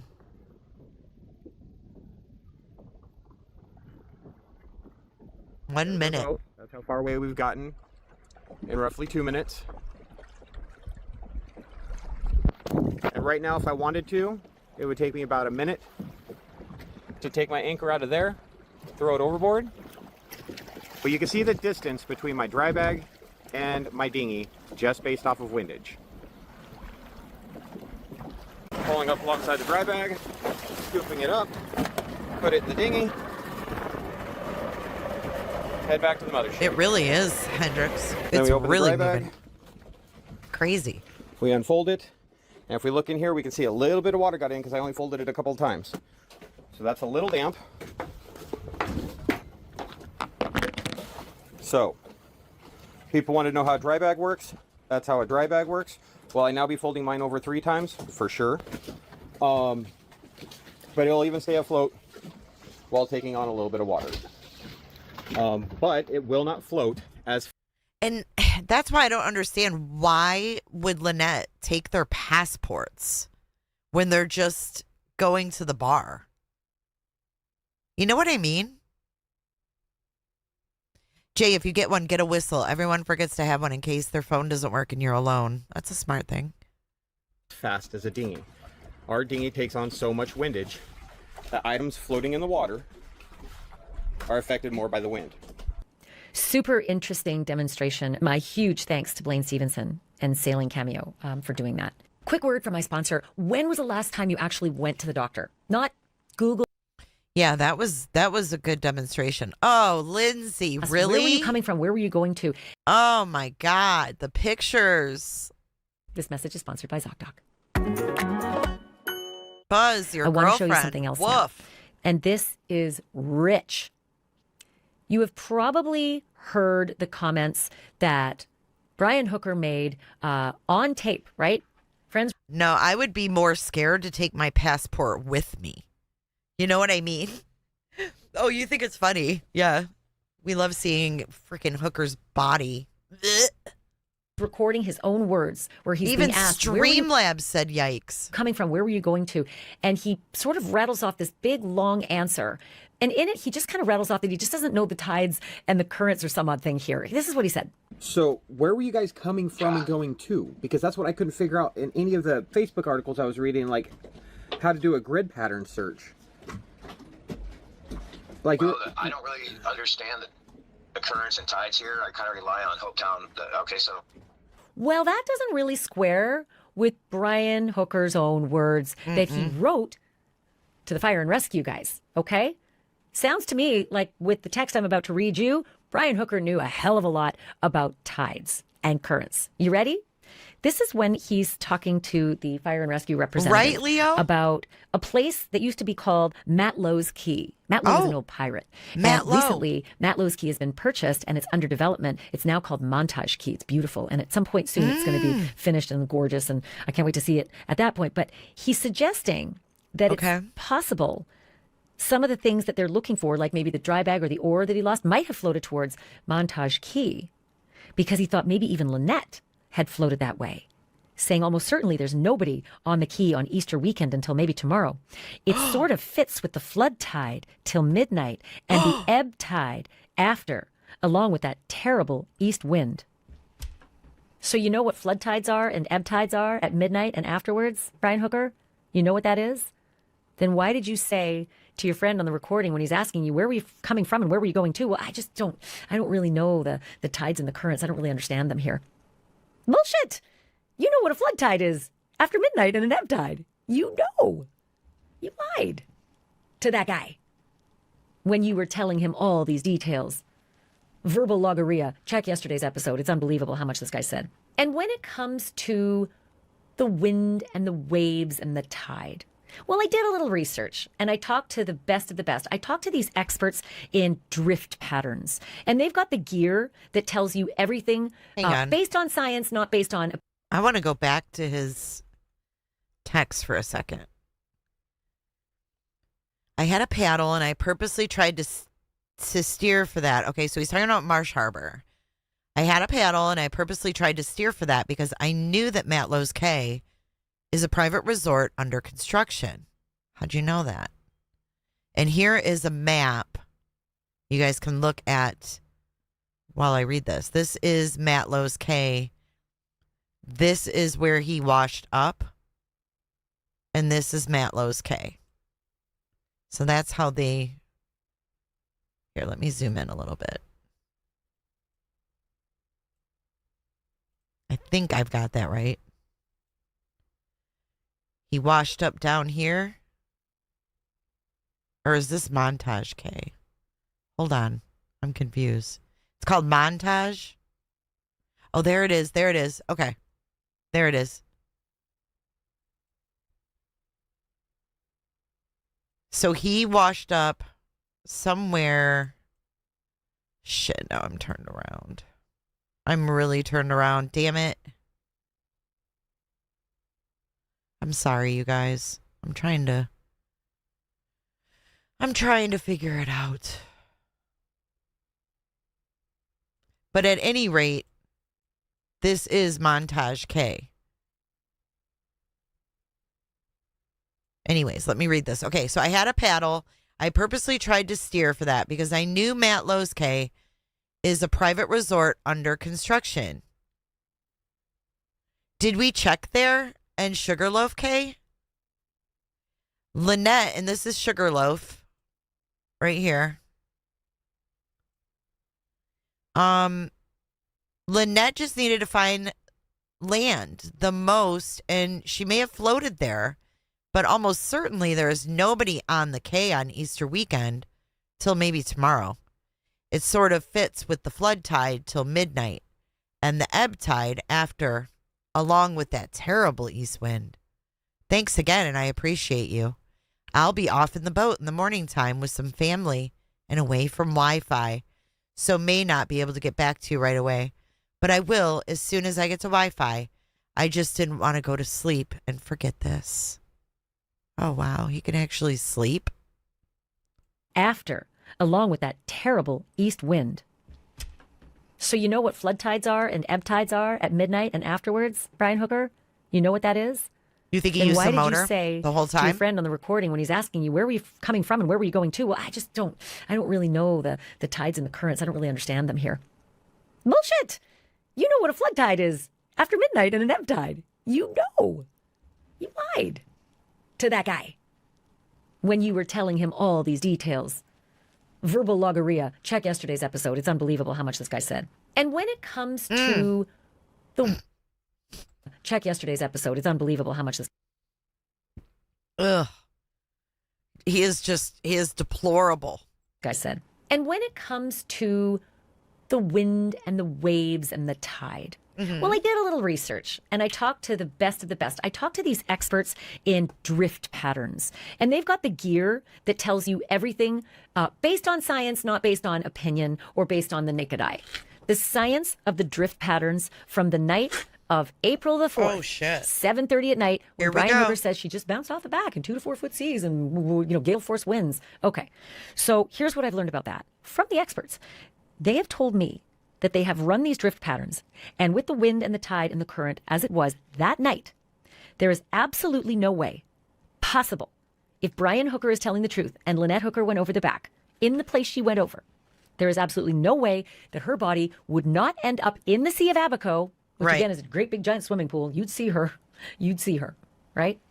Or on the eastern shores of Elbow Key, through the Toulouse Cut on either the north or the south part of those shores, the shores on the Atlantic. If she went out the Toulouse Cut... hold on.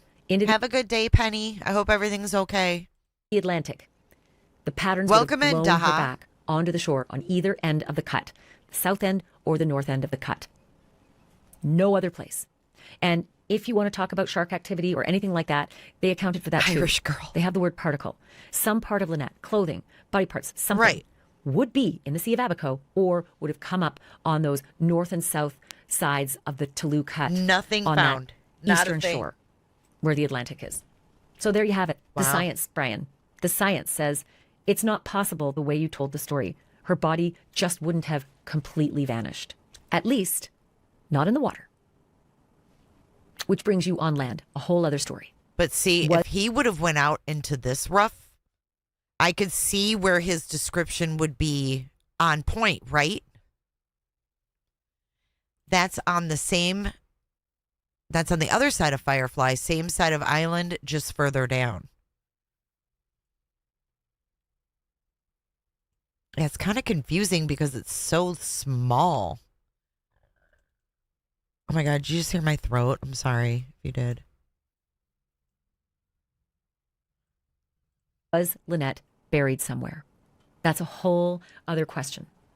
And in a complete twist of bizarre irony, I want you to see what I noticed on a text message that Lynette's mother, Darlene, shared with me. It was a message that Brian sent to her the day after all of this horror, this tragedy unraveled, right? So this is Monday after Easter Sunday.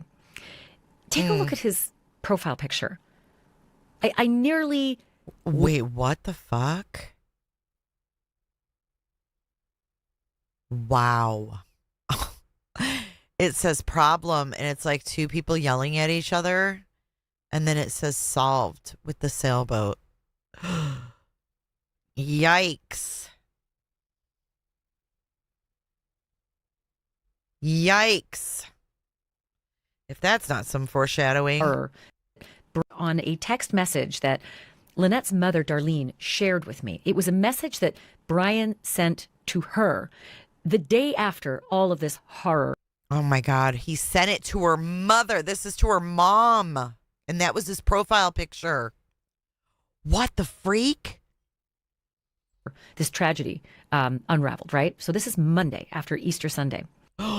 This is Monday after Easter Sunday. Wow.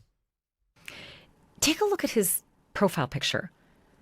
I nearly lost my lunch when I saw this. His profile picture depicts basically a problem if a man and woman are yelling at each other and fighting. The solution is a sailboat. Not so sure that was the solution in this particular case. Okay, now I want to move on to this new lawyer that Brian has hired. Probably a good idea, because Brian, I do not like your chances, right? Good thing you got yourself a lawyer. But this lawyer, her name is Crystal Marie Hauser. He's so gross. Good thing you got yourself a lawyer. Ugh. She could have done so much better. God. But this lawyer, her name is Crystal Marie Hauser. Hey, Vogue. She's in Grand Rapids, Michigan. I guess that kind of makes sense because he's from Michigan. He said he left the Bahamas to see his sick mother in Sacramento. I don't think he's staying with his mother. I'll just put it that way. Got some intel. Uh-oh. That he hasn't been staying with his mom. Uh-oh. And this attorney did this interview with ABC in which she suggested He lied that again. Brian Hooker has never hurt Lynette. Girl, please. Girl, bye. He hurt Lynette. Girl. Do you know Brian? Like his mother-in-law knows Brian? Do you know Brian? Like Lynette's besties know Brian? Have you seen the texts and the pictures? Here's how she put it. Would Brian ever physically harm Lynette? Absolutely not. Given how much has been said about Brian Hooker, is there anything that you would like the public to know, those who consider him guilty? I would ask those watching to treat him the way you would want to be treated, to give him the benefit of the doubt. Does he have any plans to go back to the Bahamas to help with the search? I imagine that is where his heart is, but I can't speak on whether or not that's what he will be doing. We all handle things in different ways. Please. And be open-minded to the fact that just because Carly and Darlene are making these claims, there's absolutely no evidence to support any of the allegations. Oh, wow. Kind of like how he gaslit Carly, said she had mental issues. Directly off. Absolutely none. Well, I'm sure that Carly and Darlene won't appreciate being characterized that way. They're real close to Brian, right? Darlene is Lynette's mom. Carly is Lynette's daughter. They're desperate for answers about what happened to their loved one. They are mourning. They are suffering. They have no idea where she is or what happened to her. But a lot of the things that Brian Hooker is saying That's horseshit. don't add up. Like total horseshit, if you ask me, because I've been there. The waves and the wind bullshit. That's what Darlene and what Carly are dealing with. Stuff you're saying that didn't exist. Double talk, backing off on things that you said, saying you. Where's his nails? Did I miss it? Carly and Darlene are making these claims. Hi, There's Laura. absolutely no evidence to support any of the allegations. Absolutely none. Well, I'm sure that Carly and Darlene won't appreciate being characterized that way. They're real close to Brian, right? Darlene is Lynette's mom. Carly is Lynette's daughter. Right. They're desperate for answers about what happened to their loved one. They are mourning. They are suffering. They have no idea where she is or what happened to her. But a lot of the things that Brian Hooker is saying just don't add up. Like total horseshit, if you ask me, because I've been there. The waves and the wind bullshit. Total horror. One. They are Lynette's mom. Carly is Lynette's daughter. They're real close to Hold on. To the fact that just because Carly and Darlene are making these claims, there's absolutely no evidence to support any of the allegations. Absolutely none. Well, I'm sure that Carly and support any of the allegations. Absolutely none. I can't see her wedding band. Well, I'm sure that Carly and Darlene won't appreciate being characterized that way. They're real close to Brian, right? Darlene is Lynette's mom. Carly is Lynette's daughter. They're desperate for answers about what happened to their loved one. They are mourning. They are suffering. They have no idea where she is or what happened to her. But a lot of the things that Brian Hooker is saying just don't add up. Like total horseshit, if you ask me, because I've been there. The waves and the wind bullshit. That's what Darlene and what Carly are dealing with. Stuff you're saying that didn't exist. Double talk, backing off on things that you said, saying you don't know the current and the tides, and then knowing an ebb tide and a flood tide after midnight. Those are the things that Carly and Darlene are suffering through right now, Brian. And this lawyer, Crystal Marie Hauser, ma'am, with all due respect, I know you have your job to do, but you better get to know your client and his history a little bit better. And if you need some guidance, I've got that for you, because I called someone who knows Lynette intimately, has known Lynette since 9th grade. We got to Texts get and to communicates this. fairly regularly with Lynette. Lynette confides in this woman when things are going south, and they went south a lot. Rachel Shaw spoke to me about specifics, specific text messages, photographs with bruises, God damn. desperate attempts to leave Brian, get off the boat, get to the airport, changing her mind, going back to Brian. Let Rachel Shaw describe for you her experience with Lynette, the things Lynette said about Brian and her life with Brian on board, and even way before that. I will say this, these are allegations, not been proven in court. However, this is one woman's account of what her dearest friend told her regularly. Rachel, tell me about your relationship with Lynette. I've known Lynette since we were in 9th grade. I'm sorry. Very long time. We were friends. She was 2 years older than myself. She graduated 2 years before me, but I mean, we never lost contact. She was there for me I remember her coming to my homecoming when I was a senior and I was on homecoming court. Probably one of the most supportive friends I've ever had. Sure, we would go weeks, even months without talking, but we always kept in contact, and I always knew when something wasn't right.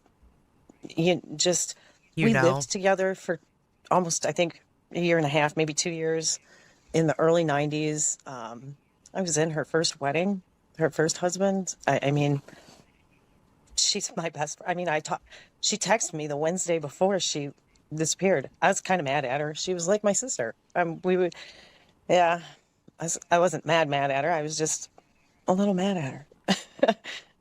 Because she hadn't been in touch? No, because I knew she needed to come home, basically. I knew she was painting that picture that something was off. And I knew that from previous conversations that we had earlier in March. And I I felt like she was very worried about what was going on in my life, which my life is very boring, very boring. She's very worried about my boyfriend, he's got a traumatic brain injury. So I take care of him, and it gets kind of stressful. And I have a job in healthcare, very stressful. I am, I work a lot, and she was really trying to get me to come down there.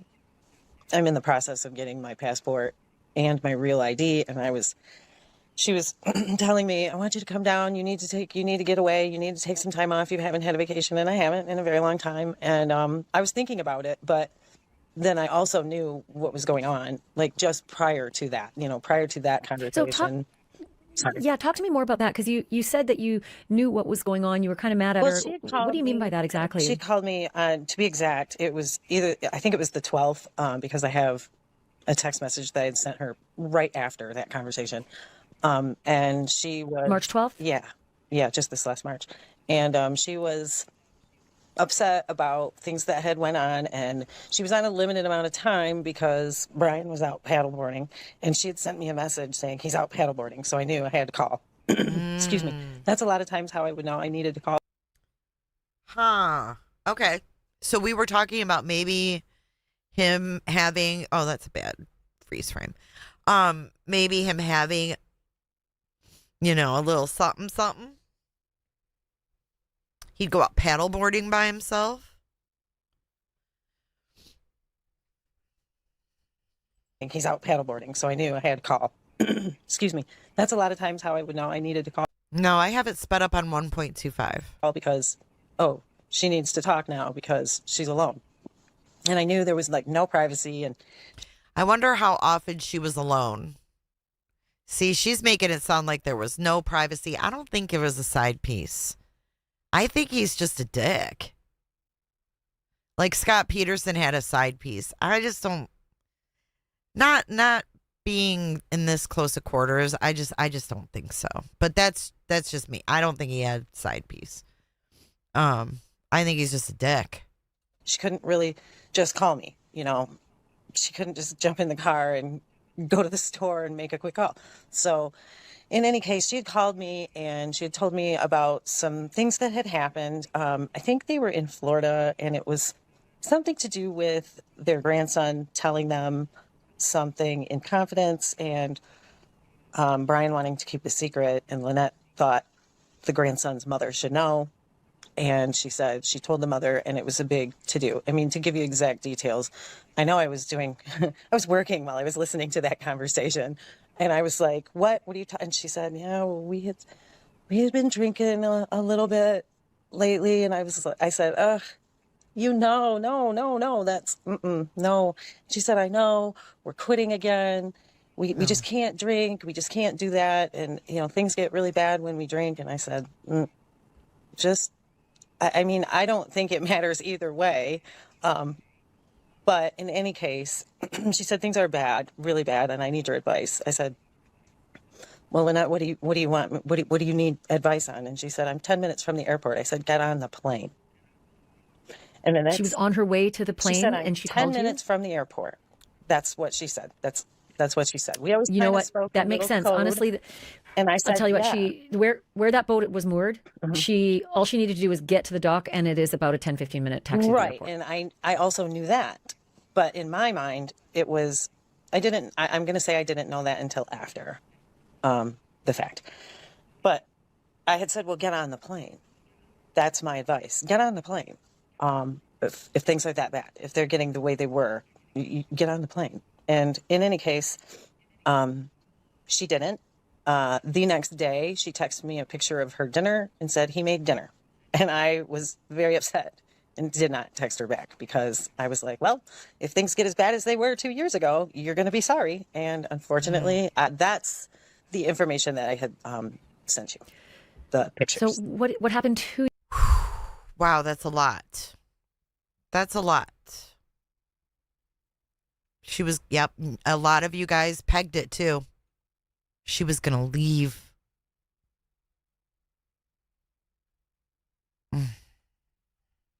If things get as bad as they were 2 years ago, you're going to be sorry. And unfortunately, that's the information that I had sent you, the pictures. So what happened 2 years ago? And maybe describe for me, you've mentioned things were bad, but I'm not really clear on what she said to you about everything, all the way along, how things were bad, in what way. What was the relationship with Brian like? And all the times that she confided in you, what were the things she said and told you about? The violence. Well, 2 years ago, they'd gotten into a big fight when they were drinking, and he choked her, and he had her pinned against a seat. He bruised her back really bad when he did that. And the next day told her, and she had called me, and I remember talking to her. Dude, to bruise her back? We saw oh, you want to come up, Summer? When she was still there. She was still on the boat. Y'all, we got to talk about this for a second. Come here, Summer. Come on. It was wood, like the wood bench is where they said she got pinned down. He had to have been on top of her. And I'm sorry, I think of Chris Watts. It's exactly what he did to Shanann. He fucking pinned her down. Man.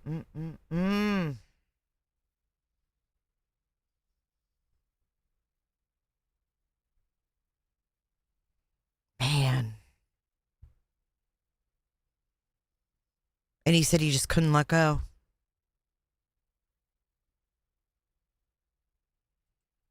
And very upset. And she said, he told me that he wished he would have finished the job and thrown me overboard. No one would have ever found me. Oh, fuck. That's what he did. She ain't buried. She ain't buried. He knew what he was going to do. He already thought about it. He already talked about it. He already told her. God, he told her. And he did it. Still on the boat. And very upset. And she said, he told me that he wished he would have finished the job and thrown me overboard. No one would have ever found me.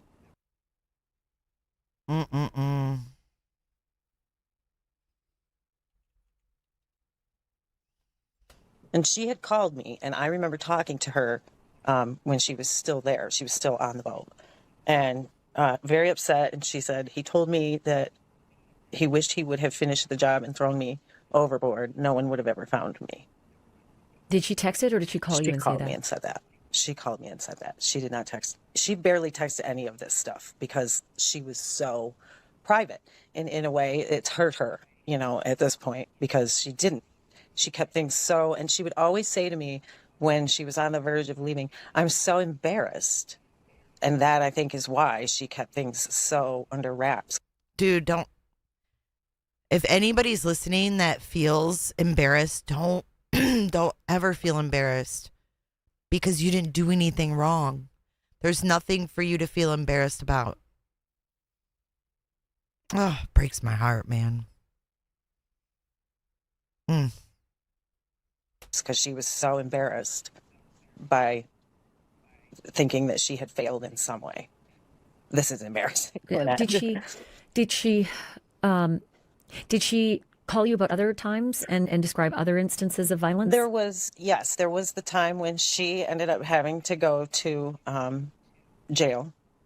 That time she called me after that. She told me about what happened then, and she said that she was defending herself. I remember it was because of a locked door, something to do with her daughter and his older son, a locked door, and something happened in that regard. I don't remember the story exactly, unfortunately, and it was a phone conversation.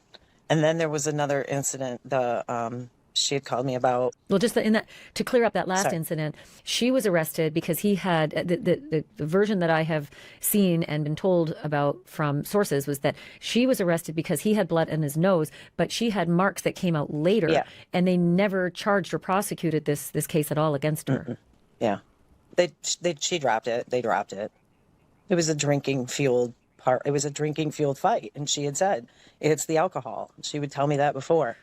And as far as I knew, they were not drinking at all, like the month of March, like after, because she had said that as long as we don't drink, we're fine.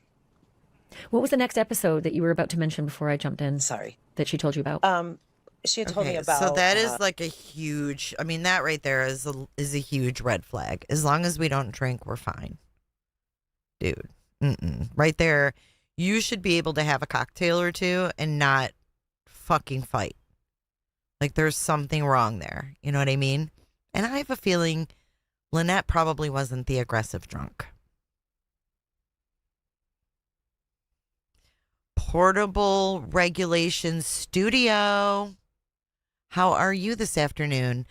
They say the reason they can't find her is because he buried her. That's why it took him 8 to 9 hours to get back to land.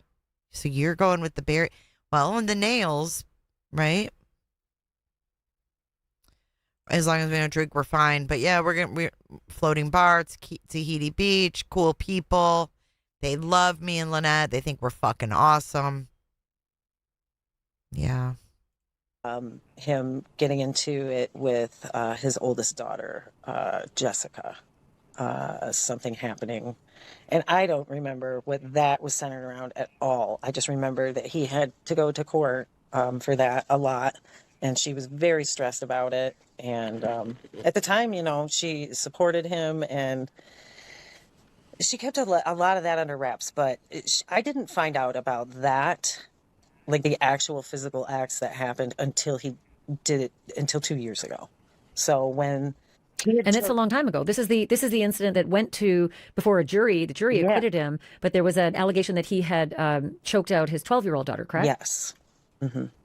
Yeah. And she kept that under wraps, and you only found out about it a couple years ago? Right. When she got choked. I remember her calling me, though, during the court proceedings in 2015. But I don't remember her telling me whether it was abuse during that time or not. I honestly... But I do, but I do remember her telling me about it after he had done it to her. So 2015, he choked his 12-year-old daughter, lifted her off the ground, and then in 2022, he choked Lynette, and now Lynette's missing. He had choked her. I said... And tell me a little bit more about the incidents on the sailboat, because I think you'd mentioned to me off camera that she would usually text you, "Are you up?" Yeah. And that was often a code for I want to talk on the phone. Yeah, what were some of the instances on the sailboat that she confided in you about? Just the drinking and the fighting. And she'd say it would just get vicious and he would be very, very mean. Physical? Yeah, she would sometimes take the blame. She would say, well, I would like poke the bear. I push the argument. I fight back is what she would tell me. Wow. And I would say... Guys, she was in deep. She was in deep. I think your best way to fight back would be to leave. But did she talk to you about him being physically abusive with her on the boat? Yeah.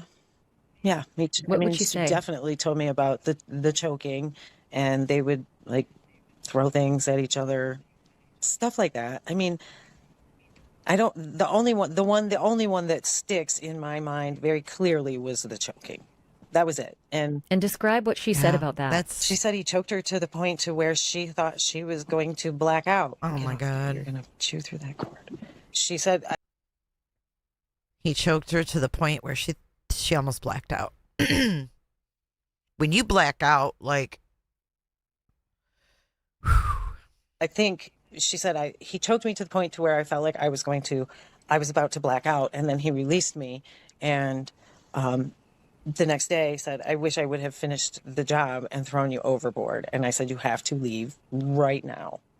Right now. She left, went to her mother's for about 2.5 months, somewhere in there. During that time, she was job hunting, but he was persistent, continually trying to get her back. I do have a text message they don't that give he up. had sent to her. I'd have to dig for it, but I could find it. That she had sent me a screenshot of that he had sent to her when they had split up about Rosie wanting to see her, and she clearly asked him to. She said, "I do." Think his daughter Rosie. Yeah, he was saying, after "My daughter the Rosie split, wants to Rosie see you." still wants to, talk with you, and still, wants to be close with you. She really loves you, and it's a very long text. And then she said, I love Rosie very much too, but I also think this is a clear manipulation of my feelings. Stop it. And I mean, and he did this throughout the time she was with her mother, and would invite her down, come have a date with me, and love bomb, basically. She would tell you this, or she texted it to you? She told me. She'd tell me. I do have the one text though. Is that when she photographed bruises on her back and said, "I'm taking these pictures so I remember"? Yes, and she had sent it to me, and I was like, "What the?" And I just don't erase anything. And I have that text message. I knew I had that, but I was like, "Good. I'm glad that you aren't going to go back." Well, unfortunately, she did, and I was in Florida. And we had met for dinner. There's a picture of us on my Facebook that is her and I. That was the last time we had been together, just her and I. And it was the day before she went back to him after that incident. And we had went to, I remember we were at, what is it called? Catfish Johnny's in Florida. And we had dinner together. I was down there for work and she was there with her mom. And her mom is like 20 minutes from my work when I'm in Florida. And she said she was going to go back and she said, "What do you think?" And I said, "Lynette, if anything ever happens to you to where you can't speak for yourself, you come up missing, anything happens to you, I am going to point the finger at Brian because of this. And I do not think you should go back.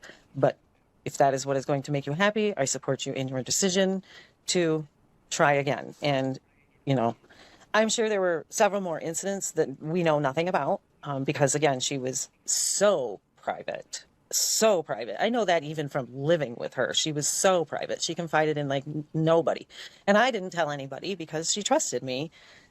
Other than her mother and I talked a little bit, but I would even keep a lot from her mom just because this is my friend and I wouldn't want her, the same thing doing to but immediately when her mother called me and told me what had happened, unfortunately, my mind went right to 2 years ago.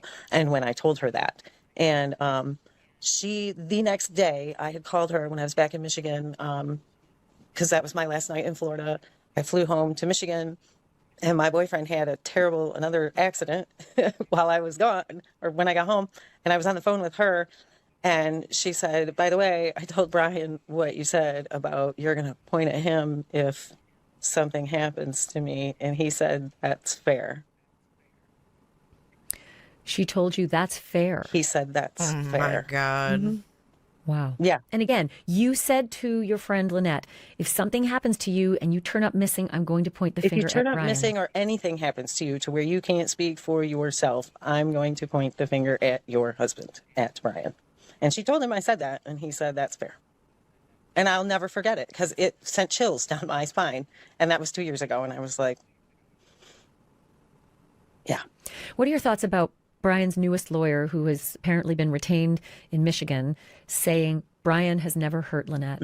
I have proof otherwise. I have the pictures. And I did give all of that to the U.S. Coast Guard too. Yeah. So, yeah. And I know otherwise. I know he choked her that time almost to the point of passing out, which to me is almost killing her. As far as instances of abuse, you've mentioned the one where you say she told you that he choked her to the point of near passing out. It caused bruises that she photographed on her back. Were there other instances that she described to you, either by text or by phone? Not that she described to me by text or by phone. This last March, all she said to me was, "It's getting really bad, and I'm 10 minutes from the airport." And I said, "Get on the plane. If it's as bad as you're saying, if it's as bad as I think it is, get on the plane." And that was the end of our conversation because I was working and I had to go and I couldn't be on the phone anymore. And she had a ticket. She bought a ticket March 11th, right? Yeah, that's what I'm told. I didn't know that though until after she went missing. But it told me that, yeah, there was definitely something going on that none of us knew about that she was keeping private, that there was definitely. And you were about to say you fully expected. Again, there's got to be something going on. What's that? I'm sorry. You were just about to say that you fully expected. Can you finish that? I fully expected to hear from her and have her tell me she was in Miami or with her mother the next day, or in Michigan here at the house by herself the next day. I fully expected that. And when I found out she went back, I was like, why? I mean, it's just a sense, I mean, I can't say that I immediately called her up and said, "What are you doing, you fool? I know there's more going on than what you are telling me," because I just knew it. And I knew nothing that I said was going to change that, because she was determined that that relationship was going to be fine as long as they didn't drink. And she had been telling me the remainder of the month. We talked quite a few more times throughout the rest of the month of March, and not really by text as much as by phone. We would rather speak to each other. And she had told me that they were not drinking, and they had even stopped smoking weed. And yeah, she was happy about that. She liked that. And then when I found out what happened and that they had been drinking, I was like, what? No, I thought she said, and this was like 2-3 weeks ago, that they were not drinking anymore. I don't understand. But yeah, that never I really do think lasts. that she just thought that as long as they didn't drink and like they had no substances at all whatsoever, that things would just be great. Rachel, I'm so sorry this has happened to your friend, and I'm so sorry that I wish you I had and her family more. are going through this. I wish she would have texted me more than called me. I just, like I say to her, like, wherever you are, I just want to slap you for not giving me more to give them, because unfortunately I just don't remember details as well as I should. No, it's okay. But I appreciate that you tell. My gut said, why were they drinking again? They're alcoholics. I'm sorry you guys are all going through this, and I just want to say thank you very much for sharing these stories with me. You're welcome. My thanks to Rachel Shaw for speaking with me. That is not an easy interview to do. This is a dear friend of hers who, at this point, she is probably coming to terms with the fact that she'll never see her again, and that there was nothing that she could do to prevent that. I think he'll get arrested too. Again, those are just allegations. They're not proven in court. It is one woman's account of what her friend Lynette told her on an ongoing basis, showed pictures of. So it is what it is, right? I do want to say this. If you are watching and this is triggering and you feel like you have been a victim of domestic violence, or you know someone who is struggling with this, we have the hotline for you. It's 1-800-799-SAFE. 1-800-799-SAFE. You can also text the word BEGIN, BEGIN, to 88788. And I have another link for you. There are so many people who know people in the Bahamas, people on Elbow Key who could be watching right now. Hello, I miss you guys. If you think you may have taken a photo on the evening of the 4th of April, it's the night before Easter Sunday, if you were over at the Abaco Inn, if you snapped some video, if you snapped some photographs of the sunset, of the fun in the bar, of the boats coming in and out of the harbor, up, White Sound Channel into the Abaco Inn, if you took any of those pictures, the sunset goes towards the channel, the waves are out towards the pool in the Atlantic, beautiful, beautiful images. If you took pictures or video, please send them to us at dropdeadseriousinfo@gmail.com. dropdeadseriousinfo@gmail.com. If you don't want to send them to me, I understand. But wait, did I miss the part about the inside scoop about the Sacramento thing? Please, for the love of God, send them to the United States Coast Guard Investigative Services. These guys are busting their asses on this case. They are the federal government's juggernaut investigators who are working this case. And they have a couple of ways for you to send this in anonymously. You can go onto their website, p3tips.com. That's the letter P, the number 3, tips.com. You can do anonymous tips there. You can also download their app. They've got a whole app for anonymous tips as well. It's CGIS Tips. Just go to your app store and look for CGIS Tips. You can download that app. It says right there, anonymous tips. Well, he's got that lawyer in Michigan. I think that's why she said that, maybe. Here, send what you can to the Coast Guard as well. We got a QR code on the screen as well. They need your pictures, your videos. We need your pictures, your videos of the Abaco Inn that night. If you were down on Tahiti Beach that day, that helps too. If you got some pictures of Brian and Lynette Hooker, if you have friends who were on Elbow Key, reach out to them and ask them, were you at Abaco Inn on Saturday night? Did you snap any photos? You may not see them. Most people don't see them because you're snapping something in the foreground and Brian and Lynette are in the background. You have to zoom in. So please check your photos, check your videos, and send us what you can. Again, dropdeadseriousinfo@gmail.com. And also, if you know something about the case, send us a note. dropdeadseriousinfo@gmail.com. Thank you to Cat Country for the PayPal. I appreciate you. And can I just tell you from the bottom of my heart, several of you have already sent things in. Thank you so much. Let's keep the momentum going. Justice for Lynette Hooker. This is not going to just go away. This is not just going to go away. We're going to find the facts. If it takes us all effing year, we're going to find the facts on what happened to Lynette Hooker and what. If it takes us all effing year. Oh, she said it, you guys. She is on it. I love this. I love this. And the facts. Thank you, if Kimmy. It takes us all effing year. Oh, that was we're gonna you. Find the Thank facts you. on what happened to Lynette Hooker and whether Brian Hooker is telling the truth. And that goes for you, Brian Hooker's lawyer lady. The truth may just include that he has hurt Lynette before and may include that he did this time too. And I get it. You want everyone to give him the benefit of the doubt. And we are most we can. But every single time I run into a fact that does not make sense, does not add up, it gets harder and harder. That's what the law folks call building probable cause and a case. So you may be a busy lady. In any case, thank you all so much for listening and watching. Don't forget to hit subscribe. It really does help. I love that some of you folks have joined our actual club. There's a join button down there too. You get exclusive content. So I'm happy to. All right. So you guys, that's the latest. Wow, that was a lot.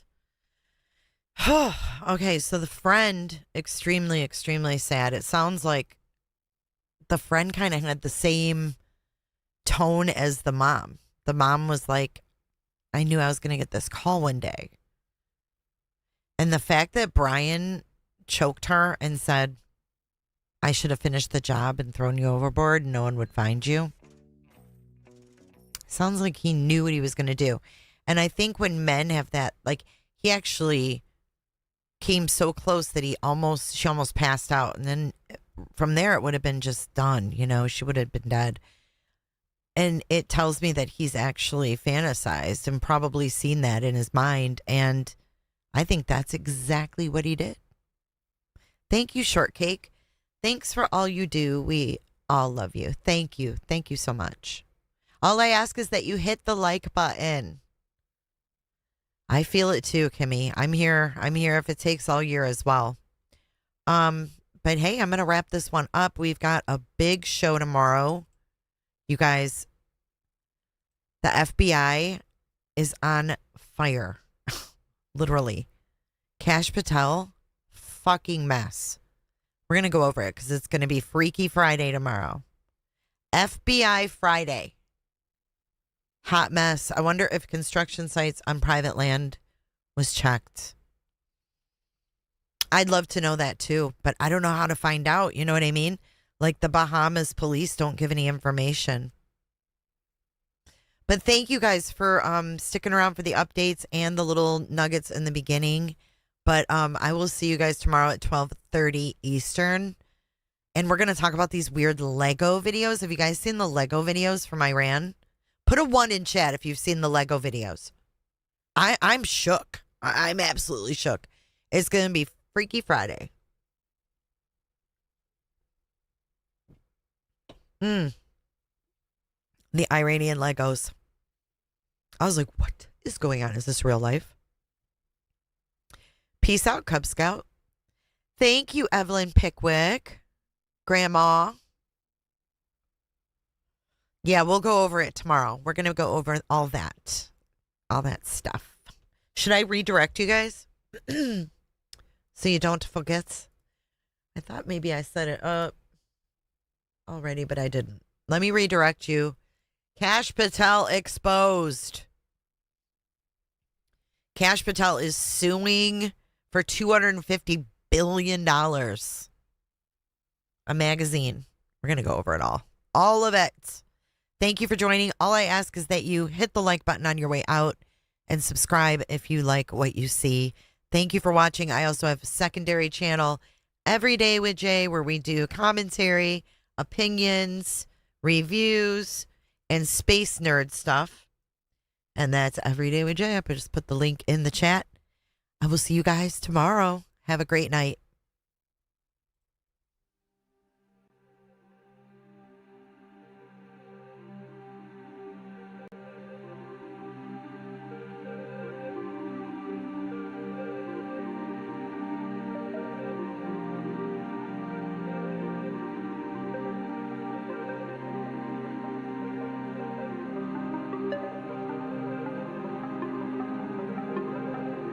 so much for watching. If you enjoyed this live stream or video, make sure to give it a thumbs up and hit that subscribe button so you don't miss out on my latest content. Want to take it a step further? Bring it all in. And join our community clickers by becoming a Patreon or a YouTube member. You'll get exclusive access to our Discord server, special channel perks, and much more. Until then, I'll see you in the next one. Click. It's real easy, man.